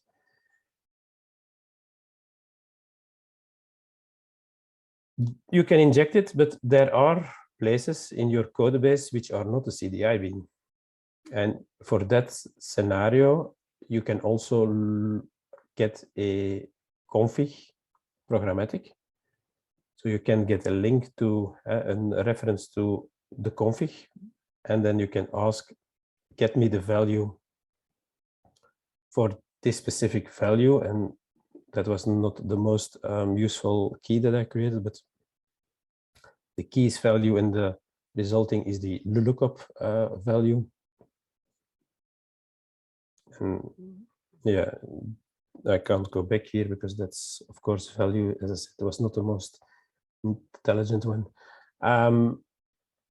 Then you get here saying that it needs to be converted to a string, which is a string, and then I can return that as part of the URL.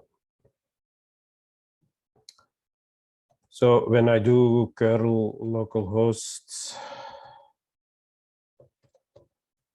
8080 up API config injected, that's not what I expected. Injected. It's late for me. Then you see that I get the value back, a config value as injected by CDI. And what is then that value? That's the CDI injected value. No, sorry, the injected value by CDI.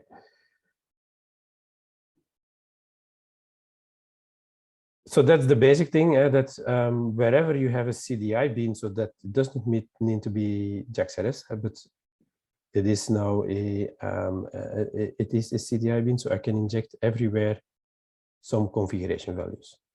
Nothing specific, nothing special. Spring does that also.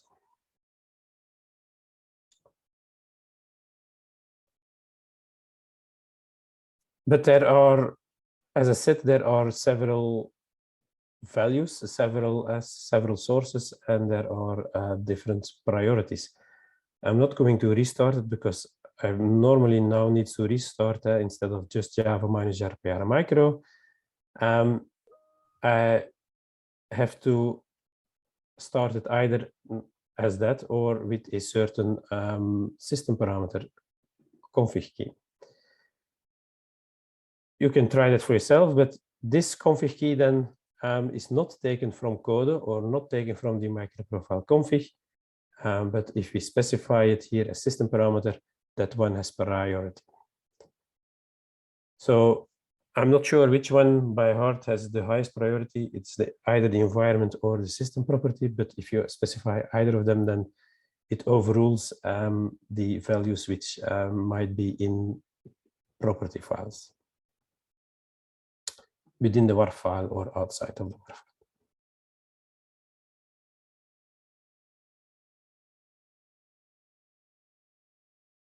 But just as with CDI injection, so suppose that, and that's the reason why you see here the default value to avoid a bit of a pitfall, because if at deployment time and the systems cannot find this property at that point, then it will fail, just as it fails with a normal CDI bean, as it says, well, I cannot find that CDI bean, so I'm not going to let you start up the application, which is fine. But for a config property, that can be a bit problematic because sometimes you want to start up your application, and I'm saying now, as an example, the database is not up, and if my configuration property would be in the database, well, then my application fails. So I hope that there is at least some implementations of MicroProfile config has the option that it should not actually perform that validation so that it can be avoided. Another option that you do is you inject it here as an optional. So then the actual value is not looked up at the moment that you start up your application, but only at the moment that you try to access it. And when you try to access it and it is yeah, then it is available or not available. You can again put some default value in the optional or else, or of course you can put a default value here also. You can specify a default value here. And this one has precedence, of course, above this one. So that optional is a good one. Probably sometimes to avoid the fact that the configuration value needs to be present at the startup of your application. There is also the possibility to do conversions. It depends how useful you find. Instead of doing it yourself, or here with the converter, for instance, I have that the classic RGB converter, so that a string. Let me find the string here: 100, 200, and 128. That represents the RGB value of a color. I can either take that string as the config value and just call this converter myself. Somewhere I probably have this method lying around, or I can implement a interface from MicroProfile config, as you see, MicroProfile config.spi service provider instance. I need to define that then, of course, in a service loader file, in a service file. So because all of those additional functionality like converters, and there are a few others, are loaded through this service loader mechanism. So you need to define them. And by having those two requirements, then yeah, then you can have this one. Then can you inject a config value and automatically convert it to a project. As you probably hear about my explanation, I'm not a super fan of this, of all that conversion stuff by that system, because you can easily do it yourself by calling that converter once you have the string here. Maybe that list of a string, that's a bit more convenient, and that's also supported by default. You don't need to define something. So every value which has comma, which has a comma in it, then that means that those are the splits for the item. So if I print out the pets value at the list of 1, and I print it out here then with another delimiter so that you can see it nicely in the example, then you will see that this list of string here will contain 3 items. Dog is 1, cat is the second one, and the third one is dog, comma, cat. So by escaping the comma by a double slash, then it's not seen as a delimiter of your items, but part of the string. Of course, if you have just a normal lookup injected value with comma, does not matter, because it does not try to convert it to a string. It's only when you try to use a value and inject it into a string that, of course, that escaping is important. I can get that config converter one so that you can see config converter one should be this one. Yeah, see. So item 1, 2, and item 3, and you see my color is the toString of Java here. Where is it here? So that it has converted it correctly.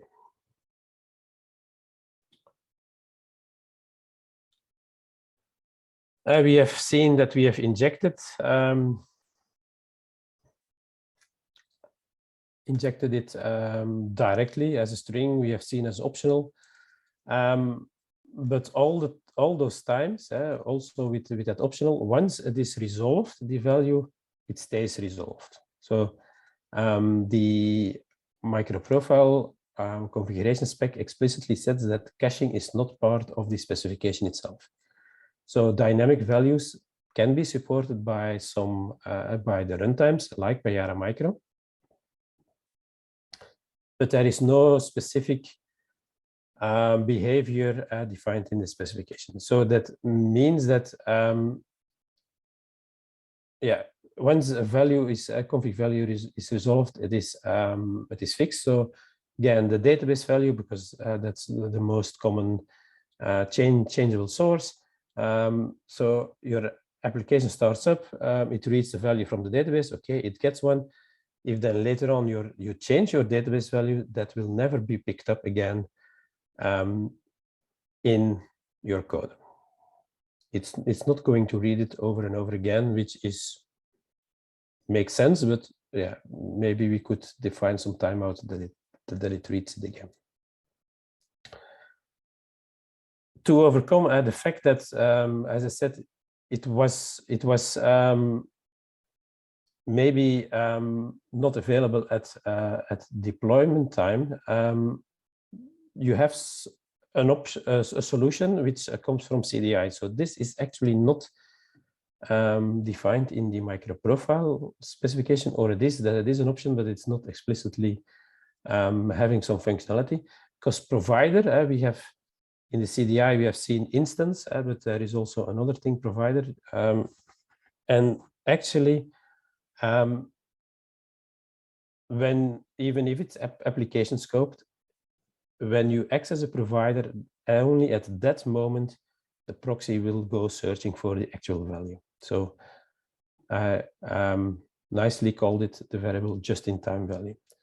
So only when I do a get here, the lookup value, the value for the configuration is looked up. This can be used in combination with Payara, because Payara has defined some caching functionality, some caching features around MicroProfile config. So I'll show you how we can use that in a moment in combination with a feature specific of Payara Micro. It's also available in Payara server, but a last thing about values is that you can have complex values that you can define variables that point to another source, that this value can be from another source. So you can combine configuration values by using this, I would say, classic variable reference here. Are there some questions about MicroProfile config for the moment, based on what you've seen? So it's, yeah, there are a few more things, but yeah, the basic things is that, of course, that you can get some values, configuration values, from a certain source. By default, the property files, system properties, and environment variables, but Payara Micro, Payara Micro, I'm not sure that I call it, so MicroProfile, MicroProfile config sources. They have, I think in total, they have something like 8 different sources. Yeah, domain is only for the server, so you can define values in the domain. You can define values in the domain XML file. Config has that also, so you can use it there. You can use it within the application. That's also server alone. You can define it in the cluster. So in the Hazelcast cluster, you can define it in the GNDI, etc. You see there are several other sources available, and then you have also the cloud sources, which are not mentioned here. You have the Payara config cloud sources, because they have a lot of other. You have the AWS secrets, the Azure secrets, the DynamoDB, HashiCorp, etc. So there you have LDAP, you have JDBC. This is, as you see, with admin console, but this is also available within Payara Micro. In the meantime, anyone had a question in his mind popped up for? Payara Micro doesn't have this admin console, right? Like, Correct. okay. But I will come to that, to a kind of, well, it's not a replacement, but yeah, you will see in a moment what I mean. So you can use the same scripting that you have with Payara Server. You can also have it with Payara Micro. Okay. But yes, the console itself is not there because, as I mentioned, it's not the idea that you start Payara Micro and then start configuring it, because you don't have the time for it, because it's in most of the time in cloud environments. So that's the reason why you don't have that admin console.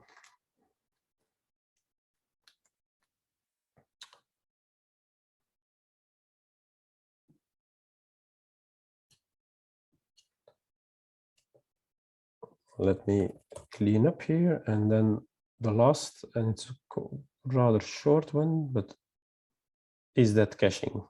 And that's something Payara Micro specific. Other vendors have that also, but it works differently then. And the idea was about how can you make dynamic values. As I said, normally the specification says if you have a value resolved somewhere, it is used until your application is stopped and started over again. So what if you have dynamic values? That means that after some kind of timeout, you like to get a new value from your config source. That can be the same, but it can be changed after some time. So I have here a config source. Again, that's just like a converter. You can define your own config sources. And this config source has support for one property and for one configuration key, which is called now. And as you can imagine, it returns the hours, minutes, and seconds of the date. That's pretty dynamic. So that should be changed. That changes every second. Again, just for demonstration purposes, I'm not don't use this kind of things to get the hour, minutes, and seconds somewhere. I don't think anyone would try to do that. But okay, we have that configuration source. Again, we have to do it through a service loader mechanism, etc. And we have here a endpoint where we inject it, but request scope. That means every request we can inject a new one where we just return the current time. So how do we start up those things? And it is like this one, and it's a bit long because I have long part names, but I have again Java Manager Payara Micro, and I'm using here the application name. So that's familiar, that's nothing new. What you have the possibility with Payara Micro to configure it is to specify what's called a post-boot command file.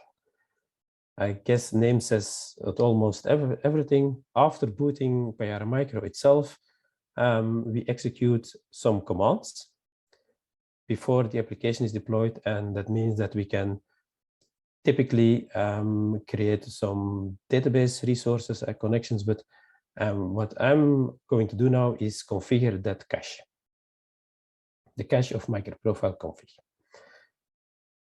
This post-boot command file is here, and it is set config cache at the duration 10, meaning that I activate that config cache, and every 10 seconds, after 10 seconds, it expires. And if I request a value later on again, then it's not using the cache. It is looking at the config source again.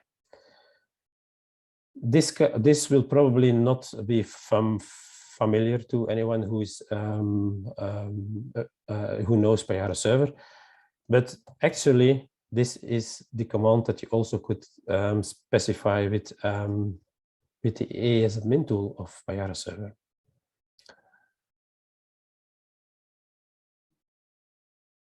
It's is it there? No, it's the ASAdmin recorder. It's called it here. The admin console of the server, if you don't know all the commands that you can specify, you can do it graphically. But before you start doing your configuration, you enable this ASAdmin recorder. Then everything what you do in this console graphically is written to a file. A file exactly like this one. And that same file, unless for the features and submodules, etc., which are not available in Payara Micro, but all the things which are available in Payara Micro work in the same way. So that MicroProfile config cache is also available in Micro. So that means that the ASAdmin command for Payara server also works on Micro, and that means that we can use that command here in that post-boot command and configure Payara Micro. Long story, well, it's not that long story, but the point is, this is that this post-boot command file is one of the most important things to configure Payara Micro, because up until now we just set here Java -jar Payara Micro and just war file, but we had no chance of configuring Payara Micro instance that was started.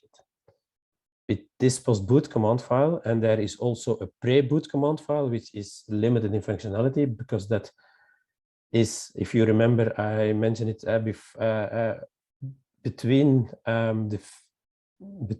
just after this jar file is extracted within its components, and before all those components are added to the class path. The pre-boot command file, you mostly can change a few system properties, etc. You cannot do much because actually the server is not running. Post-boot command file is the most convenient one, and you have also a post-deploy command file, which I guess the name also says what you need to know. So these are the things to configure your Payara Micro instance. So if we run it, we start it up, everything should be fine. This set config cache is then executed. We can see that it actually performs the execution. It's a bit difficult to find, so what I always do is find me in this output config cache, and then it says, you see, boot command set config cache has executed and returned successfully. That's important for if you want to see if you made an error in your command file, etc. Because yeah, those especially if you write them by hand, those files it can take some iterations to get it 100% correctly. Our application is running. Quickly going like this, that I don't need to look up. Nope, not like this one. This one, my time is already past midnight, so it's 2 minutes 50. If I do it within the same 10 seconds, I get the same value back because it is cached. And now I wait a bit longer, and hopefully that's long enough. You see, now I ask it again, my cache is expired, and at that moment I get my value again from the config source, which just returns the current time.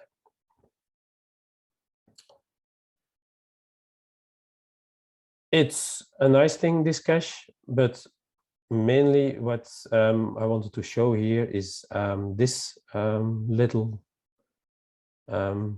hidden feature, which is very useful and very required to create successfully your application, probably on Payara Micro, is that you can configure it. Any questions? I have one, Rudy, that's completely unrelated, but it reminded me of it when I saw the Payara logger, the output. Does Payara have a way yet to say, do not put in the log expired certs? You know what I'm talking about? Yeah, this one. Yeah, those expired certs fill up the log, Yep. and it's usually certs I don't care about. Yeah, okay, no. It is a bit redundant. Actually, this expired cert is funny because this is an expired certificate of the JDK itself. If you are having Payara server, so Payara, just for completeness, Payara server has its own key store.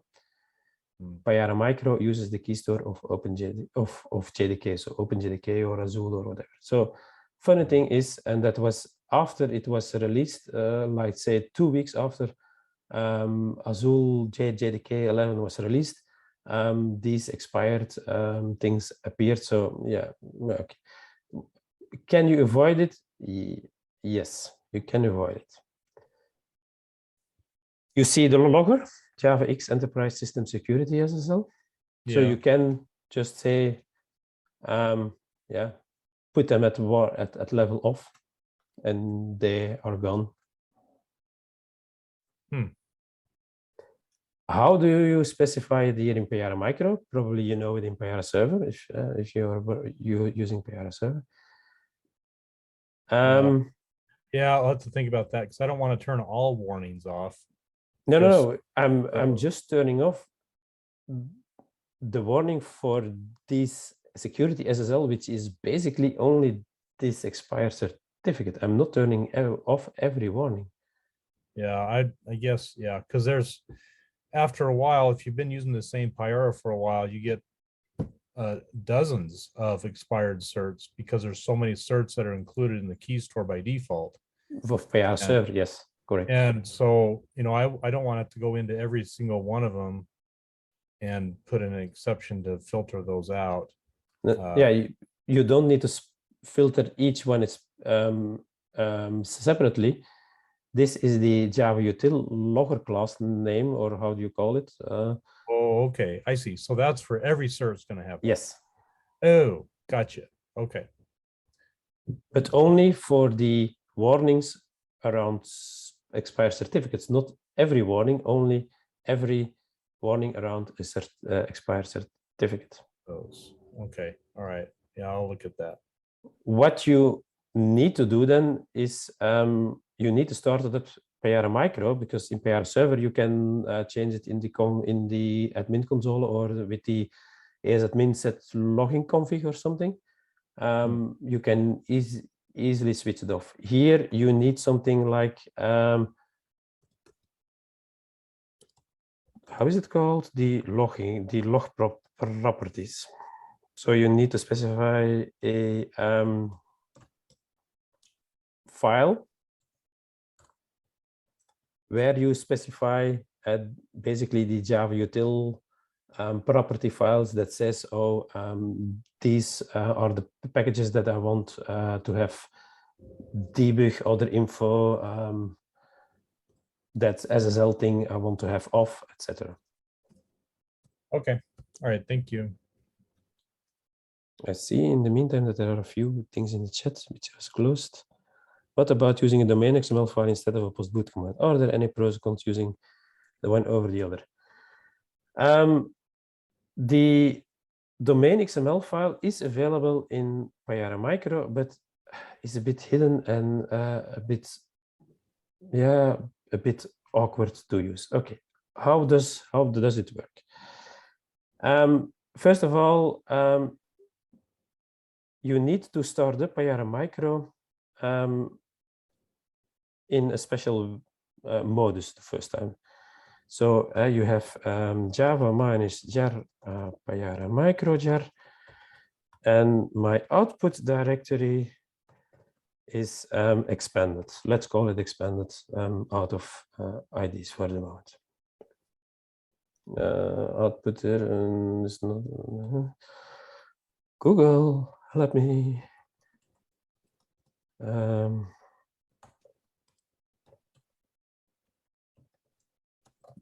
see, the things that are not prepared, they don't work from the first time. Output launcher, no. Where there is a property. Yeah, for those that need to leave, yeah, I know it's a few minutes past, but thank you for following. You don't need to drop off. Happy to keep you longer for a few minutes until I answer all those questions. But otherwise, see you tomorrow, same time, same Zoom link. For apparently not, at least one person did not get the link for tomorrow, but it is the same link as today. In the meantime, I have to find. Come on, where is it? Access log, adlibs, copy, deployed there, that's the other one. Output launcher, root there, okay. So it's not output there, but it's root directory. So the first time you need to start Payara Micro in this expanded way. And then what it does is it expands it to a certain to that directory and not to a temp directory. So this is the Payara Micro, no, expanded. And then you see, for instance, that you have here in the config, you have the domain XML file. Actually, you also have that. But I think the one who asked that question about that SSL certificates about the logging configuration, you also have the logging property files here.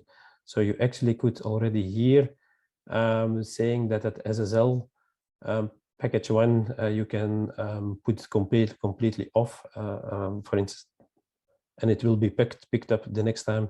No need to specify it on the command line. But you also have that domain XML file. And then you can change here whatever you like in the domain XML file. Whatever you change here, for instance, let's change, we have port 8080 here also, like this one. So let's change it port 8181. It's, that's one of the things that you need to know. Oh no, it's not only once in Java, in the server one, there, it's twice there. So the next time that I start now, Payara Micro, with the same parameters, so the same root here, it does not create it, but it uses those values. And if I did not make any mistake, then you will see that the port that is running, and yes, it is now port 8181. Why I'm not a fan of this? That domain XML is not fixed. There are not happening that much changes, but it's not backwards compatible.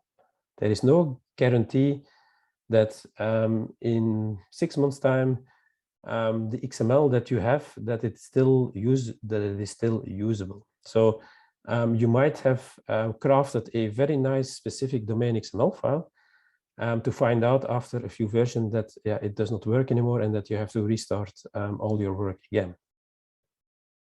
That also holds for Payara server. Some customers also change the domain XML. They say, oh yeah, we do it there and then it's easy. But again, that's not future safe. The only future safe way is using this postboot command file, because these asadmin commands, again, there are some exceptions that we cannot guarantee. I was working until some time at Payara.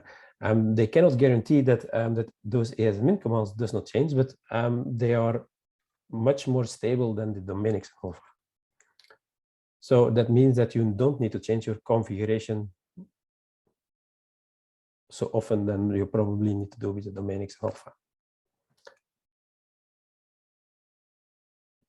I was just going to ask, is that does that answer your question? But you already put it in the chat that it was a good explanation. Thank you for that. Regarding certificates, you just create your own cert store, which is cleaned up and expired free. Should work as well. Yes. You have to specify, again, it's late. There is some DSSL key store, whatever, which defines which key store Java will use. But be aware, it's the entire Java now that is using that key store that you have created. So yes, it is possible to overrule the key store because you can just overrule it in Java. Any other question?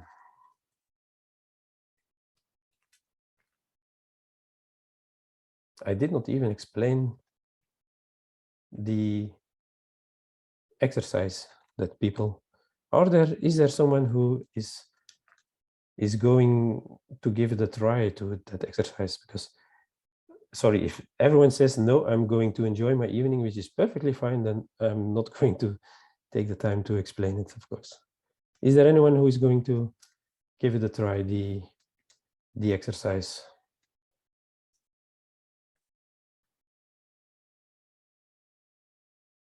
Silent, so it's perfectly fine. You can, I'll cover it tomorrow morning a bit, the highlights of what you should what you can look for, and you can play it with yourself afterwards. Any other questions for today? Would the session be at the same time tomorrow? Yes. Okay. And the same Zoom link would work. Same right? Zoom link. So as I mentioned, if you did not receive an invite for tomorrow, it is the same URL for the Zoom, and it is at the same time. I would say 5 o'clock, because it's 5 o'clock my time, but it is exactly the same time as it started today. Okay. Okay.